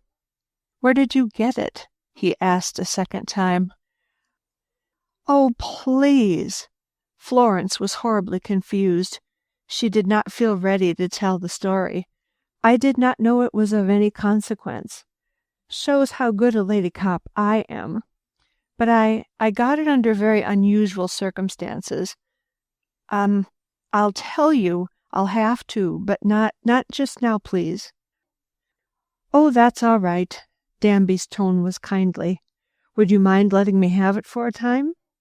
"Of course not." Florence held it out to him. Just then the butler appeared. "James," said Danby, "give this to Oliver and tell him to deliver it at once to Mr. Mills at his photoshop. If there chances to be film inside, have him instruct Mills to develop it with extraordinary care, then to make enlargements of all the good exposures. And now," he said, turning to the ladies, "we may have our tea." Chapter 22. The Silver Ship. Early on the following morning, 2 planes left the airport. One was small. It resembled a dragonfly. In it rode Jean and Madame Bihari. The other was a great bi-motored cabin plane. It carried as its stewardess our good friend Rosemary Sample. Her passengers were as interesting a group as you might hope to meet. They were destined, these planes, for the same little city, Happy Vale. Both Jean and Rosemary were ignorant of this fact. So it is in life. 2 congenial souls traveling for years along the same path, all unconscious of one another's nearness. Rosemary's interest in her passengers increased as she became better acquainted with them. They were, she discovered, from the university, sociologists, teachers of ethics, psychologists, all delightfully simple, kindly people who laughed and joked about the long strings of letters, Ph.D., LL.D., and the like, attached to their names. She was not long in discovering that a tall, thin man with long hair and thick glasses, named H. Bedford Biddle, had chanced upon what he spoke of as a rare find in the field of sociology. They were all, it seemed, going to look for his find. The find, she knew in advance, was Danby Force's cotton mill and his little city of Happy Vale. She was thrilled at the thought of seeing him once more. As she listened to these learned men discuss the find, she realized there was much she could tell them about it. Not being asked, however, she kept silent. She smiled from time to time at their curious, learned remarks about a thing that to her seemed quite simple and very beautiful, a group of common people working together to make their little city the happiest and most contented in all the world. They landed on the outskirts of a beautiful little city. A bus carried them to the factory. There they were met by Danby Force, who had a very special message for his little stewardess. "I wanted you to come." It was a rare smile he gave her, something quite special that warmed her heart. "I felt you were interested and would truly understand." "And have you?" "No," his voice was low. "We have not found her. We have no true notion of the harm she may have done. We can only hope." He was speaking, Rosemary knew, of the spy. It was an hour later when, after a frugal repast wonderfully prepared, They were ready to enter the mill.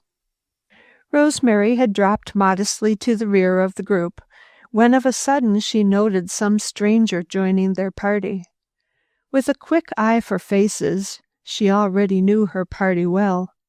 He is not of our party, and yet, she told herself, there is something familiar about him. He gives me the shivers. I wonder why. A little later she was thinking to herself, wonder if he has been invited to join us. None of my affair, but what, she did not know. Invited or no, the youth did join this group. He did go with them. To Rosemary, his attitude was disconcerting. A part of the time he seemed quite indifferent, and the rest of the time he was like one on tiptoes, drinking in every word that was said. At the same time he went through strange motions, fumbling first at his vest, then at his pockets. Their journey through the plant was half over. No, Danby was saying, this is not Utopia. We have made mistakes and been criticized. Members of our group have complained and claimed unfair treatment. Some have moved away. This is human. But we are trying to live up to our motto, do something for someone else. For the first time, with no apparent reason, the mysterious stranger looked at Rosemary square in the eyes. His black eyes flashed a dark challenge. Instantly she knew this was no youth. This was the mysterious dark lady. By the gleam of an eye she had made this discovery. This woman had changed her complexion and her disguise. She had returned for more facts, perhaps for the secret formula. And what was she, Rosemary Sample, to do about it? Inside her a tumult was raging. Externally she was calm. I must think, she told herself, think calmly, and then I must act. In the meantime, Jean, too, had made a discovery. Was it important? Who could tell? An hour after Rosemary's party left the small landing field at Happy Vale, Jean's dragonfly came circling down to at last taxi to a position close beside a small silver plane. That ship, Jean said to Madame, looks familiar. And she clapped her hands. I know where I saw it before. Her heart skipped a beat. Making a dash for it, she peered within. Oh, she breathed out her disappointment. She is not there.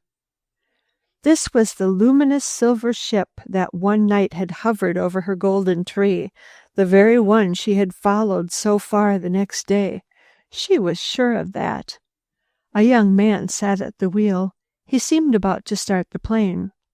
Throwing open the door, he said, Howdy, sister. What can I do for you? Where is she? Jean asked breathlessly. She? He appeared not to understand. The dark lady. Which one? He laughed. I'm told there are several in America. At that, Jean decided to give him up. Only one more question, she thought. How do you make it shine all over at night? She asked. There are 10,000 holes in the fuselage and the planes, he explained in a friendly tone. Neon tubes, made of a special kind of glass, run everywhere inside the plane.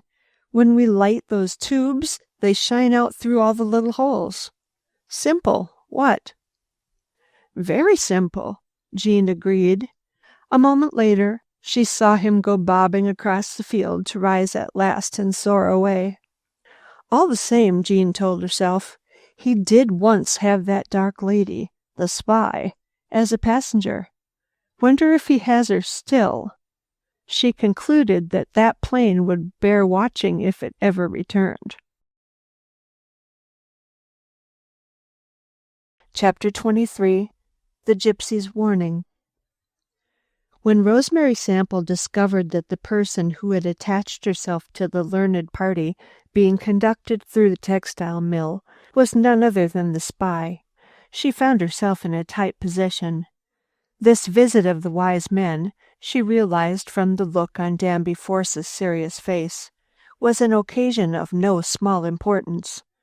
A group of university professors do not charter a plane every day in the week in order that they may be conducted through a factory or mill, she assured herself. If I cry wolf, if I let them know there is an industrial spy in their midst, everything will be thrown into confusion. The charm will have been broken, the entire effect lost. I'll keep an eye on this spy, she thought. I'll see that nothing is taken from the mill. When the tour is over, I will see that she is taken into account and made, at least, to explain why she is here. That the matter would go much further than that, she did not doubt. Would there be a struggle? She shuddered. During the half-hour that followed, though no one would have guessed it, Rosemary heard not a word that her friend Danby Force was saying to the learned professors. And then, at the very end, Danby did something that commanded her attention in spite of herself. The guests were passing one at a time through a narrow door. Danby was working levers on a peculiar instrument. Perhaps you would like to know. There was an amused look on his face. All of you might like to know what I am doing. I am spraying you with the light from an X-ray lamp. In your case, I am sure that it is quite unnecessary, but it is a precaution we take with all those who pass through our mill. In these days of keen industrial struggle, there are spies everywhere, seeking to secure advantage through trickery. They often carry tiny cameras concealed upon their persons. Should there be one such among you, the X-ray light would entirely ruin his negatives.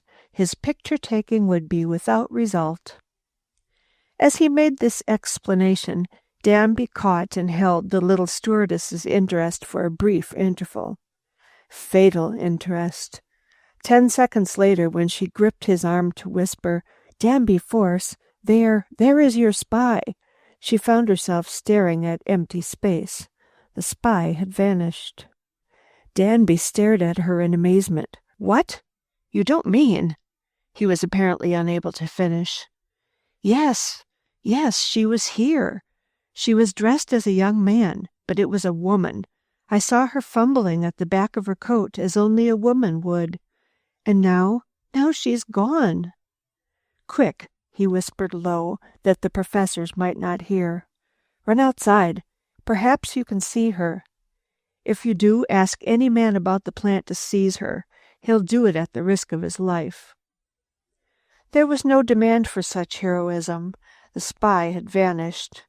Look where she might, call others to aid her, as she did, the little stewardess could find no trace of her. When, disappointed and downhearted, she returned to the office of the plant, Danby Force only smiled and said quietly, "Forget it. We will catch up with her yet. You'll see." "And now," he added briskly, "come with me. We are to take this group of learned men for a tour of our little city. Then, I regret to say, we must part once more. You are to start them back to Chicago in just 1 hour." What Rosemary saw in that hour's ride through the shady streets and narrow, beautiful lanes more than once caused her throat to tighten with pure joy at the realization that here, at least, was one community where happiness and simple prosperity reigned. The streets were clean, the narrow lanes well cared for, the small homes painted, and the people, for the most part, smiling.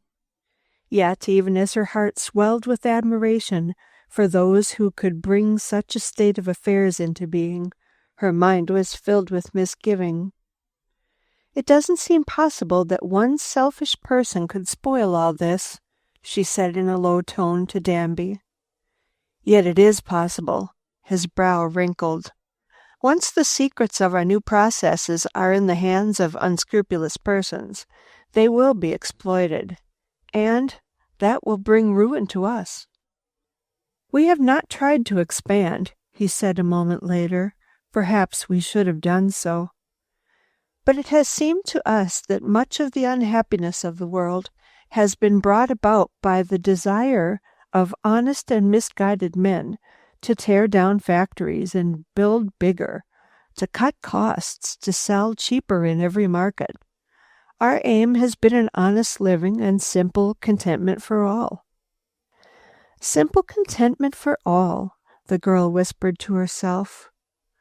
What would that not mean if it were realized by every person in this great land of ours? Yet, even as she thought this, an imaginary colossal figure appeared to loom above her, the figure of a dark-faced woman who never smiled, and she seemed to be saying, "My bag, my travel bag, it's gone." And yet it was not gone, the girl told herself. There's a golden, fair-haired French girl, Danby Force was speaking again. She travels in an airplane with a gypsy woman and a child. Strange combination, he mused. Then, more briskly, they have a secret of dyeing in purple that would be of immense value to us, but it belongs to hundreds of gypsies in France. Dare we ask her to reveal that secret? Have we a right to it? That, for the moment, is a question I am unable to answer. Yes, Rosemary replied. I too know Petite Jean. She is a dear. Little did either of them realize that at this very moment Jean was close at hand on Happy Vale's landing field. Rosemary left that very field an hour later without discovering Jean's presence. That afternoon, on wandering across the grounds before the mill, Florence came face to face with Hugo. He appeared quite worried and ill at ease. His attempt to favor her with one of his dazzling smiles was a failure. "Does he know I took the picture?" she asked herself after he had passed on. "Does he know about the camera? And was it his camera?" As she closed her eyes and tried to picture to herself the face of the spy she had so long sought, she saw not Miriam Dvorak and her dark sister, not Hans Schneider, not Ina Piccolo, and not the curious person who trimmed the shrubs about the grounds. Instead, a very different face appeared, a smiling face she had seen many times before. Startled by this picture, she exclaimed, "No, no, it cannot be." And yet the picture remained.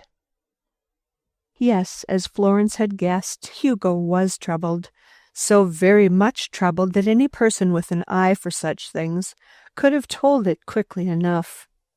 And he was superstitious. Oh, very much so.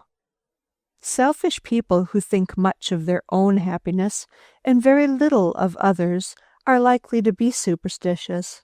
So when one of his fellow workers told him that something very strange had happened, that two gypsies, one very old and dark, and one young, blonde, and beautiful, had come flying in from the air, he said at once, "It is fate. I shall have my fortune told." Jean was not in sight when he arrived. Madame Bahari, seated upon her bright rug before the tent, was shuffling her witch cards. Shuffling, dealing, then gathering them up to shuffle and deal again. She did not so much as look up as Hugo, magnificent in his bright garments, approached. His roving eyes sought in vain for the beautiful young gypsy. His countenance fell. "But after all," he reasoned, "I came here to have my fortune told. The older ones are best for that." "Old woman," he said rather rudely, "tell my fortune." Madame did not look up. Her face darkened as she cut and dealt the cards. Hugo appeared to understand, for he said in a quiet tone, "I would like my fortune told." Madame looked up. Something like a dark frown passed over her face. Madame had lived long and in many lands. There were faces that to her were like an open book in a bright light. She read them with great ease. "Today," she said slowly, "we have traveled far." Then she shuffled and dealt once more. Hugo grew impatient. He opened his lips to utter harsh words when Madame Bahari said, "Cross my palm with silver." Carelessly, Hugo threw a silver half-dollar on the rug. The frown on Madame's face deepened. "Here are the cards," she said in an even tone. "You must sit down before me. You must shuffle them well. You will cut them with your left hand. This is very important. Then you will deal them 6 in a row, then 8 in a row for 5 rows. After that, 6 in a row once more. All must be face up, with pictures toward me. To deal wrongly is surely to bring bad fortune." Hugo's hand trembled as he cut and dealt the cards. Darkness had fallen. Only the glimmer of a small fire lighted up the cards and Madame's dark face. Despite his care, he turned the picture of a snake toward himself. "Ah!" Madame snatched up the card. "You have redoubled your misfortune." "Here, give me the cards. I'll deal them again," Hugo exclaimed. "What is done is done." Madame's voice seemed to come from the depths of a well. "And ah," she muttered after one moment of scrutinizing the cards, "what an evil fortune you have laid out before me." At this, Hugo appeared to exert all his will to snatch away the cards, but seemed powerless to move a muscle. So he sat there staring. "The mountain, the broken glass," Madame was speaking now in a monotonous sing-song. "The fox, the dog, the rapier, the lightning, the lion, all clustered about you and all telling of misfortune. My life has been long, but never have I read such omens of evil." "And such a jolly life as you have lived," she went on without looking up. "Everything has been yours. Youth, love, friends, happiness, all that you could ask. And now?" The word stuck in Hugo's throat. "Now," Madame Bahari's voice rose, "now it were better for you if you were not in your native land. Discovery is at hand. Hate will enter where admiration and love have long lingered. The wealth you have hoped for will never come. You shall wander far, alone, without a friend." After Madame Bahari had ended this long utterance of prophecy, she sat for one full moment staring gloomily at the cards. Would she have changed their reading if she could? Who could say? How had she known so much? Had someone told her? Certainly not. Had the cards truly guided her? Again we must reply, who knows? There is wisdom in every land that to us, who think ourselves so very wise, is hidden. When Madame Bahari looked up at last, Hugo was gone. Darkness had closed about the place where he had been. With a heavy sigh, Madame gathered up her cards. Then, having thrown fresh fuel on the fire, she called softly, "Jean, my petite Jean." Jean appeared with sleepy eyes from within the tent. "Jean," she said, "tonight I have told a fortune. Ah, such a terrible fortune. Tomorrow, my Jean, tomorrow and the day that is to follow, strange things will happen, very strange indeed." She did not describe the person whose fortune had been told, nor had Jean seen him. She had been asleep in the tent. Perhaps this was unfortunate, but you alone shall be the judge. Chapter 24, 48-48. It was rather late on the following afternoon that Florence received a hurry-up call from Danby Force. She went at once to his office in the mill. As she entered, she found him in a fine state of excitement. He had been pacing the floor, but as she entered, he turned abruptly toward his desk. Snatching up a handful of pictures, he held them out to her. "Look at these." Florence looked. They were taken inside the mill, she said. By a spy. His eyes fairly shone. And with the camera you gave me, the little one that is worn in a buttonhole. Whose is it? I truly do not know. Her head was in a whirl. But perhaps I should tell you. Yes, I must. Hugo stole a picture, a very rare little painting. Stole it? He stared. Yes, he stole it. Can't be any doubt of it. I saw it in his private room. I took it for the rightful owner. This camera was behind it. Was it? It was his beyond a doubt. Danby was staring harder than ever. At that moment the girl thought she caught some stealthy movement about the ivy outside the window. She looked quickly. Did she catch sight of a face? She could not be sure. If so, it was gone on the instant. Hugo! Danby's voice rose. Hugo! He is our spy. Who would believe it? He pounded hard on an electric button. Mark Sullivan, the day watchman, appeared at the door. Mark, Danby said in a steady tone, go find Hugo. Bring him here. If he refuses to come, use force, but bring him. But Hugo was not to be found. He was gone. He had flown in the truest sense of the word. Strangest of all, it was the little French girl, Petite Jean, who aided in his escape. This may not seem so strange when we recall that Jean had never seen Hugo, and that Hugo surely had a way with the ladies. It was late afternoon on that same day.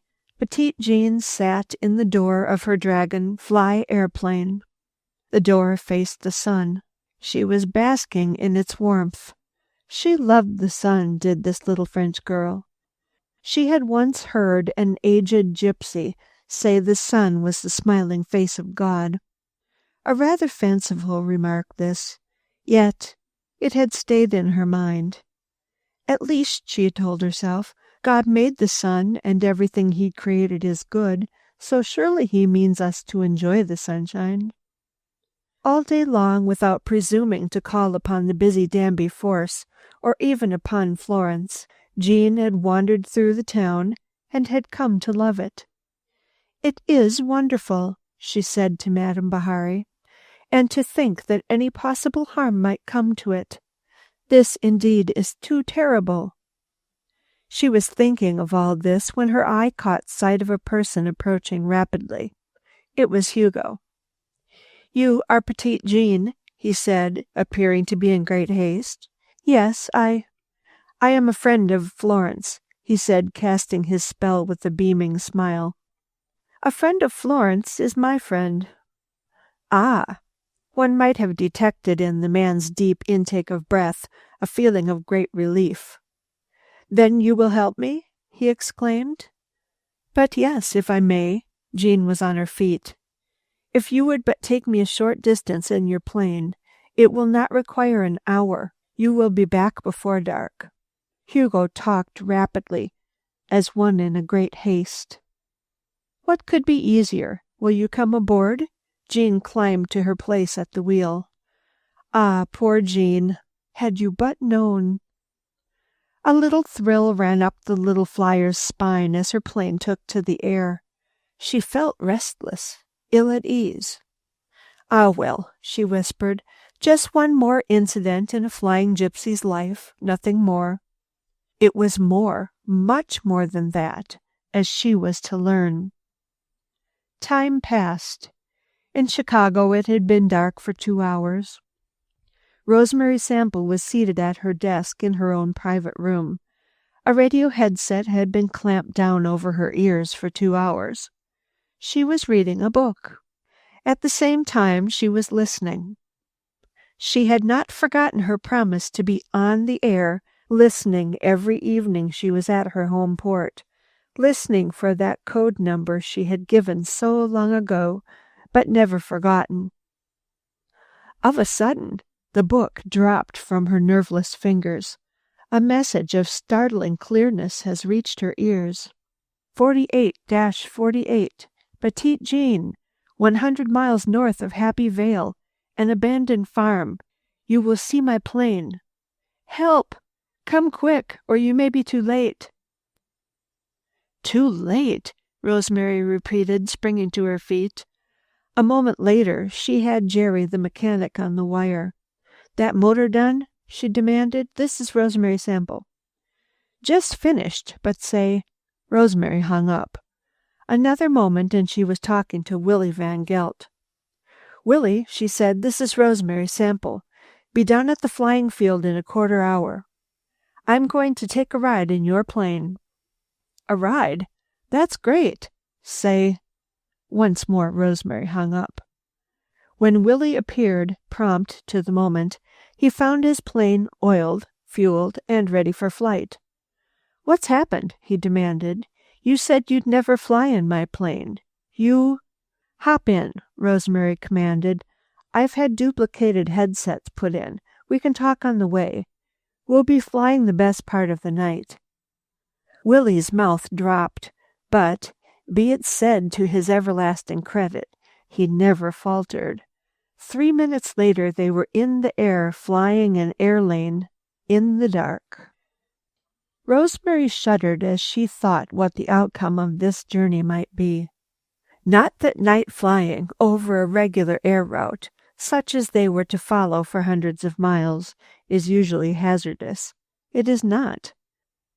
The way is fenced in by code, signals broadcast by radio stations along the way. If the pilot is on the beaten path, he hears a series of dot signals. If he swings to the right, this becomes dot dash, and if he swings to the left, it becomes dash dot, so he never loses his way. Unless, the girl whispered to herself. She had seen to it that Willie's motor was okay. She smiled grimly as she thought of the month's pay it would cost her. "But if I had chartered one of our planes, it would have taken half a year to pay up." That, with her mother back in Kansas looking to her for part of her support, was not to be considered. "I just had to come," she told herself. "I promised. And that little French girl would never call unless there was some great need."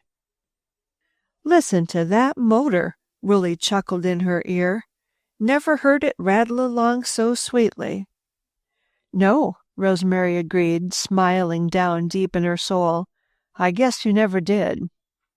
For all that, she thought, he's a real sport, shooting away like this into the night without asking a single question. "Willie," she exclaimed aloud, "we're getting dot dashes. You're off course." "There," she sighed 10 seconds later. "That's okay." So they zoomed on into the night. What had caused Jean to call for help? She had flown the 100 miles when, to her surprise, she was ordered to make a landing on a pasture of what appeared to be a small farm.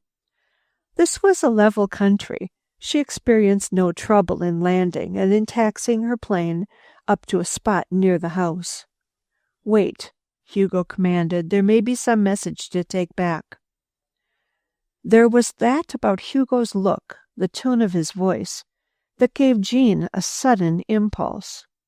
"As soon as he's inside, I'll take a run down that pasture, then go into the air," she told herself. As if he had read Jean's thoughts, Hugo turned and looked back. Then it came to Jean as a sort of revelation. He must be one of the spies, and I have aided him to escape. Hugo had disappeared through a door. Like a flash, Jean leaped for the shadows beneath a window. There, chilling and thrilling, she listened to strange voices. There were, she told herself, a man and a woman. They spoke in a foreign tongue. But Jean, who had lived long in Europe, knew a little of many tongues. She was able to understand enough to know that they were discussing the advisability of flight over the border. "But have you all the papers?" a woman's voice demanded. "Yes, all." It was Hugo who answered. "Pictures, diagrams, plans, everything. They are there in the black bag." If only I had that bag, thought Jean. But now they had reached a decision. They would come out. She must not seem to have been listening. To her surprise, as she sprang toward her plane, she saw that it had grown quite dark. The discussion had lasted longer than she had thought. "Here, where are you?" Hugo called. "We have decided to ask you to fly us to Canada. We will pay you very well." "I'll have to see if I have enough gas," Jean said in as even a tone as she could command. This was true, but that was not all. She meant, at the risk of her life if need be, to get off a message.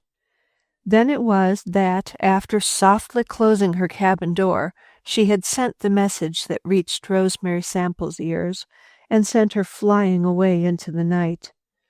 "But what am I to do next?" Jean whispered to herself in all but despair. What indeed? Chapter 25. Lost in the Air of Night. Petite Jean surely was in a tight place. Hugo and the dark lady, for it was she who had been with Hugo in the house, with what they had described as all the material needed to exploit the secret process of the Happy Vale textile mill, were awaiting her. To carry them across the border would be a simple matter. She was close to the radio-fenced air lane. To follow this, even in the night, was a simple matter. But the little French girl did not propose to follow it. To do this would almost certainly lose for Danby Force his only chance to save his happy little city from ruin. No, Petite Jean could not do that. But what could she do? Should she start her motor and make a try at escape? To do this, she realized, would be perilous. The spies might be armed. She could not get away on the instant. They might wreck her plane, or even worse. And they'd still have their black bag, she told herself. She decided on flight, on foot alone. Where to? She did not know. Opening the door of her cabin without a sound, she slipped away into the night. She had barely rounded the corner of a low shed when she heard a door swing open and Hugo called, "Here, where are you? Is there gas enough?" "Yes," Jean whispered beneath her breath, "but not for such an evil purpose." "They'll be after me with a flashlight," she told herself, thrown into sudden panic. The large red barn of the farm loomed before her. Into its inviting darkness she crept. At once a pleasing fragrance reached her nostrils. Nature's own perfume, the smell of new-cut clover hay. Jean knew that glorious perfume. More than once as a gypsy she had slept within the shadow of a haystack. Next instant, with breath coming short and quick, she was climbing a narrow ladder leading to the loft. At its top, she tumbled into the welcoming billows of sweet-smelling hay. Creeping far back, she burrowed like a rat and was soon quite lost from sight. "Never find me here," she whispered. She listened. The silence was complete. Then she caught a low, rustling sound. "Mice in this hay!" She shuddered. She hated mice. Yet nothing could induce her to give up this place of hiding. From far below she heard Hugo call again. "Here, where are you?" A moment later, through the broad cracks of the barn wall, she caught a gleam of light, then heard their sharp exclamations upon discovering that she was gone. "What will they do?" she asked herself. "Will they finally become angry and demolish my plane? My so beautiful dragonfly?" She was ready to weep. Would they attempt to fly the plane themselves and wreck it? She could but wait and see. "Never find me here," she repeated to herself as she sank deep into the fresh-cut clover. In the meantime, Rosemary Sample and Willie Van Gelt were speeding to the rescue. Strange business this for a steady-going stewardess of the air, Rosemary was saying to herself. I suppose there are a million girls who would believe that being an airline stewardess is exciting. Nothing, I suppose, is less exciting. But this is different. Flying through the night with an amateur pilot in a plane that... Willie, she exclaimed, we're on the dash again. Swing over. We've got to keep on the dotted line. Time passed. An hour sped into eternity, and yet another hour. It was approaching midnight. Rosemary switched on the ... of the directive radio to tune in on her home station and ask for a weather report. The report filled her with fresh concern. Willie, she said in a quiet voice that after all was tense with emotion, we're heading straight for a thunderstorm. Be in the midst of it in less than an hour if we keep on this air lane. And if we don't keep on it, Willie groaned, we're lost in the air at night. I'm for zooming straight ahead. Storm may swing some other way. It did not swing some other way. 3/4 of an hour later, they were in the midst of it. Lightning flashed from cloud to cloud. The sky was black. Only the steady ... of the directive radio gave them hope. And then, right in the midst of it, when the wind was tearing at their wings, when their struts were singing and the flash of lightning was all but continuous, disaster descended upon them. Their radio went dead. I might have known, Rosemary groaned within herself. Perfection, only perfection of equipment, and eternal vigilance, such as a great transport company exercises, can save one in the air. But I'll not say a word, she set her teeth hard. Have to carry on. Snapping on a small light attached to a cord, she set about the task of inspecting the radio connections, a trying task in such a moment of sky turmoil. In the meantime, the ones who had been left marooned in that abandoned farmhouse by Jean's sudden flight were discussing their plight. For a full half-hour they had hunted the missing little French girl. Giving up at last, they returned to the house. What is to be done? The woman asked. There is little to be lost by waiting, suggested Hugo. He hated darkness and night. She can't have gone far. It is pitch dark. A storm is coming up out of the west. She has no light. If she had, we should have seen it. She will be frightened and return. But why did she leave? The woman asked. Did you give her cause for fear? Hugo shrugged. Who knows what a gypsy will do? I should not have trusted her. She'll hardly do us any harm before dawn, he added. I have flown a plane a few thousand miles. In daytime I would attempt a solo flight. But at night, and a storm in sight, no. It would not do. After that, having brewed themselves some strong coffee and gulped it down, they settled themselves as comfortably as might be to await the coming dawn. And Jean, strange as it may seem, hidden away there in the hay, she had fallen fast asleep. Had you been there to awaken her and ask how she could sleep in such a place, doubtless her answer would have been, "What would you have? I could not be harmed more quickly asleep than when awake. Besides, at heart I am a gypsy. Gypsies sleep where and when they may." In the meantime, Rosemary Sample and her rich young pilot were battling the storm.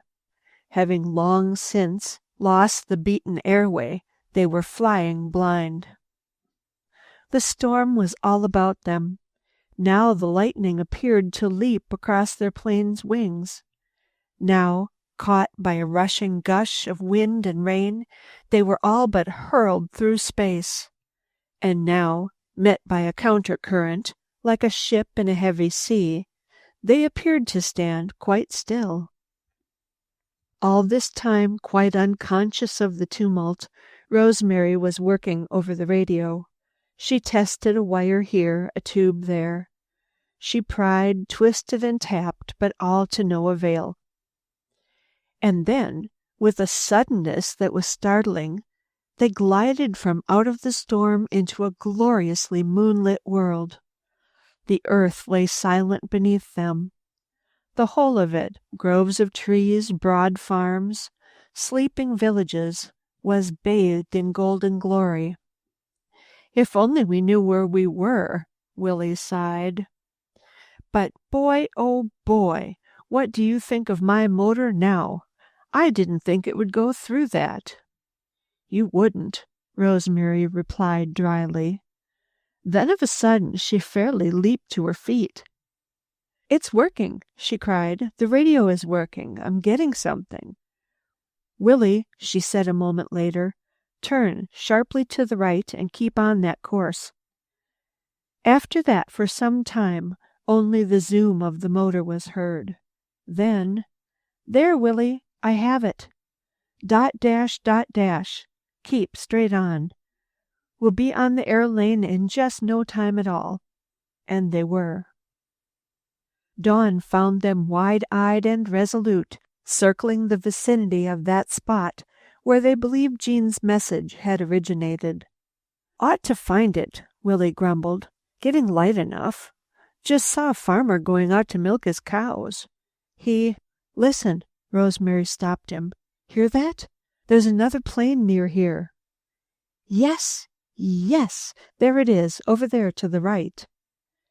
It's strange, Willie's brow wrinkled. They seem to be circling too. Wonder if they might be looking for Jean's silver-wing plane too. Friend or foe? Willie's eyes were fixed for a second on that other plane, as if he would read the answer there. They began making wider circles. The strange plane was lost to view, when, with a suddenness that was startling, the girl gripped Willie's arm to exclaim, There! Right down there it is! Jean had wakened from her sleep in that strange, fragrant bed 2 hours before. For a long time she had lain there wondering how this affair was to end. She had all but dozed off again when she was awakened by the familiar, and to her at this time, startling sound of an airplane motor. My motor! There was no mistaking that. She knew the sound too well. At once she was in a panic. My airplane! She all but wailed. My so beautiful big dragonfly. Those terrible people will try to fly it away, and they will wreck it. At once she was torn between two desires, the wish to preserve her choicest treasure, and the desire to serve Danby Force and his wonderful little city. If she went to the spies now and offered to fly them across the border, they would permit her to do so, she was sure of that. But would she do it? No, oh no! She sobbed low. I must not. She stopped her ears that she might not hear her motor and be tempted too much.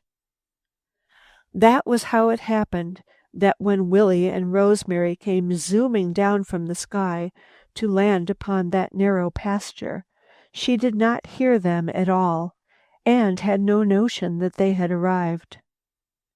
Hugo had Jean's motor well warmed up and was preparing to fly away when Willie's airplane came to a standstill squarely in their path. As Rosemary leapt from the plane, the woman came to meet her. She recognized her on an instant. That, she said with no preliminary removers, is the French gypsy's plane. Where is she? If we knew, we would be glad to tell you, the woman said coldly. You know, Rosemary insisted. There is no need of covering things up. We know who you are and why you are in America. You need not attempt any violence. My companion is fully prepared to meet you." She glanced at Willie, who had one hand in his pocket. She hoped he would keep it there. One fears what one does not see. And she believed these people were cowards. There might be a pistol in Willie's pocket. Just how the matter would have ended had not a second plane circled for a landing at that moment, no one can say. Rosemary was astonished and immensely relieved to see Danby Force and 2 uniformed officers alight from the plane. She was doubly astonished 30 seconds later to see Petite Jean, well festooned with clover, springing out from the broad barn door and all but throw herself into the arms of Danby Force as she cried, "It is saved! My so beautiful big dragonfly is saved!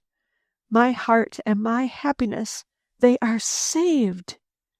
The spontaneous burst of joy brought a smile even to the grim-faced dark lady. Jean's heart and happiness were indeed saved. So was the heart and happiness of many another.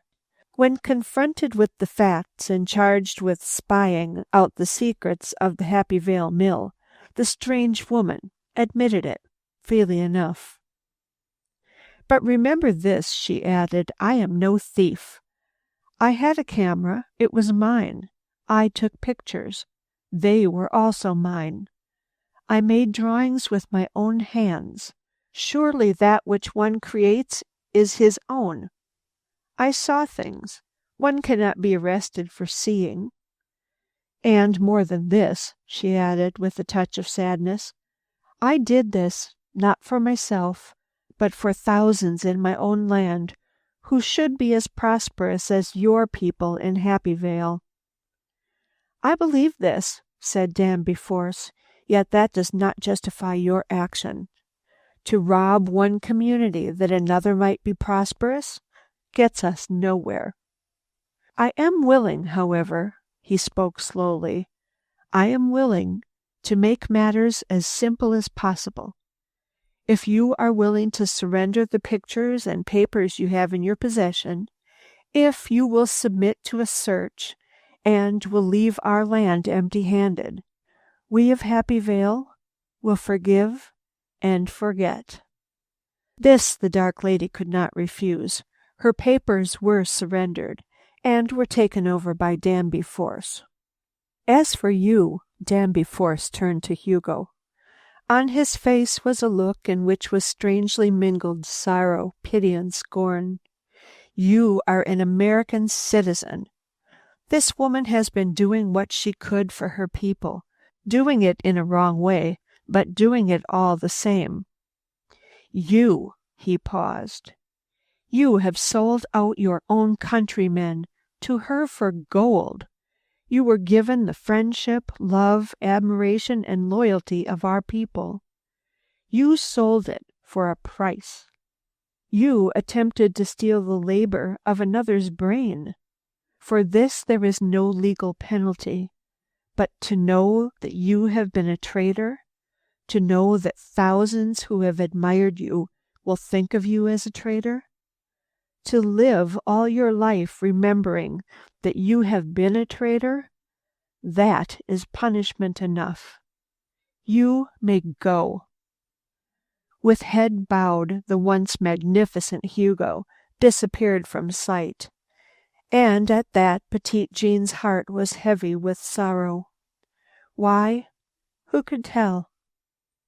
"And now," said Willie Van Gelt to the little stewardess, when they were alone once more, "what do you think of my motor?" "I think," Rosemary said soberly, "that if I hadn't spent a month's pay having it put in order, we would not be here at all. It would never have carried us through the storm had it not been for that. So, chalk up one big mark for the flying corn tassel from Kansas." "What? You?" Willie stared. "Yes," she smiled. "I did that. But forget it. Only take a solemn vow with yourself and me that you will never, Never go into the air again unless a mechanic's seal of perfect is stamped upon your plane. The little French girl was right. Life is God's most beautiful gift. I will, said the boy soberly, if anyone really cares. God cares. Rosemary spoke soberly too. Your mother cares. And I care. That should be enough. Yes, Willie said huskily. It is enough. Next morning there was a gypsy party in Danby Force's garden. Over a brightly glowing fire luscious steaks were broiled. The aroma of coffee and all manner of good things to eat filled the air. Jean was there with Florence, Willie, Rosemary, Madame Bahari, Danby Force, and his mother, a very merry party indeed. By the help of all, a cloud had been driven away from the skies above Happy Vale. Why should they not be merry? Tomorrow, Florence said to Danby Force at the end of the glorious evening, I shall fly away with my little gypsy friend, Petite Jean. I shall not return.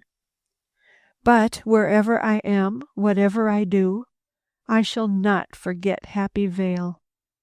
Nor shall Happy Vale ever forget you, Danby replied solemnly. And what happened next to all these friends who have become your friends? Well, if you watch for a book called The Crystal Ball and read it, you will hear more about them. End of Gypsy Flight by Roy J Snell.